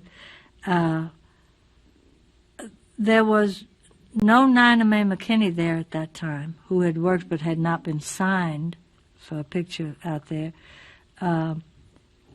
So I was sort of the first, again. And they had rented me this house, Felix Young had, in Hollywood on Horne Avenue. And I moved on up the street on Horne Avenue in a bigger house because I had signed at Metro and I could afford these 2 little bungalows, and my baby's kids were there and my cousin. But they lived on another side of town, and every time I got the chance, I went over there to be with them because I wasn't with any of the white stars or actors. And there were those of my people who felt that I might have made it impossible for them to make more pictures like that, or for them to be chosen to work. And that was very unnerving to me at first, because I had gone out there and stayed out there for the NAACP and the Urban League and this, that, and the other organization, and now they were keeping me from friends I might have made. And at that time, they had a wonderful little star, she named Dorothy Dandridge, and they arranged it so I could meet her and talk with her, and found her as unhappy in her situation, and she had been in it a long time, and as unhappy as I was. And I found that my being given this great job didn't make me in any kind of happier circumstance, because I was not allowed to be with girls that had been in the Cotton Club out there, and with Billy Strayhorn came along at the very first moment because he became my friend to be with me on my other side, the Lena Horne that I am, you know. And because I would have been miserable if that had gone on much longer. They had meetings about it. They called me up. I had to appear in front of them. It was a rough time for everybody. So I got through it somehow because I always knew I could go back to Cafe Society. Well, how did the situation resolve itself? Did the actors finally just keep getting this? When they saw that I wasn't doing no bigger parts than they were, and that it was not a great thing, I think the organizations felt I should have had a better attitude about it, because I was the means of certain things happening.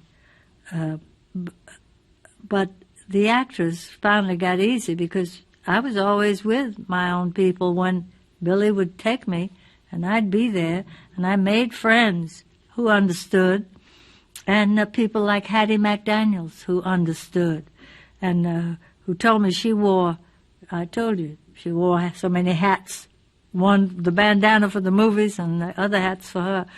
And I saw that my situation was just another little piece of the whole picture. I was going to be just like my father thought. They're going to give you this one part and that's it.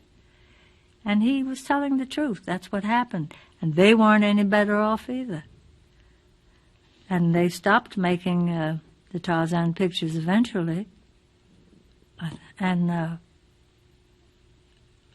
I stopped being tested for a movie that they were going to put Ethel Waters in. And when I heard that, I, went off.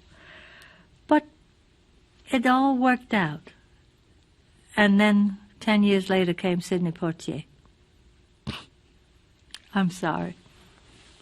Speaking about it all worked out, you went to parties where people were talking about how important it was to have a part, and your friends were writing things for you. Could you tell me about that, about how you heard that you knew that a part was the key thing, and that you had friends actually who wrote things for you?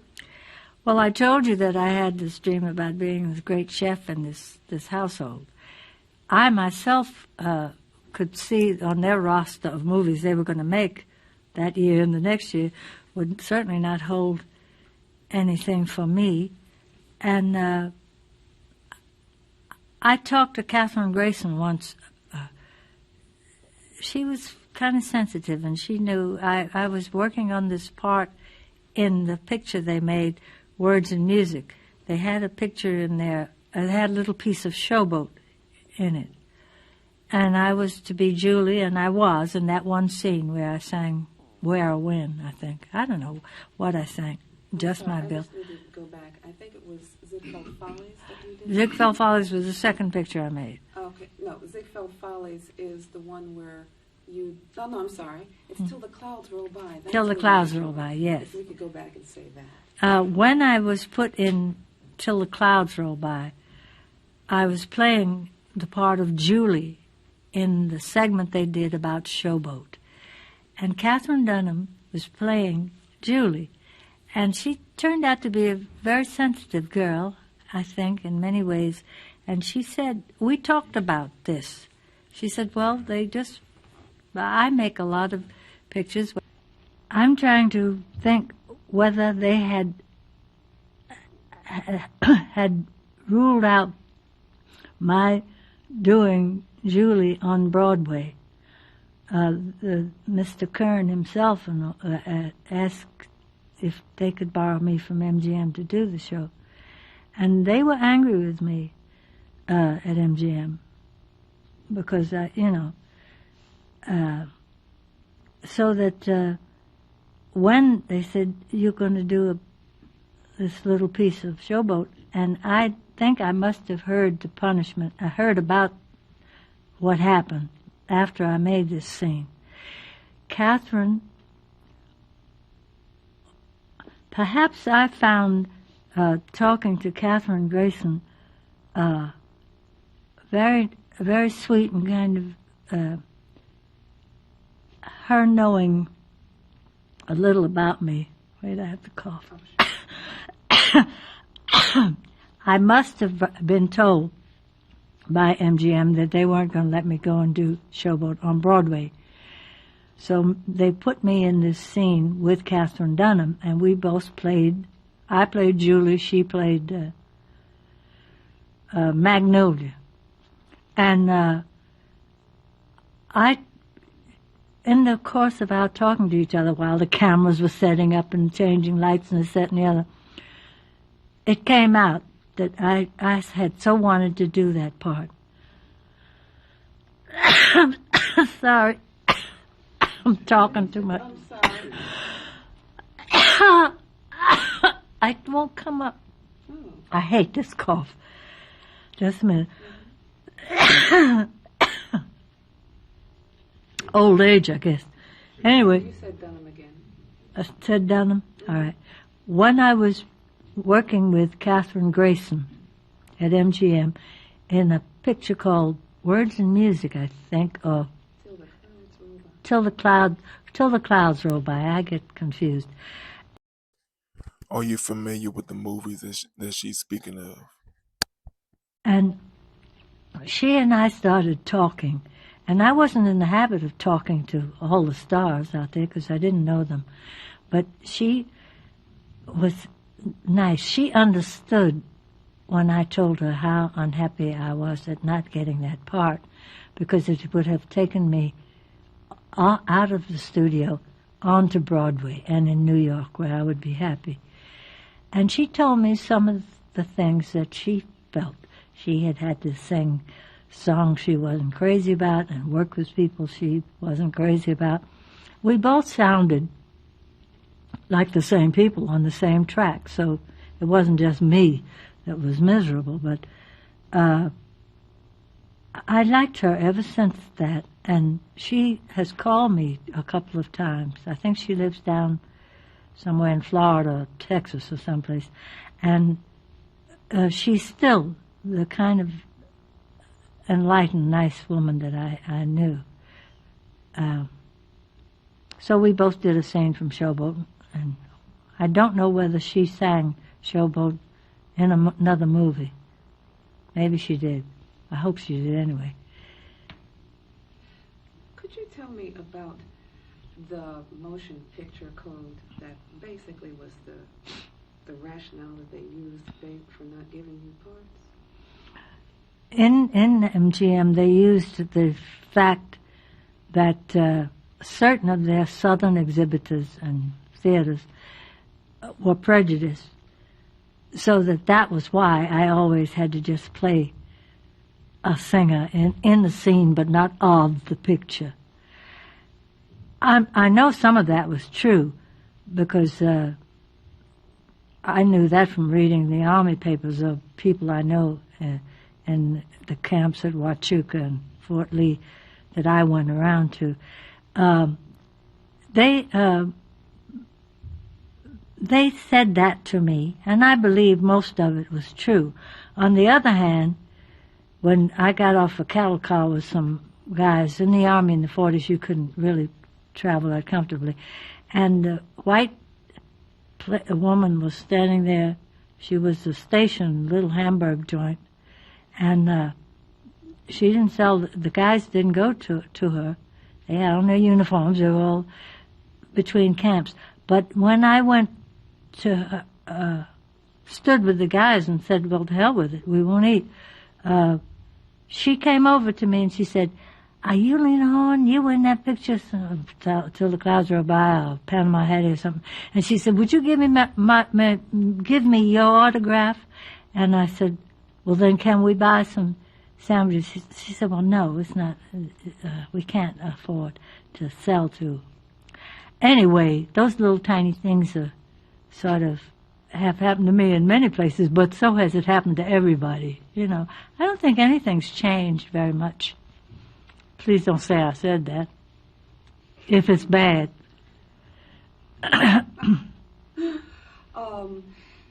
One of the things it's everything you say sparks something else, and I want to go in 1,000 different directions. There. Don't, because the crew's going to get tired. Okay.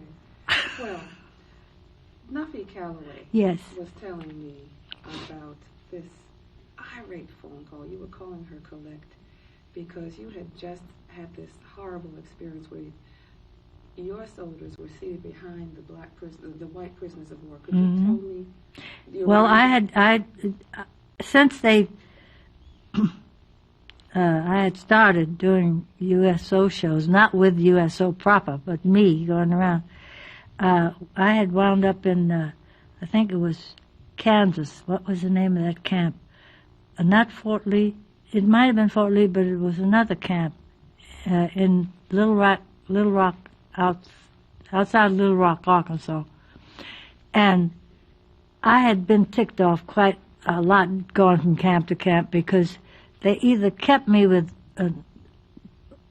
black officers, and the white guys, who were not even in the same rank of these guys, were allowed to take me around, and I'd have to go in the white officers' building to entertain. So I had put my foot down and said, no, I will sing in kitchens, supply rooms, any place, but I'm not going in the kitchen and eat with you all when the black guys aren't allowed to, in Tuskegee and Fort Lee. But anyway, this place, I had done a show the night before to all the white people on the place and white workers, and I was going to get to sing for black soldiers this next night, and there they were in the back of the auditorium, not auditorium, it's just a big concert hut or something, and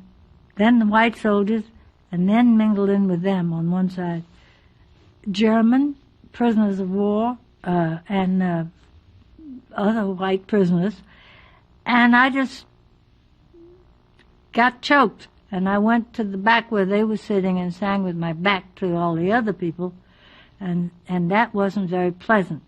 They said, get her off these tours. She causes trouble. And I was with Horace Henderson. He was playing piano for me. And I said, we're getting out of here. Come on, let me pick up my bags where they are and get us in a car and go to the nearest NAACP office or hall or church, wherever they are. And there was a little black driver took us in. He had the Jeep, and we went, and I said, now take me to where the NAACP was. And in those days, the NAACP was a flourishing, working organization, had done fabulous work. And I went in, and I said, who's in charge? And then this woman came out. She said, I'm Daisy Bates. And that's how I met another heroine of ours. And I told her what had been going on. She said, it's everywhere like that. So, it'll be cleared up. Mr. Roosevelt will clear it up, probably. Anyway, they threw me out of the USO, so I took my own money and went whenever I could, get space on a train. Okay. Cut from... Go ahead.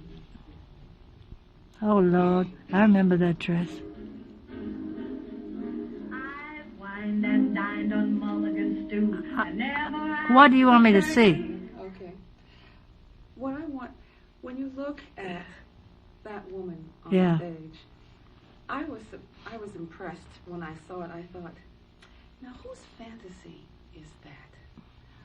What was Hollywood making you? Who were you to them? Somebody who sang a couple of those songs well, did it pretty good. But they really didn't know what else to do with me. I couldn't tap dance like Ann Miller. I couldn't, and in those kind of pictures, they'd had to have I guess, a black romantic lead or somebody to be with me in a scene in the picture. I was never in a story. There were never, in these white movies I was in, I don't know what the stories were. Oh, girl, stop. That's awful. I mean, that's nice. I was young but you see, I was, oh God. We can stop the torture. No, yeah, but Okay. what? So in order to escape that, while we're there, while we're in this torture mode, there's some things that weren't quite so torturous. We talked to Hugh Martin. Yeah, oh, they like their songs sung. Anytime there's a musician who's written a song and he likes the singer to sing it, he wants it all the time. They were Texas boys, very young, and Just give me their name. Ralph Blaine and Hugh Martin were working at MGM. They were I call it in the music department, but they had their material in many of the pictures they made. But I liked them, and they liked me because I sang the words well in Love that they wrote, and one silly one called Brazilian Boogie. Golly. And I've heard from them. One of them's gone, but I heard from them lightly through the years. They were big friends with Kay Thompson. You see, and any link to Kay already I was in that small group. Well, Hugh actually played Brazilian Boogie for me, but Brazilian Boogie sort of made you famous because... It did? Didn't it get you on the cover of Esquire magazine? No, a picture in Esquire. Yeah, that was Brazilian Boogie. The costume was nice, and that's the first time they had a big color picture of a black woman in that magazine. Do you remember Saul Chaplin? Yes, oh yes, because I remember Saul because he's the father of Judy Prince, and Judy and my daughter were girls together, grew up together in Hollywood. She was with her family and my Gail and she were buddies, and they, went to MGM when they were little girls and saw all the stars.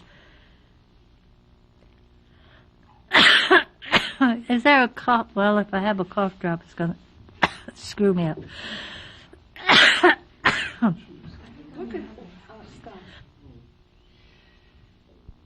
Basically, in order to save your professional life, because you were going nowhere fast in the movies, you renegotiated your contract. Mm-hmm. Could you? Well, while I was in the movies at my lowest peak, I think, I had been put on suspension by the studio. That means no salary. And I was punished because I didn't do a property of theirs that I didn't want to be in. And Joan Crawford called me. I was at MCA talking to someone there, and she came in and she said, I heard about the trouble you're having with MGM. And she said, I've been through my troubles off and on at a couple of these studios. She said, you have to not show that you have any pride at all. She said, you have to go to Mr. Mayor and tell him you have been remiss, you have been wrong, you've been punished, and you're a nice girl who owes them everything, and to try to play the whole thing as a sob scene to Mr. Mayor. And you'll do that all the time. And it took a couple of weeks, but meanwhile, she said, go to MCA. And I said, well, if I can get out of this whole situation. They said, if MGA has you, they will settle the business with MGM, and we will become your managers, which is what I did. I was paying them off for about 10 years, but they bought out my contract, I think. And anyway, I was put back on payroll. And I was sent to work in a lot of cabarets that they owned. Not a lot, but for friends of theirs in cabarets. That's how I got off suspension. But I'll always remember her for that. She was a very interesting lady. Well, this is also when you began cabarets really were your bread and butter. Mm-hmm. And this is when basically you went out on the road a lot and Mm-hmm. you were with Lenny. Is that Mm-hmm. Well, no, I didn't go out there with Lenny. I knew him like 3 years before we were married, or 2. I get a little caught in the time zones. I worked then in cabaret, in the Shapery in Chicago a lot. Tell me in the comments, how long did you know your spouse before you got married to him? In New York, I worked at the Copa. Had a big success there, the first one, I might say, and had an argument with them about ordinary black people coming in to see, and they didn't allow that. But my money came in from working at the Capitol Theater, their theater they owned, and another theater in Pittsburgh they owned, and it was always someplace I could make a living because I had finally said to myself, go and do what you know the best, forget this movie jazz. So I then they'd come. I worked and did a little song in the movie. The last one I think was made, "Meet Me in Las Vegas." I don't remember what I sang or anything, but I remember the dress was white and with crystal beads or something. And that was the last movie I ever made for them. Meanwhile, I had been very successful in New York, for across the river in New Jersey, Bill Miller's Riviera, and the Copa. And my darling, the baby had started school, I think, Gail. And I was happy working. And I began to just polish up what I knew and get better and try to get better. And I very seldom went back to MGM, except that they were there for me when a couple of people tried to intimidate me or tried to get in my business. And I called the publicity department out there at MGM, and they were always on the case. So I'm very grateful for one thing they did like that. Well, you were just talking about polishing up your act. Mm-hmm. Now, how important was Lenny Hayden to the polishing of your act? Well, when we finally got married, see, we were married 3 years before we announced it. He began to work with me musically, and he made wonderful arrangements for me. And they tended to stretch me vocally, and I was learning from that, and I loved working at the Copacabana because I could see all the important people in New York. They came there, but when I talk to you about this, it seems that I was always working and must have been honing my craft, because every place was a new experience and a new lesson and new musicians sometimes. That's the reason I hurried up to try to get one musician with me who really was marvelous and who knew me, like Luther Henderson. And then I wanted to have a bass player and a guitar, and I got all these wonderful musicians. I didn't make any money, but they did, because I knew you had to have important, good musicians if you wanted to be a singer. But that was part of learning more about my craft, because when you're with someone who's familiar with you vocally and so forth, you're happy, you know. And I worked a lot of times, and I worked with all fine musicians if I could get with them, you know. And I didn't pay the movie making much mind, except that when I went in 1947 to England for the first time was my great starring time, because they didn't have the same luggage. They weren't carrying around the same luggage as I in this country. They hadn't yet had a problem with their color races, and they were still in the throes of the Second World War. It was over, but they had nothing. They were still living on coupons. They shared coupons with me. They came to the theater, and a lot of them knew me because they had seen in the troops had on ships and so forth. They had Stormy Weather, which was my big entree to them. But they made me feel like a star for the first time. The Copa and then London. And they took me into their homes, and they shared their ration tickets with me. And I was listened to as an artist, you know, as a performer whom they respected. And there was no back thing about you can't live here and you can't live there. But there was for my musicians. And if they were black, I had to find them someplace that they were allowed to live, or I'd live with them, because England had their problems with color situations. I found it everywhere I go, except the first time I went to Israel. I don't know what it would be like now. But they helped. Well, one of the other, I had a wonderful time watching some of your performances on Perry Como. Oh, I liked those. Perry was nice. Perry was nice to me on his shows, and I was kept off the show off the American TV and radio for 7 years, I think, because I was Red Channel and listed as a communist and so forth.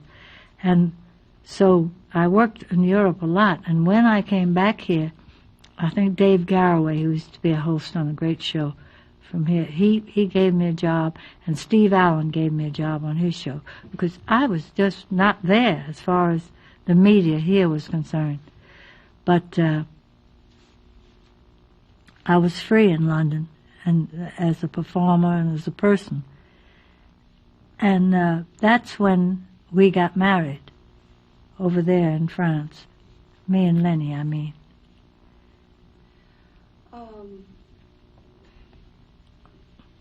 Did the marriage raise any hackles among the black community? Oh, of course.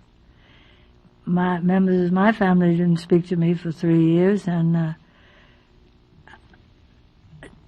they finally, I was finally let out. But so were a lot of people at that time of MGM, and my husband eventually. And Tex McCrary, who's an old friend of mine, who used to have a famous talk show with he and his wife, Jinx Falkenberg, and he did a poll taking, had mail rerouted to him through the Copa and everything, and there was a great to-do among black people, because I had been the first and they didn't want me to, you know, and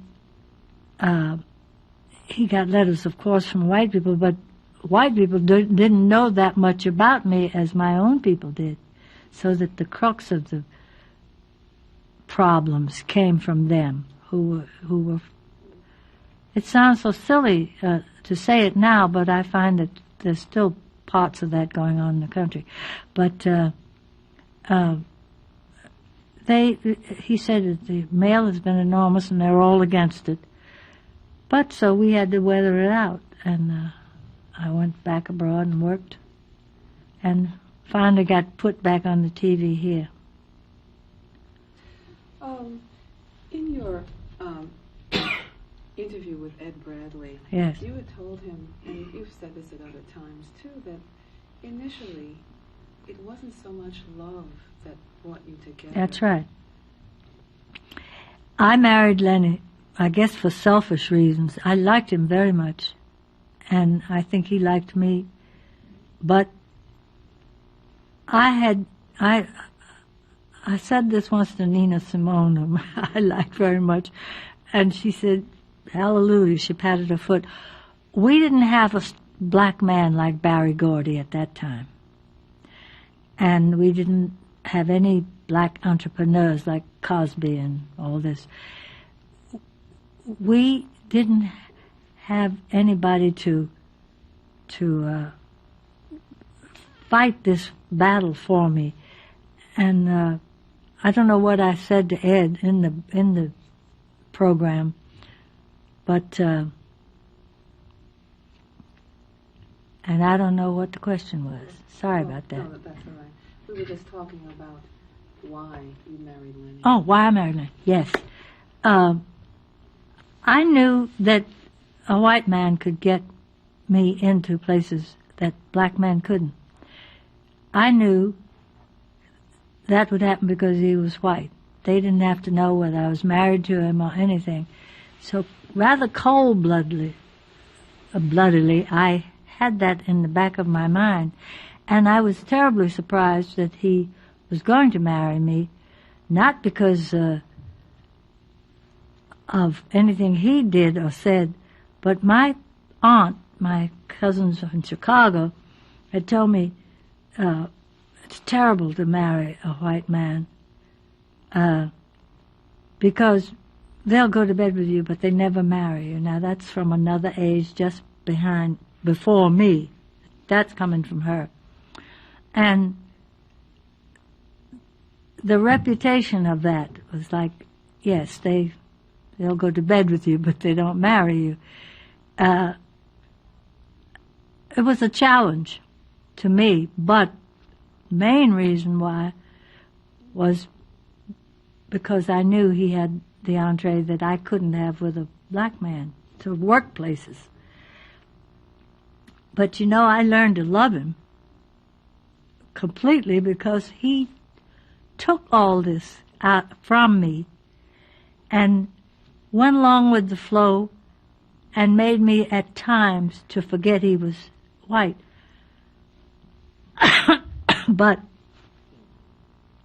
I don't know why I didn't sit down and tell him the history of jazz, which our grandparents never told us, my generation, and give us all the drawings. I had to get it bit by piece, and I should have sat down and told him about many of the things that made me angry, because he didn't understand what my anger was, and he'd say, oh, she's just like that, don't pay attention to her.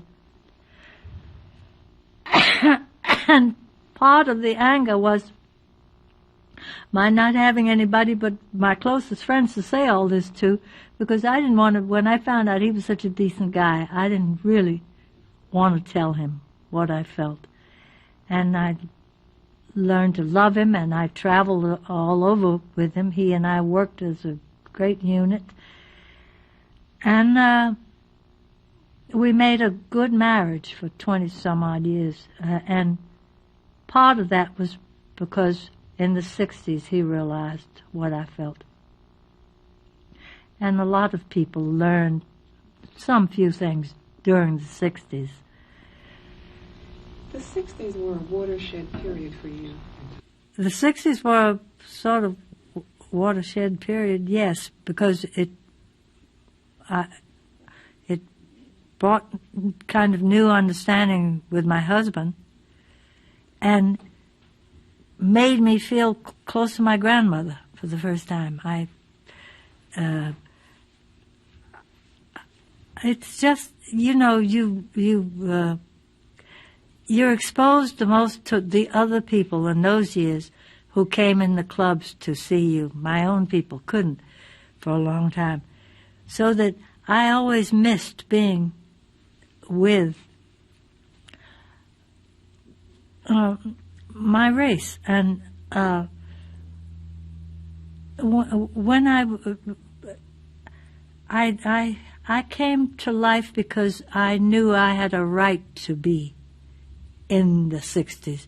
I had a right to be absorbed in it because my family, my grandmother and my grandfather and my great-grandfather had been fighters all the time. The Indian side was fighting to get a piece of ground to sit on, and the black people in my family, and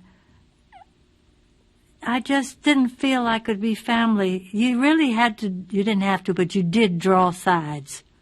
You did go to the side that you wanted to be with, the one that I most admired, the people who were decent. We were going through some rather bad times there, and yet I knew that one of my grandparents had trouble being welcomed in a restaurant and having a place and not having his stuff bombed out or burned out. I had a right to be involved in the 60s. And I just knew that I had to be with brave people who had to be brave. And it was a way of finally getting that part of me out. Yeah. When you were singing This Little Light of Mine to Jake the other Yeah. day, it made me think of what Gene Noble told me about when you and Billy Strayhorn did This Little Light of Mine for the NACP rally. Do you remember that? Could you tell me about Well, that? I wanted to go south very badly. And Billy's, and part of that was also fueled by a James Baldwin piece that ran in the New York magazine, New Yorker. I don't know whether you had The Fire Next Time, but that was the title. And I read that I had all the copies that was given me through text. I read it all in the 2 days it took to cross country coming back from California. And there was a couple on the train that knew me, and white people. And I came out that second day, and I was still shaking. And she said to me, "What's the matter with you?" I said, I've just read James Baldwin's pieces in the New Yorker. I have got to be around people like this who are, when you put your stamp of approval on it, who are the people whom I want to be with, because I feel so close to him. And the piece just destroyed me, and it made me also strong. And he came to New York, James Baldwin came to New York, and I was with him at a very important meeting we had with Robert Kennedy and some other people. And I began to feel myself again, because I wasn't singing or dancing or entertaining, but I had the right to be with them as a black woman, not as Lena Horne. But I guess Lena Horne was rather valuable in some instances. The name was valuable, and through the name I could get to certain people and certain places. So on the other hand, I guess MGM helped a bit. Well, do you remember that night with Medgar Evers? I remember, yes. I went down there with Billy Strayhorn to play piano for me, and I was going to work for the Southern Leadership. Julian Bond met me in Atlanta, and we talked about that outfit, and I went on down to Medgar's home, Mississippi, to be in them, to see him, to appear at a church, to meet people. And I came a day earlier, and I was driven around the town, and that's when he said to me, he said, I love my country here. He said, I'm from Mississippi. I love it. It could be a wonderful place where... That was the first kind of black man like that I had had the pleasure of getting to, because I had either been with entertainers, musicians, husband, or acquaintances, and all the people that are always in a group. It's the first time I ran into a man that I thought sounded like what I had heard from Paul Robeson about my grandmother and my grandfather. And I went there, and he was a wonderful man, strong, physical, aggressive, nice, sweet family, and working with people who were trying to get voter permission for black people. And he said to me that day, he said, would you mind living at so-and-so's house? Because they bombed my place the other day, and we haven't finished fixing it up. And I said, And I went to the church that night with Bill and was not prepared for it, but felt it, that church full of people who were in the thick of trying to be real. And they put up with what I did. I mean, it wasn't anything they were used to hearing, but I did it, and I sang this little light of mine. That's one thing they could hear, that I had maybe been around some of my own people. And that's, of course, when Dick Gregory was on the stage with me and other people, and he got up and started talking about, you blue-eyed people who, you're not supposed to have blue eyes, and my son had gone with me, and he's sitting there with these big blue eyes, blue-green. And I felt so insulted for him, but I understood the whole thing because he was making a point. Dick Gregory was making a point. But that was quite a night. And then I got back to New York, and the next morning I was going to go on NBC to do a show with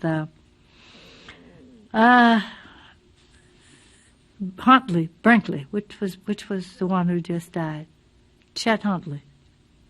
He was to be the master of ceremonies, and we were I was waiting in the makeup room or somewhere to go on, and he came in the room and he said that we're going to be a little late starting because they've just killed Medgar Evers. And I said, went off, what? And then it just came out, and when they put me on the air that morning, I was black and proud of it. I mean, really, honestly, that pride, that was where my grandmothers came from. And we were all angry. But, it wasn't a surprise. It's never a surprise when you know what is going down. When you know what's being put down, you know how to you cannot be unaware. So that they killed him was just a forerunner of some more stuff they did, He was quite a man. And then, of course, now the wonderful young black men who are making his dream come true. Some of them probably in Mississippi doing that. Malcolm X. How did you feel about him? Well, I met him a long time ago, Gene said, just before he became Malcolm X. But I read his book, the one that Alex Haley wrote, also going on the train to visit the great white woman who was senator. I forget her name. Not the senator, she was in the House of Representatives. Anyhow, I read that in the 2 days it took us.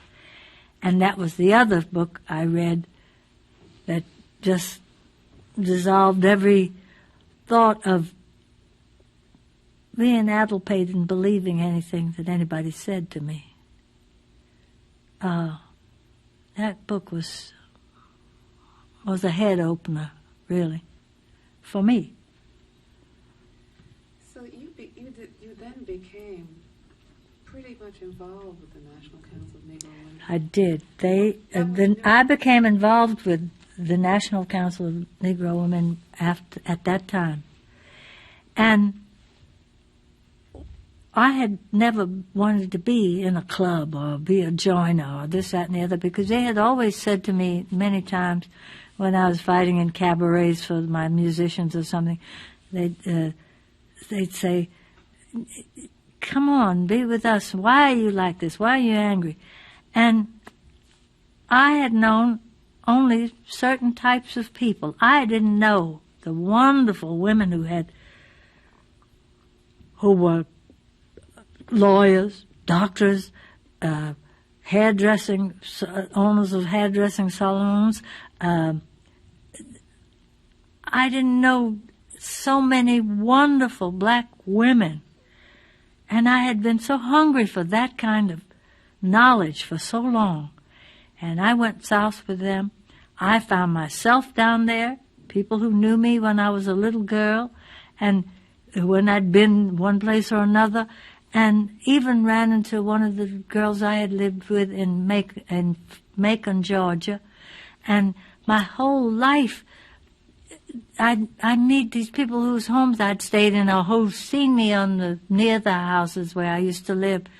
And that opened me more. And I felt I began to respect even the cafes that I worked in and all that, because it was just getting me together so I was useful to some other people. It's hard to explain what I felt.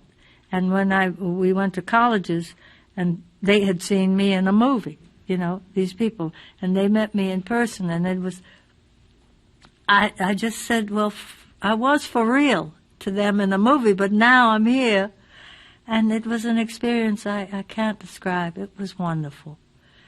And gave me so much more respect because when you feel you're by yourself, you get into that little selfish rut where you think, well, me. And you go out and you find somebody as bad off as you are, but moving onward with it and being brighter and smarter than you are. You just have to admire that. Well, that's, and we're almost at the end now, but I just want to take you into what you did with this new energy, with this new Lena. Well, it took me into touring for fundraising for them, took me into working more and more to my own people, turning me to the edge I should have on certain songs because it was about them and me, honing that craft again, and it led me up until finally my present manager, Sherman Sneed, said to me, you just can't stop singing, because I said, oh, well, I'm going to sit down now and not think about the stage. I'm tired of it. He said, you've got to do something, and it led to Lady in Our Music, the last show that I did. Now, when you... Sorry. When I, what? Started thinking about the Lady and her music, did you know what it was going to be? No, I didn't know. When I started to think about the Lady and her music, it wasn't the Lady and her music. I was out in Santa Barbara. I was very happy. I had just finished working probably again in San Francisco. And Sherman said one day to me, are you going to work again, ever?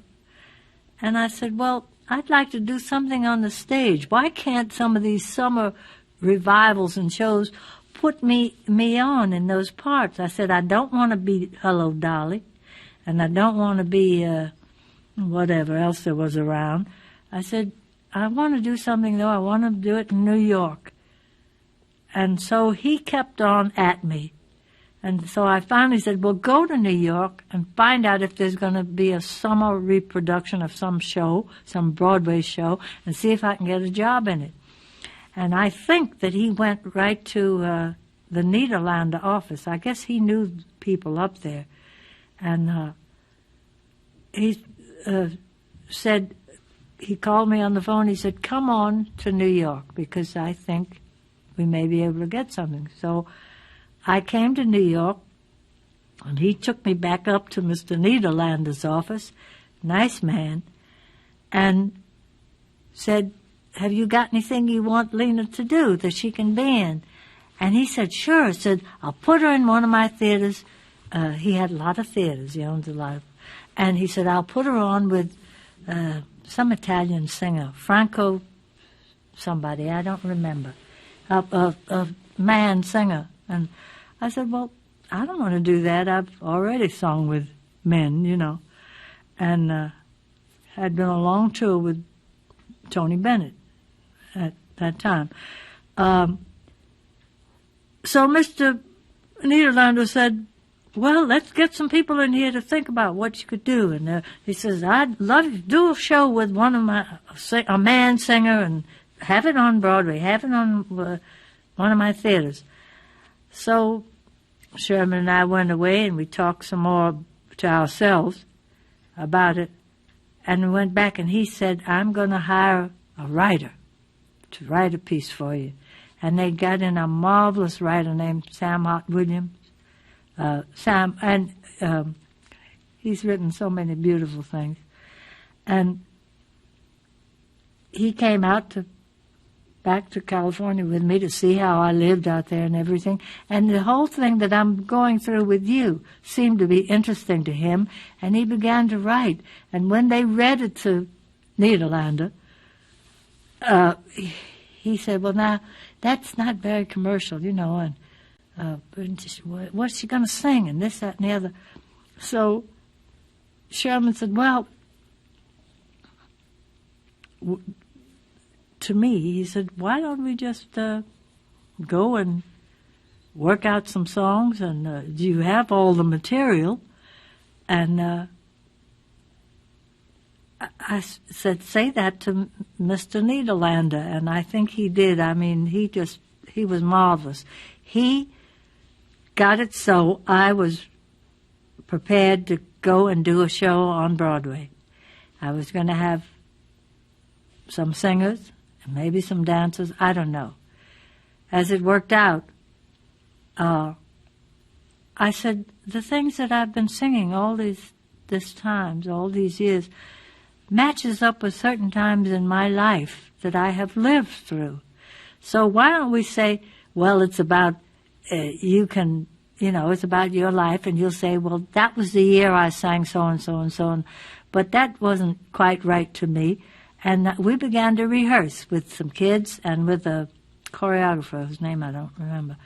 And I always talk a lot. I know you notice, I'm sorry. And I would talk while the number was being played. I say, oh, that was when I did so and so and so. And they, without my knowing it, they had somebody in there taping all the rehearsal times with what I was saying, which did become the libretto of the show, because it was worked out so that Mr. Nederlander said to me before the first day of rehearsal, he said, whatever you do, Lena, no politics, no politics. He was probably remembering my Red Channel days. And it worked out, amazingly enough. And I had great people with me, and great musicians, whom I always want. And I thought I'd be there 4 weeks, a month, and like it ran longer than that. It was a special time because they were like another family again. And I met people from all around, and we had our share of fans who follow us from place to place, and one besotted person who we had to get the police. I shouldn't even think about her, but the more I hear about, I find that people are as crazy now as they were when I did that show, obsessive things that they create about you. And I had not talking about the show, but I had a girl who was my daughter. I had a son who even went around town getting money, saying he was Lena Horne's daughter. And I've had everything. It was fun, the whole thing, in a terrible way. Well, you had another family with Jamaica. Yes, that was my first family, out of the Cotton Club. Now, Jamaica was with Bobby Lewis, my director, yes. I like him very much. And I think he knew just what to say to me. And Ricardo Montalban, who was in the show with me, he was very nice. But the dancers and the singers and the musicians, that was it. We had Alvin Ailey, Claude Thompson, Louis Johnson, Nat Horne, all the great dancers, male dancers and female. And not Pearl, I forget her name. Oh, she was wonderful. She became such a close friend. Anyway, I had that first family, and that sort of cooled me down for the next 10 years. It's been in spurts. Do you remember? Back on okay? Yeah. I think the thing that was difficult in the beginning with Jamaica was that it had been written for Harry Belafonte, and he didn't want to do it for some reason or other. And so they called me in. I think I was living here in New York then, and Lenny was here, and they said, you do this part. Even though it was written for Harry, we'll just change it into a girl's part, and we'll write a great ballad for you. Well, I never got the ballad, suffice to say, but I didn't know. I hadn't been in a Broadway show before, and I didn't know the Sturm and Drang, really, that there would be writers who don't want a word taken out of their script, choreographers who can't work unless everybody's ballet trained, stars in the show. I mean, I didn't know about all that. It was fascinating to me. And I mean, the writers went crazy. First of all, because they had written for a guy, and they had to make it feasible for me to do it, and that ain't easy. And they had a whole concept that was about a male character. And so it wasn't easy to get, and they wanted to get a strong box office name. They didn't think it had a strong name, and they didn't want a black leading man particularly. And which I said, now wait a minute, we got to get this straight. If you're not going to have a black leading man that I like and you like, then you got to get an Hispanic man.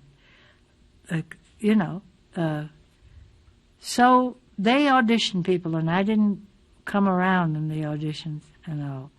And they even auditioned white leading men. But I said, now wait a minute, if we're going to do this thing, we've got to be an interracial show, and somebody that's not white has got to be the leading man. I'm sure Ricardo didn't think of himself in that manner, but I did. I knew that a Latin was like me, like I am, with the same problems, the same... I didn't think he had a problem, but he probably didn't, but he was happy to do the show, I think. I don't know what made him do it, but I was happy with him.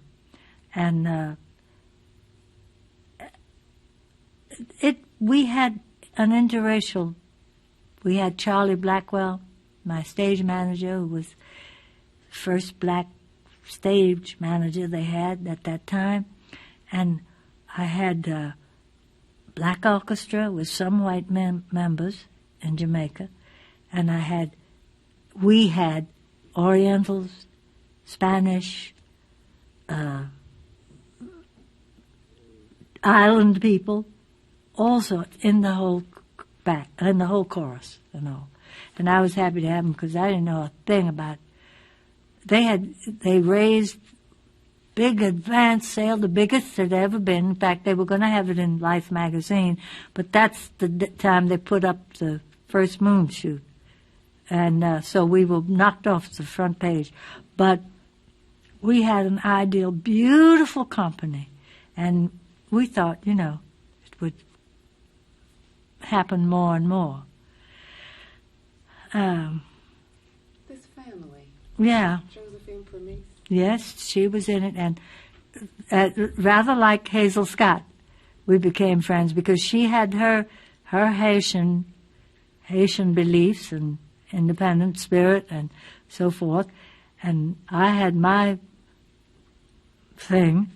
And we were good friends because she's a very down-to-earth person, and she wasn't one of those girls that said, now, if I were you, I'd do this and that and the other, and can I give you some advice? She would just, because she had been on the stage a lot, and I hadn't, but she was on the ball, and she encouraged me and helped me a great deal. She's a great performer. And we became good friends. She liked Lenny. I met her husband. I was there when her first child, I was overseas when he was born, when her daughter was born, and then I knew her second child when he was a baby, and taught her how to burp the baby, because she didn't know that. She was giddy and in Rome and very marvelous, and said, he's so unhappy, his little tummy's by him. I said, well, you should put him over your shoulder and do that and burp him, and he'll feel better. And sure enough, he did, eating all that pasta. You also liked her father a lot. My father? No, Josephine's father was always Yes. visiting. Oh, great gentleman. Great gentleman. And he had fled away from Haiti. And her sister, very sweet, marvelous girl.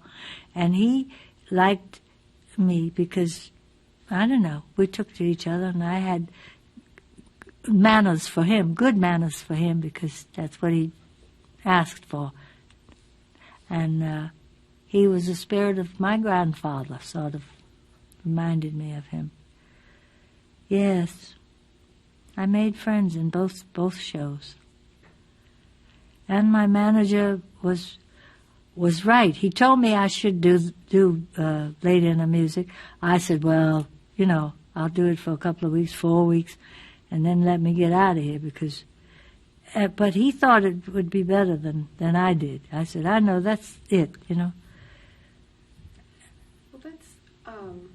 that's when you met Jean Noble, isn't it? I met her in Jamaica. I met Jean Noble and I forget the other woman's name. Patricia. At the same time, they came often to Jamaica, and they finally came backstage and everything, and that's when they said, you got to become a Delta. And I said, I didn't go to college. I didn't go to school. They said, but that's all right. You'll be an honorary member. I said, I'm not a good club person. I don't like things. I don't like to play bridge. I thought they were just, I don't like to play bridge and have parties and everything. I had that in Brooklyn when I was a little girl. They said, no, it isn't like that. You'll find out. I said, well, and there was also another friend there at the same time, Marietta Dockery, who wanted me to be an Alpha but my uncle had been an Omega, and Delta is their sister organization, and my Uncle Burke and my Uncle Frank. And I said, all right, they kept, and they began to embarrass me. They said, you just can't just know the people that you're on the stage with. There are other people around. I found it safer to be with real people than people in the outer world. I sometimes feel that the whole pattern of my life was established on the morning of my birth in Brooklyn, New York, at a Jewish lying-in hospital in 1917. And because I was the only copper-colored baby in the place, I guess it made me a little odd. And they hadn't seen I had a father, but he was gambling to get dough to pay for my birth. And so they all saw my mother and my grandmother, never picturing that I was going to be me. But my father was away all the time, and my mother was away all the time. But always when I did what I had to do, it was an oddity. I was in so many first-time places that it was always an oddity of my color. And I wanted to see him more as I grew up, my father. But my father was tough, hard-working, provider. He was a gangster. He ran numbers. He was in what we used to call sporting life. And he put all his three brothers through college by doing this and giving up being educated. And I was always fascinated with my father from the very beginning. I really wanted to marry him. And my husband that I did marry was in the same place in Pittsburgh. And I thought, if I go to Pittsburgh, I'll see my father. And that's what happened. Wrong move, you know. My mother was like one of those Tennessee Williams little leading ladies, ethereal and languorous, and like Tennessee Williams heroines. And that was the kind of people that had this little copper-colored child. We want to try to Yeah, tell me where you want me to go. your mother. Williams, white ladies, very, very moonlight and roses, and very, keep the cup on the saucer straight type ladies. Very ethereal, I thought. I just loved her. It was like a story, looking at her. Only looking at her, though. Would you describe her as a dreamer? No, a dreamer has many kind of things I think they think about, but she was single-minded. She wanted to be an actress, and she didn't know how to do anything else. She was raised by her great-grandmother, who was African from Senegal, and she told my mother that she didn't have to wet her hands in dishwater, and she didn't have to read books, and that she was an African and knew the way she wanted her raised, like a little fairy Tennessee Williams child. And I think she must have been mixed up, too. Okay. Yes. I'm hearing some paper rustling. Oh my And there goodness. was, Probably me. no, not actually not from you, from this horn. No, Oh. it's from, And For me? Was I playing with the paper? It's just when your hands, your sleeves. Oh, I brushes should and- stop talking with my hands. All right. Do you want me to do that over again? No, I think that's good. I mean, because we're going to do some just sound pickups as well. I could go back to my father. Have in common. They didn't Yes, have much in yes. common. You could just I wound up talking about... when I went to Pittsburgh, I really wanted to marry my father, because that's where he lived. But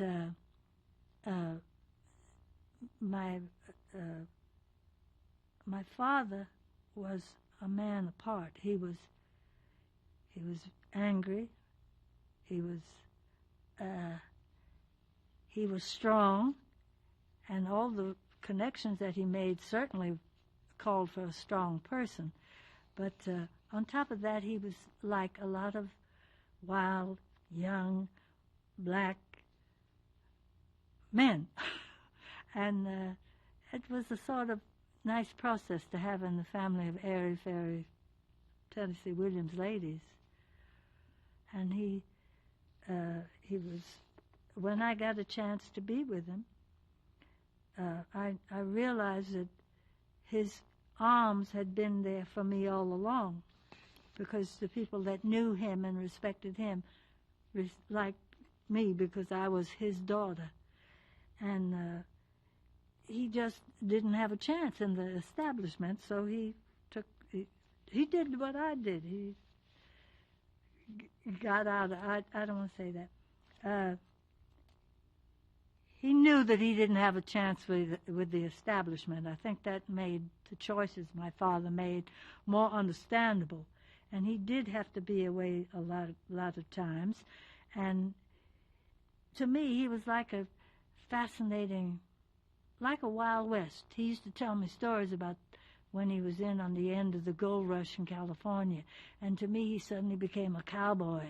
And I had these lovely dreams about him. Didn't have to see him to dream it. I think that he and my mother shouldn't have been married. I think that there was not much they could have in common except they were both good looking. And I think that's all they had. And you can't get married on stuff like that. But they did. Could you just tell us they were divorced when I was 3? Yes. And I missed him even though they were divorced when I was 3 years old. I knew he was there somewhere. And I was just 3 when they got a divorce. So in the next 2 or 3 years that I didn't see him, the romanticism I had about him just grew and grew. You know, Yeah. I've never had you saying your grandmother's full name. Yes. Cora Calhoun Horne, my grandmother. Perfect, marvelous. Can you describe, it's the next part on there, your relationship, the relationship between your mother and your grandmother? When I was, up until I was 5 years old, my mother lived in my grandmother's house. And my grandmother must have seemed a formidable person to my mother, because my mother had had the soft touch from her grandmother, and to come into a house that was run by a little tiny woman who had raised 4 boys and never let them forget it, my mother was thought to be lazy and not contributing and being too delicate for my grandmother's strength. My grandmother was a strong lady, and actually, though she and I fought all the time, things that she taught me, I remembered. I remember from today, too. But she wasn't easy on my mother. My mother was not cosseted by my grandmother. She thought that a woman who didn't really get out and work, except the stage, was not fit for her to even practice her hard throws on. I must have been, I was raised by these schizoid people, I don't know. But my grandmother drove my mother crazy, and my mother drove my grandmother crazy, and I was there in the middle of it. But they were all there together, and I hoped that would go on, but it didn't. Would you describe them as being like oil and water? Definitely, I would describe them as being oil and water, except that they were both good looking, and I'd have to say my mother was in the perfume puddle, and my father was in the street puddle. Real different. You went it was after the divorce that you went with your mother to live in Grandmother Horne's house. No, after the divorce, and she was still living there, my mother got so unhappy and exploited, she thought, because my grandmother kept saying, why don't you do this, why don't you do that this way? My mother went away to Harlem to get away from all this. She left me there with my grandmother, but she went to Harlem, and she had somebody come and pick me up off the street and bring me to Harlem to be with her. And that's when the whole thing started. Terrific. But eventually, didn't she leave to go work with the travel company, with the theater? Oh, yes. Could you just tell us that? Well, at the time she took me up to Harlem. She was working on little TOBA show jobs, and sometimes in a tent or sometimes in the theaters that black people could work in Washington, D.C. and Philly, and otherwise out with tent shows. She left me there with these people when I was 5, and I stayed with them for a while. They were show folk, and they took care of me for my mother. But it was when I was 5, and I had to adjust to a different type parentage from these nice show people, having just left my grandmother. And I suppose being around her a while had made me a little snob, too.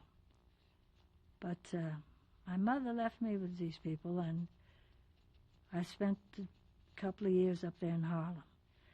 And sometimes she'd come back, and sometimes she'd take me and leave me with other strangers. And by having this happen to me, it made me very suspicious, made me very secretive, made me please whoever the people were that she left me with, to please them so they wouldn't kick me out. And sometimes I was with people who nothing could stop kicking me out, but in the chance that I would see her, I didn't mind. Very nice, very nice. It was never for a very long time. No. Do you want to take a look at that? Is this now now in the premise of when That you've been moving around a lot. Yeah. That you, when you would go to Brooklyn, you wished you could stay. Yes, definitely. Now and then I will, yeah. You really wanted to stay, Yeah. And you were having this gypsy life. Yeah. Eventually your mother realized that and let you go and live with your grandparents when you were about 14. Mm-hmm. For good, yeah. Well, now and then I would begin to hope terribly to go back to my grandmother while my mother was in Brooklyn, in Harlem. I'm sorry. My mother would come back off the road from wherever she'd been working, and it was nice to see her and have her for that time. But it was painful for me to deal with that whole thing because I was switched around so that I never had a solid family behind me to and I think because I would be unhappy, quietly unhappy when I was on these trips with my mother, because I didn't want to get too safe feeling, because she'd come and take me away. But finally she let me go for a couple of years, all in 1 year, to be with my grandparents. That was my Brooklyn. And I was not making either family happy, but I was happy being there in Brooklyn with it. It was family. There was a fence around, an iron fence. And my grandmother, who was stern and tough on me, but my grandfather was there, and he was wonderful. My grandfather is the one that played Verdi instead of whatever the music was at that time, jazz, I guess. And they didn't sing gospel, unfortunately. They didn't really listen to it because we were a Catholic family. And if they were monks doing chanting, and that was okay, but never any kind of thing with real life. But it was protective, and it was mine. And my uncle, my youngest uncle, was there as a teenager, and he'd give me breakfast in the morning, my cereal, that is, and leave me in the high chair. Then my granddaddy would bring an apple and a chocolate bar, Hershey's chocolate bar, to me for my lunch, and then he'd be home by 5 o'clock. Meanwhile, I played in the backyard by myself, and I had a latch key in case anything ever happened. And this was young, you know, but it was heaven, because I didn't have that fear of my mother coming home defeated by not making it easy to be a glamorous star, and my grandmother's sternness at what she could see was a weak spot in me because I was my mother's child. It was only very exciting to me now that I look back on it. I didn't know what was being pounded into my head, but it was exciting because my mother wanted me, and then my grandmother wanted me, and at least those people were steady in a place in Brooklyn. My mother could have took me out on a tent somewhere. I wouldn't have known what it was she was going through. But when she finally let me stay with my grandmother for a time being, that was a great treasure in my life. Lovely. We had a little group called the Debs, and each month it'd be at a different house, and the mothers would make great food for us. And we did nothing but chatter and be a part of another thing that made me feel a person. I was a part of a Brooklyn group. And I didn't want to leave all that, but my mother came back into my life with a stepfather who was Cuban and white, I guess, and he began to be unhappy. I don't blame him, because he couldn't speak English at first very well. He couldn't get a job. And my mother had a connection with show people, so in the midst of all this deciding what to do about my stepfather and help him be a little easier on me, my grandmother died. And I lived up in the Bronx around a lot of white people who were very nice, some who weren't, but if I couldn't be with my grandmother, I just didn't want to be with the other part of me either. And when she died, that was a great piece of my life. The early part of me went with her, because my grandfather died soon after that.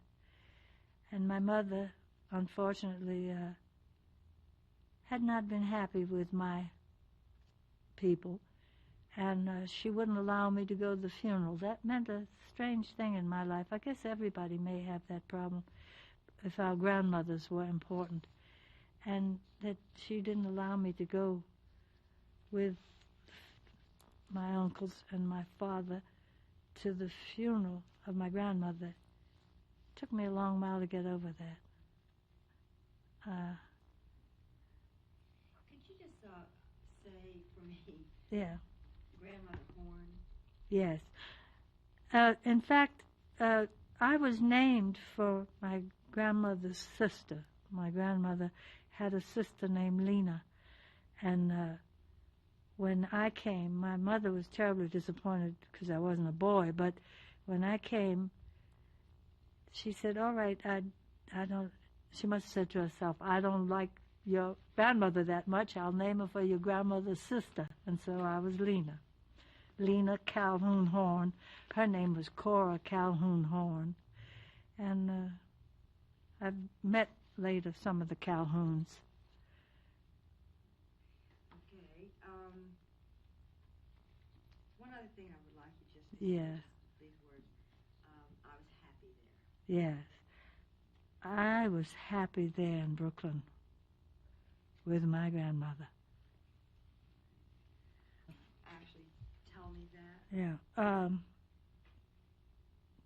The Cotton Club was very important in those days.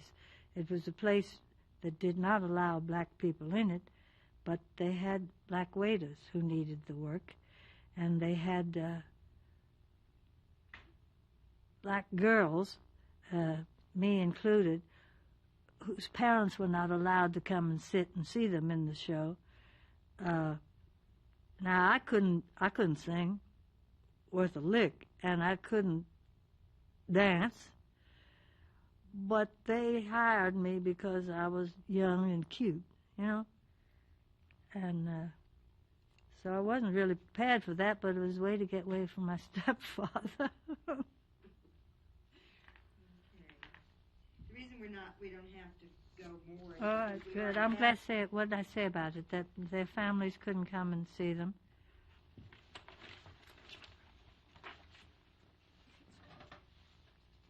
Yes. And let's do this. To people too, even though they did wait on tables and.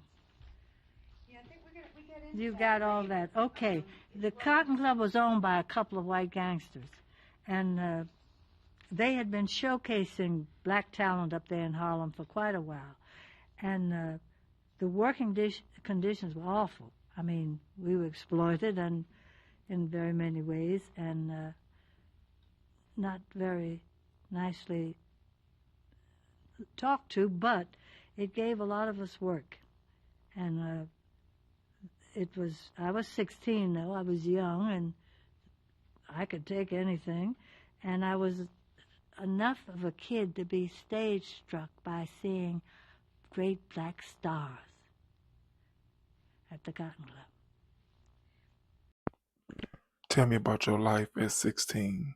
What star do you think you would have loved to see? Could you just tell me this? We talked about before. They showcased Black the talent. white gangsters who showcased black talent for a whites Only, yes. It was owned by a couple of white gangsters who had been showcasing black talent in Harlem for the white people for a long time. And even though we were not treated very well, it gave a whole lot of us work. And today, even when I think about it, I say, yes, if it hadn't been for the Cotton Club, I wouldn't have had anything to eat, but it wasn't true because they gave us free turkeys every Thanksgiving Day. But I was excited about it. Great. Your big break Well, when you were chosen. when I was, yes, Avon Long. Has that been done yet? No, Did I say it? nothing. Oh, okay, good. And one day, Avon, he went on to become a dancer. Yeah, he was a fabulous dancer who was not appreciated by people who'd gotten a certain pattern set about black performers. And he was going to sing a song called As Long as I Live in the Cotton Club. And they chose me for a partner to just, be cute with him in this number. And that was a song of Harold Arlen's, and I met him then at that time when I was 16. But because I did fairly well and looked cute in this number with Avon, my mother got a tremendous bee in her bonnet. She said, "You're going to have a career. You're going to be a star." Before I even learned how to do a time step. Anyway, I guess that was the thing that got me started in show business seriously. I learned a lot from Avon and from the other stars up there, but my mother wanted to have a star of her own. And she said, since she didn't make it, maybe there's something for you there. I got to know my father better because I'd heard about him all my life, even though I wasn't with him. I'd heard that he was great looking and he was tough and he had many friends, and he had become a part of my protection in Harlem at the Cotton Club, because if anybody looked askance at me, they were told, "That's Teddy Horne's daughter. mess with her. But all this while I wasn't seeing him, and when he finally came to see me at the Cotton Club, he was allowed in because he was with 3 other famous big-name black men who had money and who were in the rackets and who were allowed to sit in the club, in one of the booths, not with the audience. And he came 2 or 3 times, and he was more glamorous to me than anything. He was beautiful, and some of the girls had been with him, and they talked about my father to me, and between being jealous and being glad that he was around, that was a big part of my life at the Cotton Club. That must have been great. Yeah. It's always fun to know that your girlfriends think your father's. Yeah. Yeah. All right. When you left the Cotton Club, you went on the road with Noble Sissel, and we've talked about that at length already. But it would be great if you could tell us, if you'll look here at your next line there, about being on the bus with the musicians, Yeah. going through a Jim Crow country, Yeah. and how your stepfather. My stepfather didn't understand black people, black men especially. He didn't understand why they'd put up with. Mm-hmm. But do you have that thing? My mother. Yes, my mother.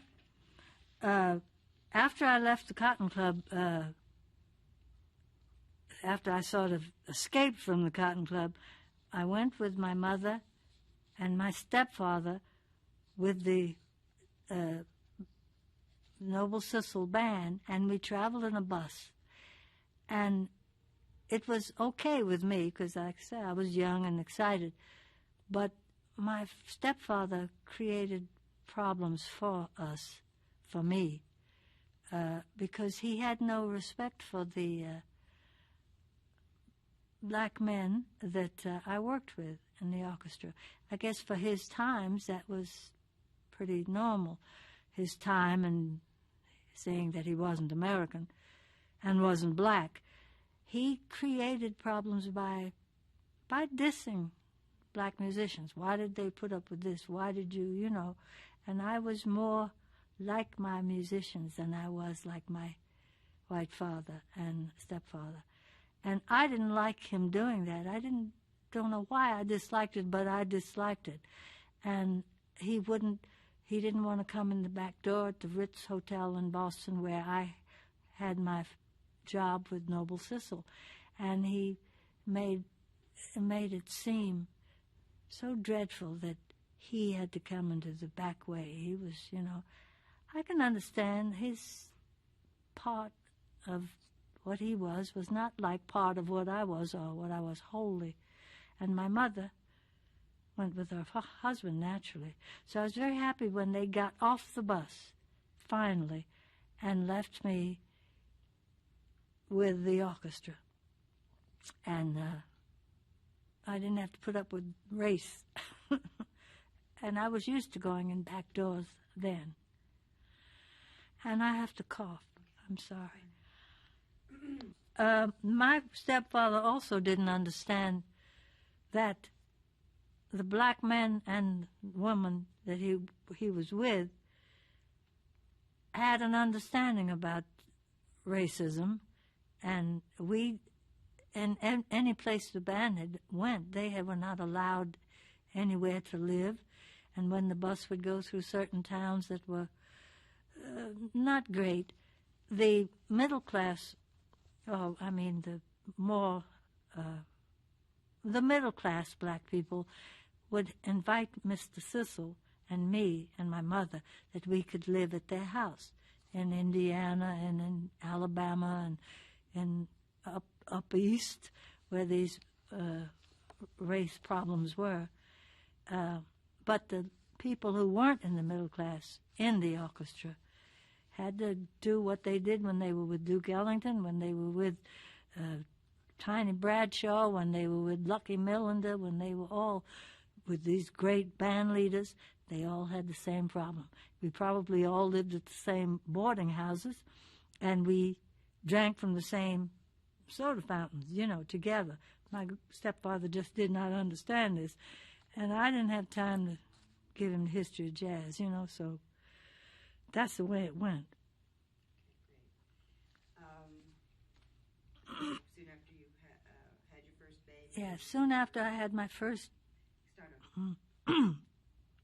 Soon after I had my first baby, named Gail, a call came from California and said, we remembered her when she was singing with Noble Sissel Band. Would she like to come to California and be in a movie?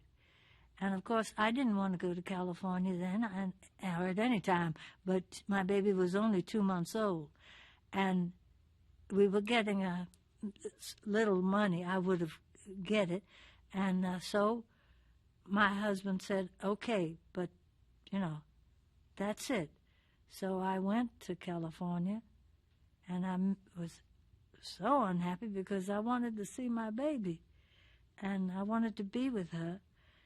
But he allowed me to go to make the movie in L.A., but when I came back, he would not permit me to go to the showing of this movie, even when it was shown in the black houses where it was shown. And that made me... I want you to be honest in the comments. How would you have handled a situation like that? Made me unhappy because I wanted to go and see it, but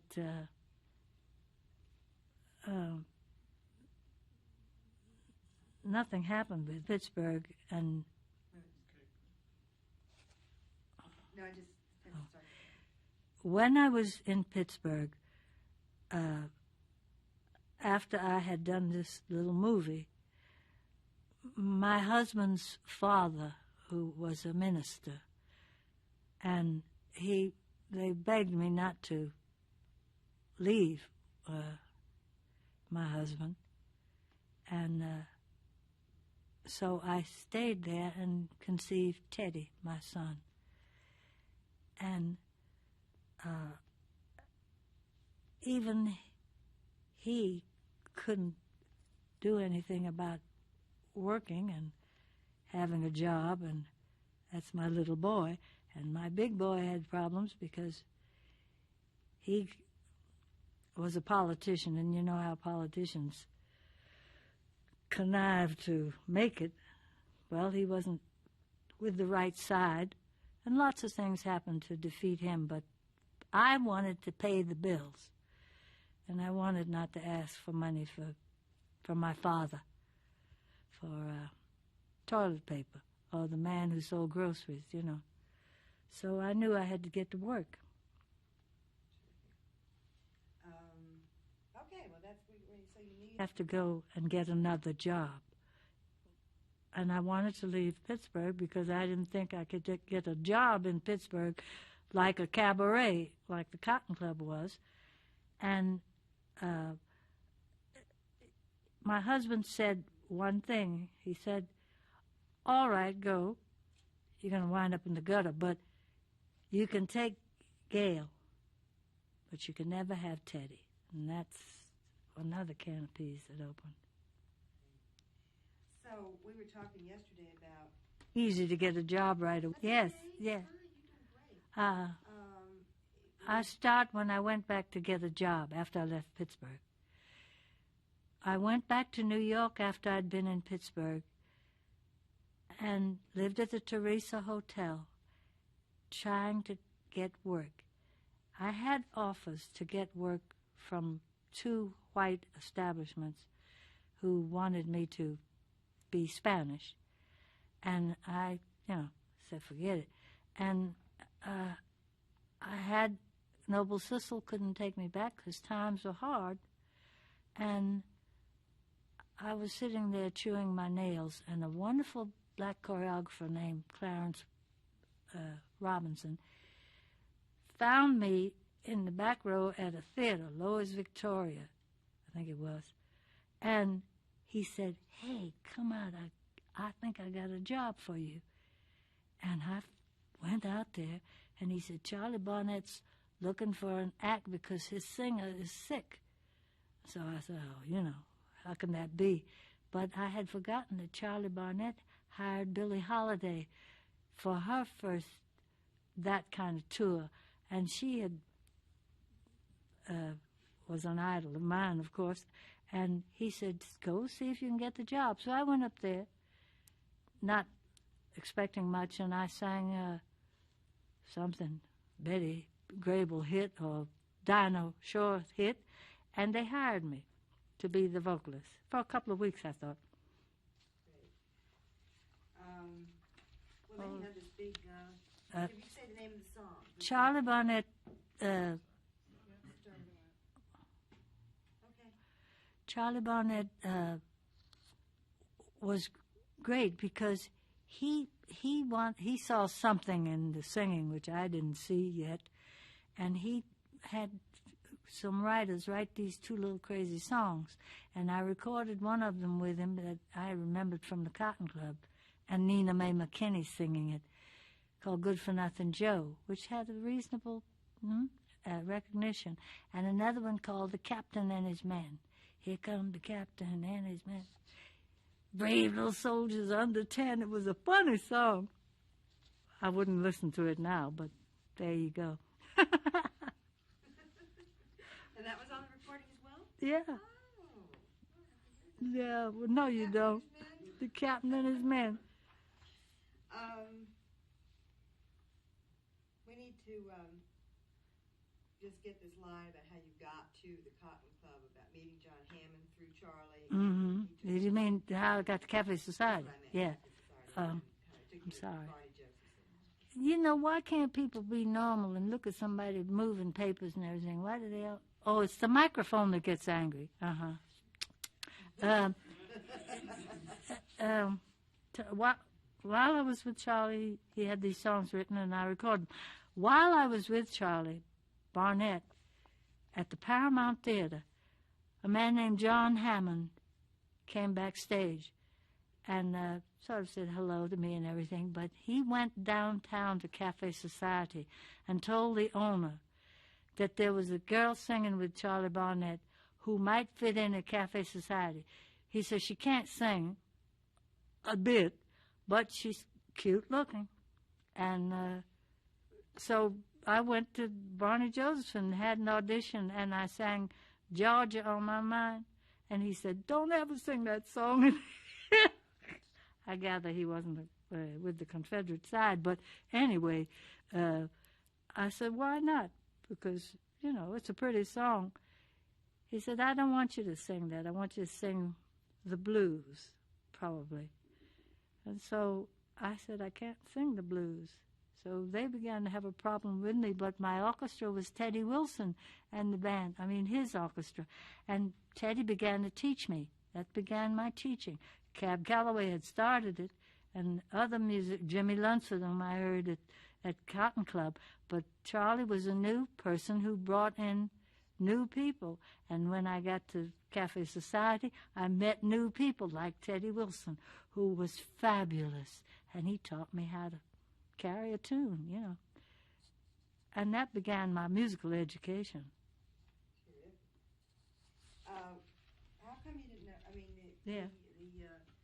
You talked often about how everybody thinks that if you're black you can sing the blues. Yes. But because of your own background, that didn't come as naturally. No, Grandmother's house, you had and to- it's so funny, Barney said, don't sing Georgia, but what about a blues? Sing the blues. He said, I think it'd be very funny to the audience if you sing the blues because you look like a person that no man would ever leave. And I said, I had to psych all that out. But he still had an old idea in his head that we did sing the blues good, you know. And that's been one of my crosses. I just never could sing the blues. But there's you've written about Yeah. that. I went The to... blues come from a Tell me in the comments, are you a fan of the blues genre? certain place, and you hadn't had that Yeah. experience yet. I had to disappoint Barney. I had to disappoint Barney about singing the blues. But I did go to see Billie Holiday. And I said to her, you know, they're trying to make me sing like you and sing the blues like you do. And I can't do that. And she said, you got 2 babies?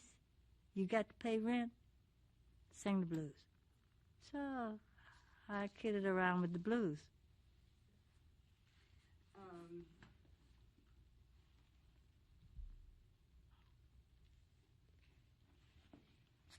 Oh, It's about just trying to. yeah. Where you talk about your life experience. Mm. That you had not had the same kind of life experience as Billie Holiday. So Yeah. that part of singing the blues is being able to feel Mm. the blues. Mm. And Barney thought you that, just weren't old yeah. enough yet. You hadn't had. Well, I wasn't, but it was a kind of singing that I had been around when my mother left me with different people. I heard the blues sung in my early days wherever my mother would lead me. Once in a while there would be a blues sung, and I knew what they were, but nothing about my lifestyle with my grandparents had equipped me to even approximate the blues. When I sang the European songs that everybody else was doing, but I was often told by white people, you should sing the blues because your people, and I didn't want to tell them the long story of my life. I haven't been around the blues that much and didn't sing gospel because, which is a lack to me. I was not raised in the church as so many of our great singers were. And I had no idea of how to show my feelings in a song at that time or in my life because I was raised to protect what little I had inside me. Don't let anybody know what's there. And to hide myself, I was not able. This is all so much. I sound so stupid. I can't. But the blues was not in my background. My grandfather hadn't heard it. His grandmother was Indian out on the prairie, and they didn't sing the blues. They sang something else altogether. My grandmother wouldn't listen to it, and I was left with people so different and so varied that I couldn't pin down one that I lived with who sat around and sang the blues all day. I lived with people who worked in white people's kitchens and who had warm beds in their apartments, and that might have been the background for a blues singer, but I would have to learn how to expose myself to be a blues singer. And I wasn't ready to expose myself yet. Terrific. That's great. In terms of the world. Yeah. Too, and the people you were meeting. Yes. Can you look that over for a moment? Well, you said it's on page... Okay, roll. Cafe Society was awakening and teaching a lot to me. I was introduced to great writers and painters, actors and intellectuals, and people like Langston Hughes and Orson Welles and Paul Robeson. And I began to see all these wonderful, talented, not all of them black, but most of them black. And Paul Robeson knew about my grandmother, and anybody that could talk to me about my grandmother and my grandfather was great with me. I didn't care what their color was. I wanted to hear more about my people, and I began to hear it there. Paul Robeson had been helped to get a scholarship to Rutgers through my grandmother, and Langston Hughes, I had heard about. My father admired him as a writer and everything, my uncles, and when I met him, that was wonderful. And Duke Ellington, and they all belonged to me, and I began to thrive meeting these people. But I was always happiest when I was with who played the piano, who played the drums, who blew the horn. And musicians became a center of my thinking and my training. And I even forgot to hate the white people who were included in that. I didn't hate them. I just didn't know them and didn't want to know what I knew. I just wanted what we knew. And my education was growing there. I shouldn't say that because education people think means just a book. But, I mean, they opened my head, you know. Did you feel you were prejudiced? Oh, yes. I wasn't active prejudiced. I knew that, but what kept me from being an out-and-out prejudiced woman was the fact that I did admire people if they were brainy, if they had been to school, if they had a job of importance that made other people look at them. I was beginning to want to be around that kind of person. I couldn't learn a thing from the dumb ones because that was me. But I began to feel a little better toward white people that I worked with. I think until I went to Hollywood, I kept that feeling. What happened in Hollywood? Well, the same old, in the years that I went to Hollywood, it was 1940, 41, and everybody was kind of getting scared about war news, but I found a great many prejudiced white people in the school that I sent my son Gail and Teddy to.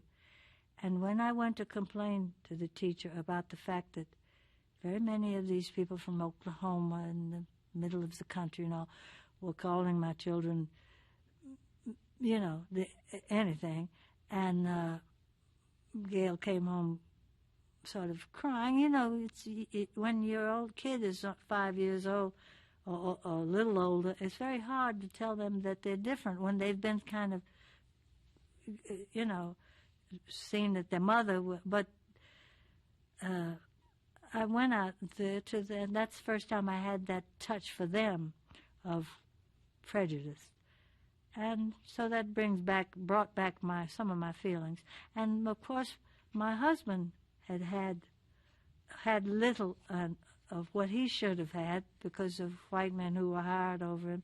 And I had the usual prejudices of a person who is allowed to go just so far and no farther. And I learned that very early. No further. I learned that there were great differences in people all over the world. And all because they were nice at Cafe Society didn't mean that I was bringing them out there to California, which was even didn't allow mixed marriages at that year, you know. Can we go back up to Paul Robeson? Yeah. While I was in Cafe... Sorry. Hold on, everybody be sit Seven, down. 1 second. I met two men while I was at Cafe Society who became a part of my life. I met Walter White, who was head of the NAACP, and I know you know what that is. And I met Paul Robeson, who had known my grandmother. And I was beginning to try to pin down things that I was learning, and I said to Paul once, I feel isolated. I really felt the beginning of a sort of separate but not equal person happening in me. And I said to him, what do I do to cope with what happens and what I hear around me and what I am? And he said, look, he said, you're a Negro. They said that then. He said, you're a Negro, and that is the whole basis of what you feel and what you accept. He said, and it's the basis of what you will become. He said, when you live and learn a little more about being a Negro or being you will be Lena Horne, Negro. And he put right there in the caps. And I that was very comforting because it was very confusing for a while. Would you say that Paul Robeson helped ground you? And I would have to say, hearing Paul say all this to me was like I was being grounded. I knew where the electricity was, where to plug in and plug out, and I knew that I was me. He gave me an identity. He grounded me. Wonderful. It's a wonderful story. Go ahead. I just need you to say one thing. Yes. But it was not to last. Ah. And this is about how happy you were. Yes. And So all Paul, that's covered, but it was not to Paul last. grounded me, and I was happy there at Cafe Society. But it was not going to last. All right, now this Hollywood. Oh boy! Oh boy! Coming to Hollywood. Yeah. Maybe you want to look that over a little bit. No, I sort of know that, and I don't. But Now we want to make sure we get the unions mentioned. yes. and All right. et cetera. You ready, gentlemen? Gentlemen, I got a call while I was at Cafe Society from this little crazy manager I had at that time. He was an old man, but very nice. And he called and said, they want you to come to California to do a show with Ethel Waters, Duke Ellington, Katherine Dunham. And that was fantastic to me, but I didn't want to go to California. And I was talked into it by Walter White and a couple of, not Teddy, but a couple of guys in the band. And they said, yeah, go on out there. You'll be going to be a movie star. And I didn't want to go. I was happy there at Cafe Society. I was living back in Brooklyn with my two babies. I didn't want any part of Hollywood because I knew what Hollywood was like, I thought. And he said, but we want you to go because the unions have not been, they don't allow a black person behind the camera. They don't allow them in the sound stage. They don't allow any black people, and we want to break that union. And that didn't really penetrate to me as deeply as it did later, because when I went out there, it's true that I didn't see anybody. Me and the shoeshine guy were the only black people out there, but the unions were white only in every line of work out at in the movie set. And so I thought maybe I was doing some good for Walter White and the Urban League. And I said, all right, I'll stay. And the war scare was happening. The big show never happened. And I had to wait around out there and long to be back in New York, away from, and beside the being important about the union scared me. I'm not ready for that. Politically, I knew that I could be useful. They said, we can break into this if they see more of our people. I said, well, how can they see more? They don't hire them. But anyway, that's when the other weight came down on me, being exemplary and being a token nice Negro. Needless to say, I was very unhappy to get back to New York and what I thought was not segregated New York. While I waited around in Hollywood to be in this great big show, the war was approaching, and Californians were scared because there was signals and submarines and all this kind of jazz. But I finally opened in a little nightclub with Katherine Dunham as the leading star.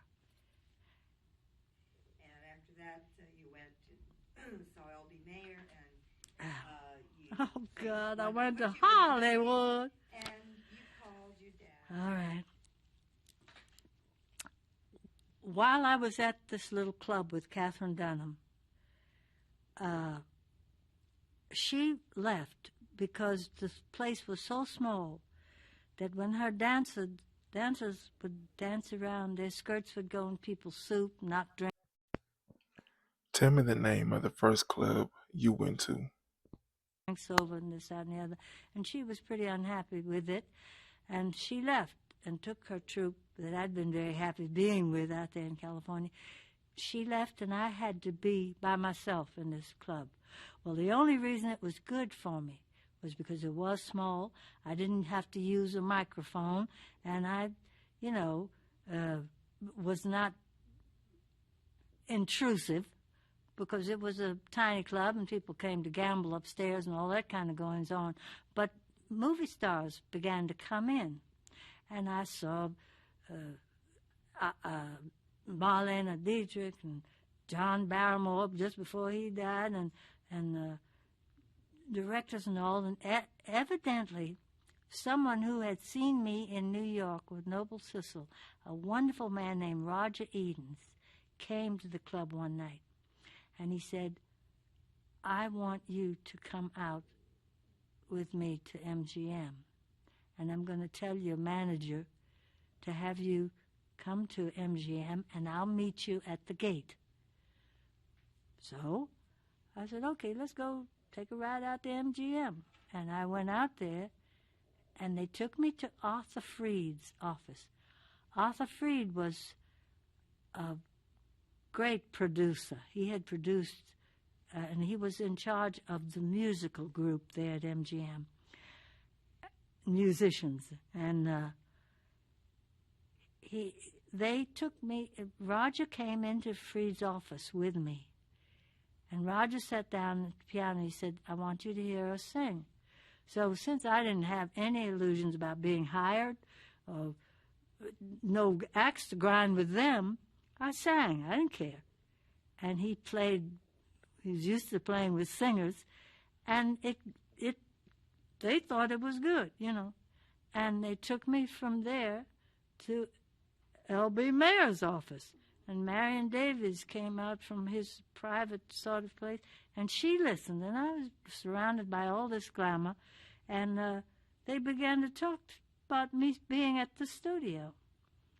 And they were showering BS on me, and everything, and saying that I was, and they'd had just a movie to put me in. "We want to sign you up." So I went home that evening, and I called my father, because my father knew what the world was. And I said to him, they want me to be here in this movie studio and put me in the movie. And I said, "I'm by myself. I have nobody out here. Would you come and be with me?" So my father came on the plane and took me to Mr. Mayer's office. I took him, rather. And he said, "Mr. Mayer, I'm Teddy Horne. This is my daughter." And he was sharp. I mean, my father was gorgeous and dressed beautifully, as he always did. And he sat down in the chair and he said, "I don't want my daughter to be in the movies." He said, "Because all I've seen black people in the movies do is work with Tarzan or be somebody's maid." He said, "I can hire a maid for my daughter. She doesn't have to do this." And I'm sitting there listening to him and saying, "Go ahead, my father." And Mr. Mayer I think he was rather taken aback, because this was a man who met him on equal terms, if unequal, I thought. And he was just laying down the law. And so Mr. Mayer said, "Oh, Mr. Horne, we're never going to do anything demeaning." I think that occurred to him then, that there might be something wrong about his attitude, because he saw that I had a father and a protector, and I was just having a ball listening to the whole thing. So he said, "We're not going to do anything to demean Miss Horne, and she's going to be added to our roster, and she's going to sing wonderful songs and be dressed beautifully." My father said, "That's okay if she wants to do it." He says, "But I feel that the first time I see her in one like I'm talking about, I'm taking her home. And that was my entrance into MGM. They didn't know what to do with me then, because my audition was to be a part of a maid to Janet MacDonald. And they had me being the maid, and Eddie Rochester, again, who was very famous, he was going to be my sweetie, and we were going to wait on her. So they called that off, and they never gave me that part. And from then on, the mystery of Lena up against the ivory post singing a song, aloof from the audience, aloof from the people in the movie, and that's how I spent part of the 7-year contract that they insisted I sign. About that contract. Yes.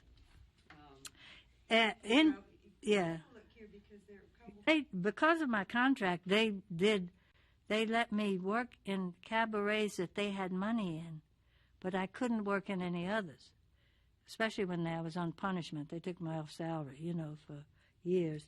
Not years, but months, a year at least. I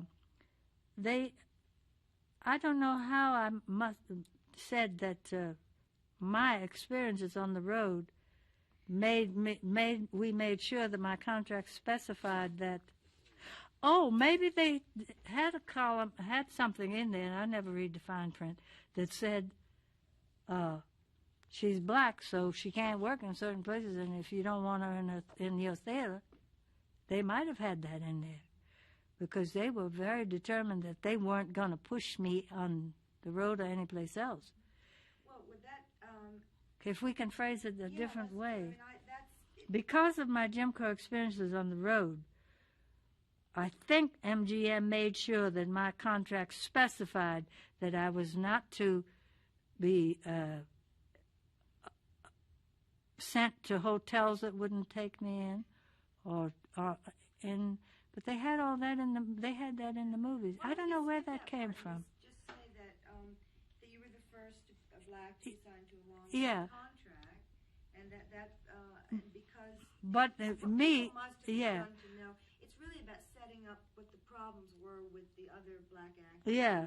Who became afraid that they might lose their yeah, I did. job. That's very what true. really In any case, I became the first black to be signed to a long-term studio contract, 7 years.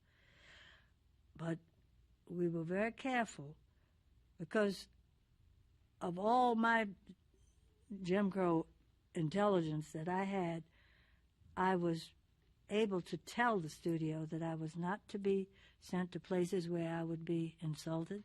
I was not to be put in with any musical group that would offend me or I offend them. And they probably told a few of them, probably had in the contract, that I was pretty pushy. Not pushy, but aware. And this got me into a lot of trouble with black actors. My signing this contract and their hearing that I would not do certain kind of work, they began to be unhappy because they thought this might be the start of lessening jobs for them in the Jungle Pictures, in the maids stuff, in the everything that the few things we are allowed to be in dialogue with white actors. I think that they began to feel that I was going to cause a lessening of work for them. And that made me unhappy because I didn't have that on the brain. In fact, I had nothing against playing maids. But by the time they put dark makeup on me to make me match the darker actors that I was working with, all they had was teeth. And, so I didn't work out for that. And but the black people had their guild. They called me in front of them. And that was a very rough time because I began then to be this person right there in the middle.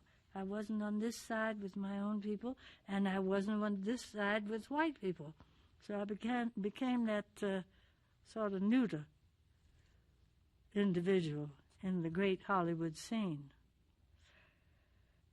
And when they found out that I wasn't making any more money than they were, and not working as much as they were, they loosened up on me.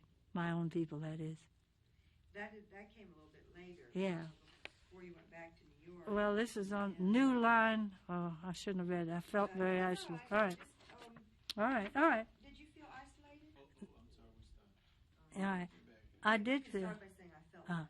I felt isolated from my own people because the man who brought me out there to work in the cabaret had gotten me a two-room apartment for my Gail and my boy when he came to be with me in Hollywood proper on Horne Avenue. And I wasn't near. Hollywood is miles apart from anybody. I was miles away from the studio where I worked and miles away from the west side of town where my own people lived in Watts and so forth.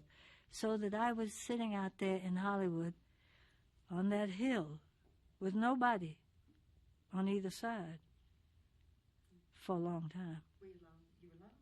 Oh, yes. My father came out to be with me a little bit, and soldiers began coming in but that was further down from the war, and they'd come to my house and take a bath, They didn't have to go, and a lot of them were friends with Cole Porter and big shot people, and they had a place to come and be with the copper-colored baby.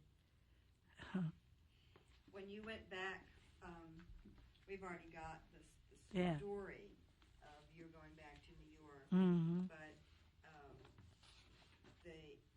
when you went out of the street Yeah, with the Al guys. and the boys, Basie and the boys, and I meant to, yeah, couldn't you stay here? You were going to. Yeah. He said to you, yeah, yes. What is it that Basie said to you then? I respected Basie. I mean, I respected the big men in my business, and Basie particularly, because he was a jewel. Basie said, baby, they don't choose us much. They chose you to be in the movies, we hope. And he said, you've got to go back there whether you want to or not, because you are going to make it possible for some more of us to get out there and be in the movies too. And I didn't really get that for a minute. And he said, no, I'm telling you seriously. You go out there, you stay, you be the way you are, and you're going to make it better. And he was serious. I mean, because he never really got that way very much with people. Basically. And I knew I had to go back. And that's my life with Basie. What was the stop again a minute. Said the same thing to me. Walter had said it. He said it's very important for you to be representative, and you are going to be helpful to get somebody black in the union. But when I heard Basie say that, Basie was like my brother, my sweet. We loved him. I loved him, and when he said it to me, he was very serious because he was talking about musicians. He was talking about black men, black women. And his saying it made it even more in to me than the unions and Walter. And it's because Basie was us. Basie was... I wish I had had Basie for a brother, really a brother. Didn't he also make you put it from the other side? In your book, you talked about how everybody always made you feel that the great big favor was being done. Oh, well, that was from my very beginning. And that he made you feel Yeah. that you were in fact worthy of that Yeah. favor. Ah, yes, I remember yesterday we talked about that. I loved Basie, as most everybody did at that time, and not up until now, and that it had been said to me by Walter White and by Paul Robeson and various people like that I was important to do certain work, and that I had been given this chance to do this work, and I had to do it for that. Basie said to me, like he was talking to me, the real Lena, and he said, we need you out there. And when it came from him, it was like, it wasn't a favor. It wasn't I wasn't doing something for the union or something for an organization. I was doing it through him for Lena, for me. And he made me feel that I was important. And that was probably the first time that anybody had made me feel that I was somebody. I wasn't a token this, I wasn't a representative that, I was him and me. Well, and that you had talent. That was the last thing that would come to my mind there, but let's don't go into that. Nobody, my mother would come backstage and tell everybody else, which is very typical of a mother, I don't want, say to Ricardo Montalban, oh, you were so handsome and so wonderful. And say to Josephine Vermees, and you're just so marvelous. And she'd say to me, you were pretty. Or you did, and talk about my hairdo. She never said to me, I was nervous for you. I thought you did. So Basie, I guess, was my first motherly compliment. I don't mean that way. I had never gotten it from anybody, just dry along straight. Because my father, I was possession of his, and he would just say, I don't want you to do that, and I'm going to take care of you. But he never would say, you're great. I took a long time to hear that because I didn't believe it either. Anyway. But did you feel that night that that's what you were hearing from Basie? Yes, exactly. I felt everything Basie said to me was on my level as a person. Not the other Lena, He wasn't saying, go back. Because you're so good, but you go back because you're making me happy. It was like that. It was on a very personal. My stomach is growling terribly. Is that going to bother y'all? Is it picking it up? Yes. It is? And we can't pass it off as me shaking my pearls. I have to take some medicine probably. It's in and they're going to keep the camera going. Uh-huh. But you can look down, if you need But to. you don't want me to look down on Basie. Not on Basie. Yeah. Exactly. I'd always been made to feel that I was being done a great favor. I was being given a great favor. I was given some special advantage that had nothing to do with my talent, nor my... When was the last time you felt like that? Let me know in the comments. My ability. And Basie was the first person to tell me that I deserved the favor. So I got what I wanted, really, that I wanted from New York. I got it right then. So when they were casting the movie show, they used a movie called Till the Clouds Roll By or something. They put in it a few Showboat songs. So when they were casting the movie many years later, I hoped I would be chosen for the part of Julie. Instead, they chose Ava Gardner, who ironically was my best white girlfriend out there, and they put on dark makeup created for me especially They put dark makeup on her, and she played Julie. Great. Did All I? right, now we've gone through Yeah. Have made you feel. Good. all this stuff about how you finally came to terms with what was happening in Hollywood, Mhm. and we have this line here. The And two I'd men I like married. you to look into camera, saying the first part of this. What? They The only hadn't made people. me into a maid, Yeah. but they hadn't made me into anything else either. All right. And then you can read the rest. Yeah. They hadn't made me into a maid, but they. Shit. They hadn't made me into a maid, but they hadn't made me anything else either.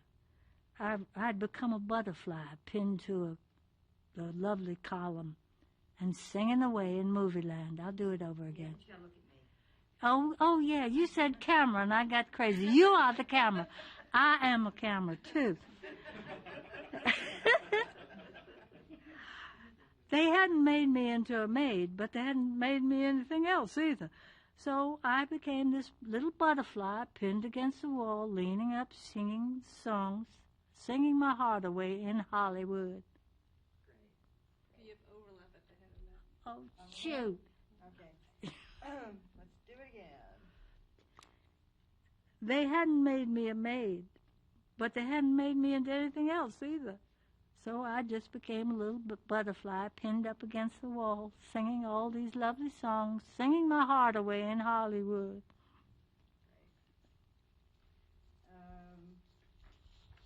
Okay, you've now. Gee, we should do that. Yeah. Movie jazz, and we're at the only people who got me through this, and I think the you can read this. The only people who got me through this period in Hollywood were two men that I met there. One became my best friend. The other I eventually married. Now, this is in describing Billy Strayhorn. Oh. He went with me to audition and played piano for me. Mm. We don't have very many pictures of him, so if you if you could look at me for part of Yeah, that. And yes, part all you right. don't have. Actually, if you could read everything up to "He was truly my soulmate," and then I'd like you to All look right. at me. Billy Strayhorn went around with me to auditions, and he played piano for me. I was always terrified, but he kept me calm, and he made me sound good. He was truly my soulmate. And now, talking about Lenny. I first met Lenny in connection with the Freed unit at MGM. We didn't like each other at all, and I didn't trust white men in general, and he was wary of singers, especially one who was having kind of good notices that I was. So it was several months before we finally connected. We discovered each other, and when we did, we became very close. Great. There was some pounding upstairs. I'm glad you I Yeah. don't hear any. I don't hear it either. They ain't gonna hear it. No, I'm afraid the microphone does pick it up. It's our bad ears that we can't hear it. Yeah. So, Hi, we're hearing some people. like you should Settle make it down. sound Well, like yeah, I you know. talk like me, but when I read it, it's concise and better. Anytime you're ready, we have to do that Oh. one again. The first met Lenny? I first met Lenny in connection with the Freed unit. We didn't like each other at all. We didn't get along because, first of all, I didn't trust men or white men in general, and he was wary of singers, especially one who'd been getting kind of good notices, which I was beginning to get. So it's several months before we got acquainted and before we began to like each other, and when we did, we became very close. Great. Good on the sound? All right. Do I have to look up for no? Well, I'll tell you what I'd like you to. Yeah, tell me. All right. On what line? Just on maybe on the very last sentence. So we just. Hey, we went to Paris and got married. And we got married in Paris. Yeah. Louis Strayhorn and Lou. Yeah, good.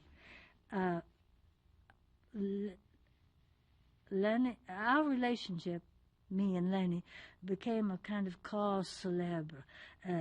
My own family hated it. So the Hollywood community, the studios didn't like it. They began to cold shoulder both of us. So by the time I got fed up with Hollywood, we said, let's go to... Shut up! Oh, I'm so sorry. That's what happens when I drink water. Just plain water. So by the time we were both pretty fed up with Hollywood, he was ready to leave, and so was I. And we decided to go to Europe and to get married in Paris. And Billy Strayhorn and Luther Henderson were our witnesses.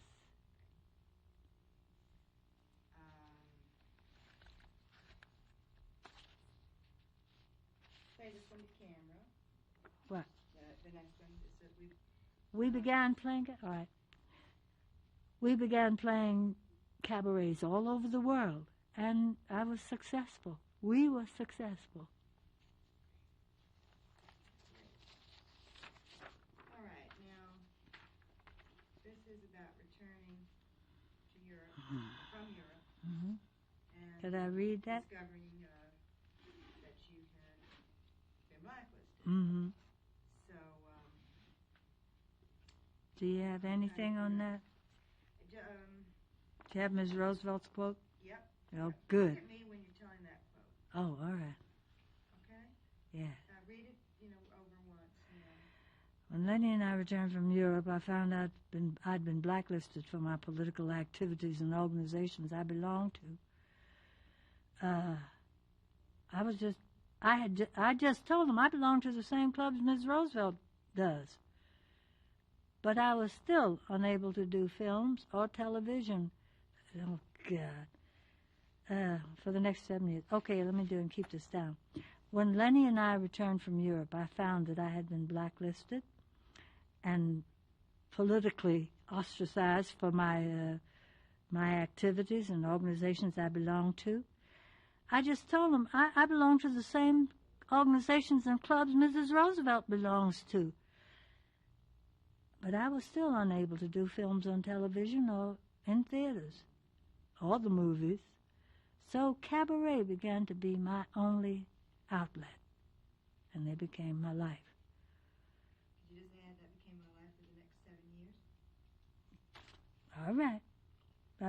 I was still unable to do film and television for the next 7 years. Okay. When Lenny and I returned from Europe, I found that I'd been blacklisted for my political beliefs and organizations I belonged to. And I told the people I belong to the same clubs and outfits that Mrs. Roosevelt does. But I still was unable to get any work on television for the next 7 years. And that includes radio and TV. So cabaret became my only life, my outlet. Great. All right. This is, we've gone now Yeah. through cabaret. You have to look at it. So you might want to read this over. Well, I was angry. So I developed a kind of toughness, a way of isolating me from the audience. It was a means of not letting them get to me, not letting them see that they could hurt me. I suppose in some way I gave them an image of a woman they couldn't reach. I'm sure that the isolation I wrapped around myself came from roots in my childhood, because there sometimes isolation was my only defense. Yeah, so... I'd like you to say yes, the first part yeah. up to that they could hurt me. If you could try to do that looking at Yeah. Well, I was angry, and I began to develop a kind of toughness that I thought separated me from the audience. it was a means of not letting them get to me or get to know how I feel. I guess it was just a form of disguised hostility. And it was part probably of what I had begun to build around me in my childhood. It was an isolation that at times in my childhood it became a defense. And so that's what happened with me and the audience. Great. One day I was in a restaurant and, just ad-lib it. Well, do you want me to say the N-word, Sherman? All right. Say the N-word. You want me to say it? Just say it. Just say, quote, N-word. Oh. Use N-word instead of the word. Yeah. Okay. One night, my husband Lenny and I were in it wasn't a restaurant.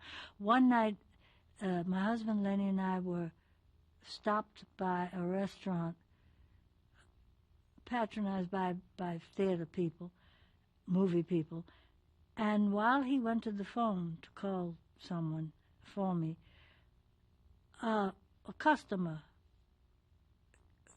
angry because the waiter was waiting on me before he was waited on, said, "Well, who does she think she is? I mean, Lena Horne. She's just another N-word, just like all the rest of them."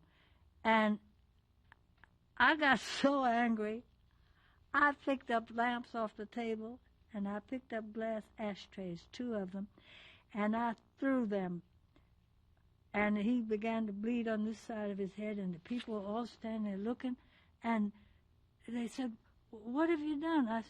I said, "Now, here I am. I'm hitting you. I'm the N-word you can't stand," and, something like that. I was so angry, and I hit him. And I went home, forgot about it. We went to the hotel where I was working. And the next morning, I opened the door, there were press. Tell me your thoughts about that in the comments. Newspaper people all up and down the hall. And I said, what do you want? What? And they had heard about it. I don't know, news travels fast out there.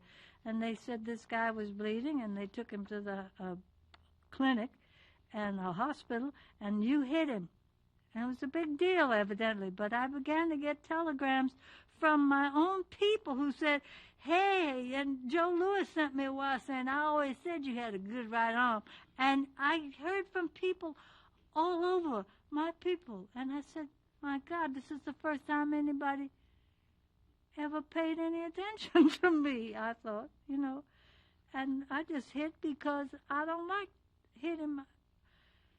It was instinct that happened. I wanted to kill him. But that was that. I don't blame you for wanting to kill him. Did we have a paper problem there? Yeah. No balls. Maybe I should hold the paper for you while. I wasn't even looking at the paper then. Well, you got excited, and I could tell that. I know, but I know that I can. Yeah, good. That I You can stopped play me. with that. But Yeah. I do want you to tell me. We're in this restaurant one night. All right. And just, Mm-hmm. let him tell the story. All right. You don't have to go. All right. The whole. Did I mention him even? But he was there. I wasn't alone. Lenny and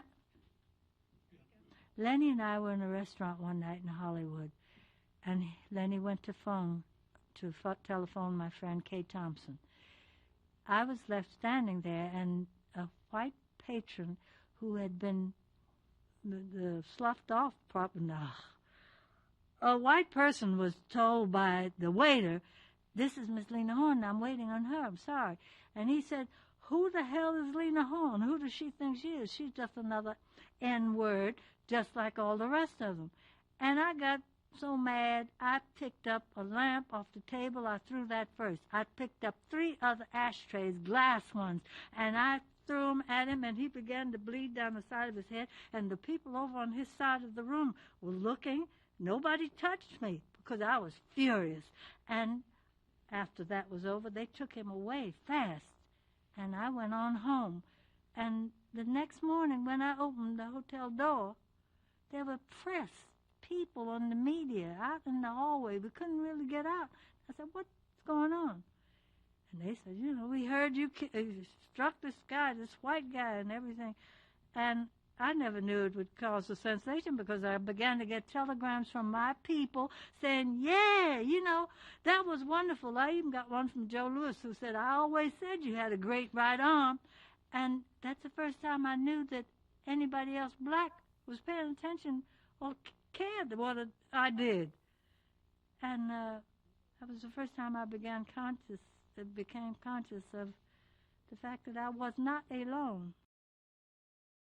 This is a Lena Horne video. Let me know your thoughts about this video in the comments. This is the best interview given by Lena Horne.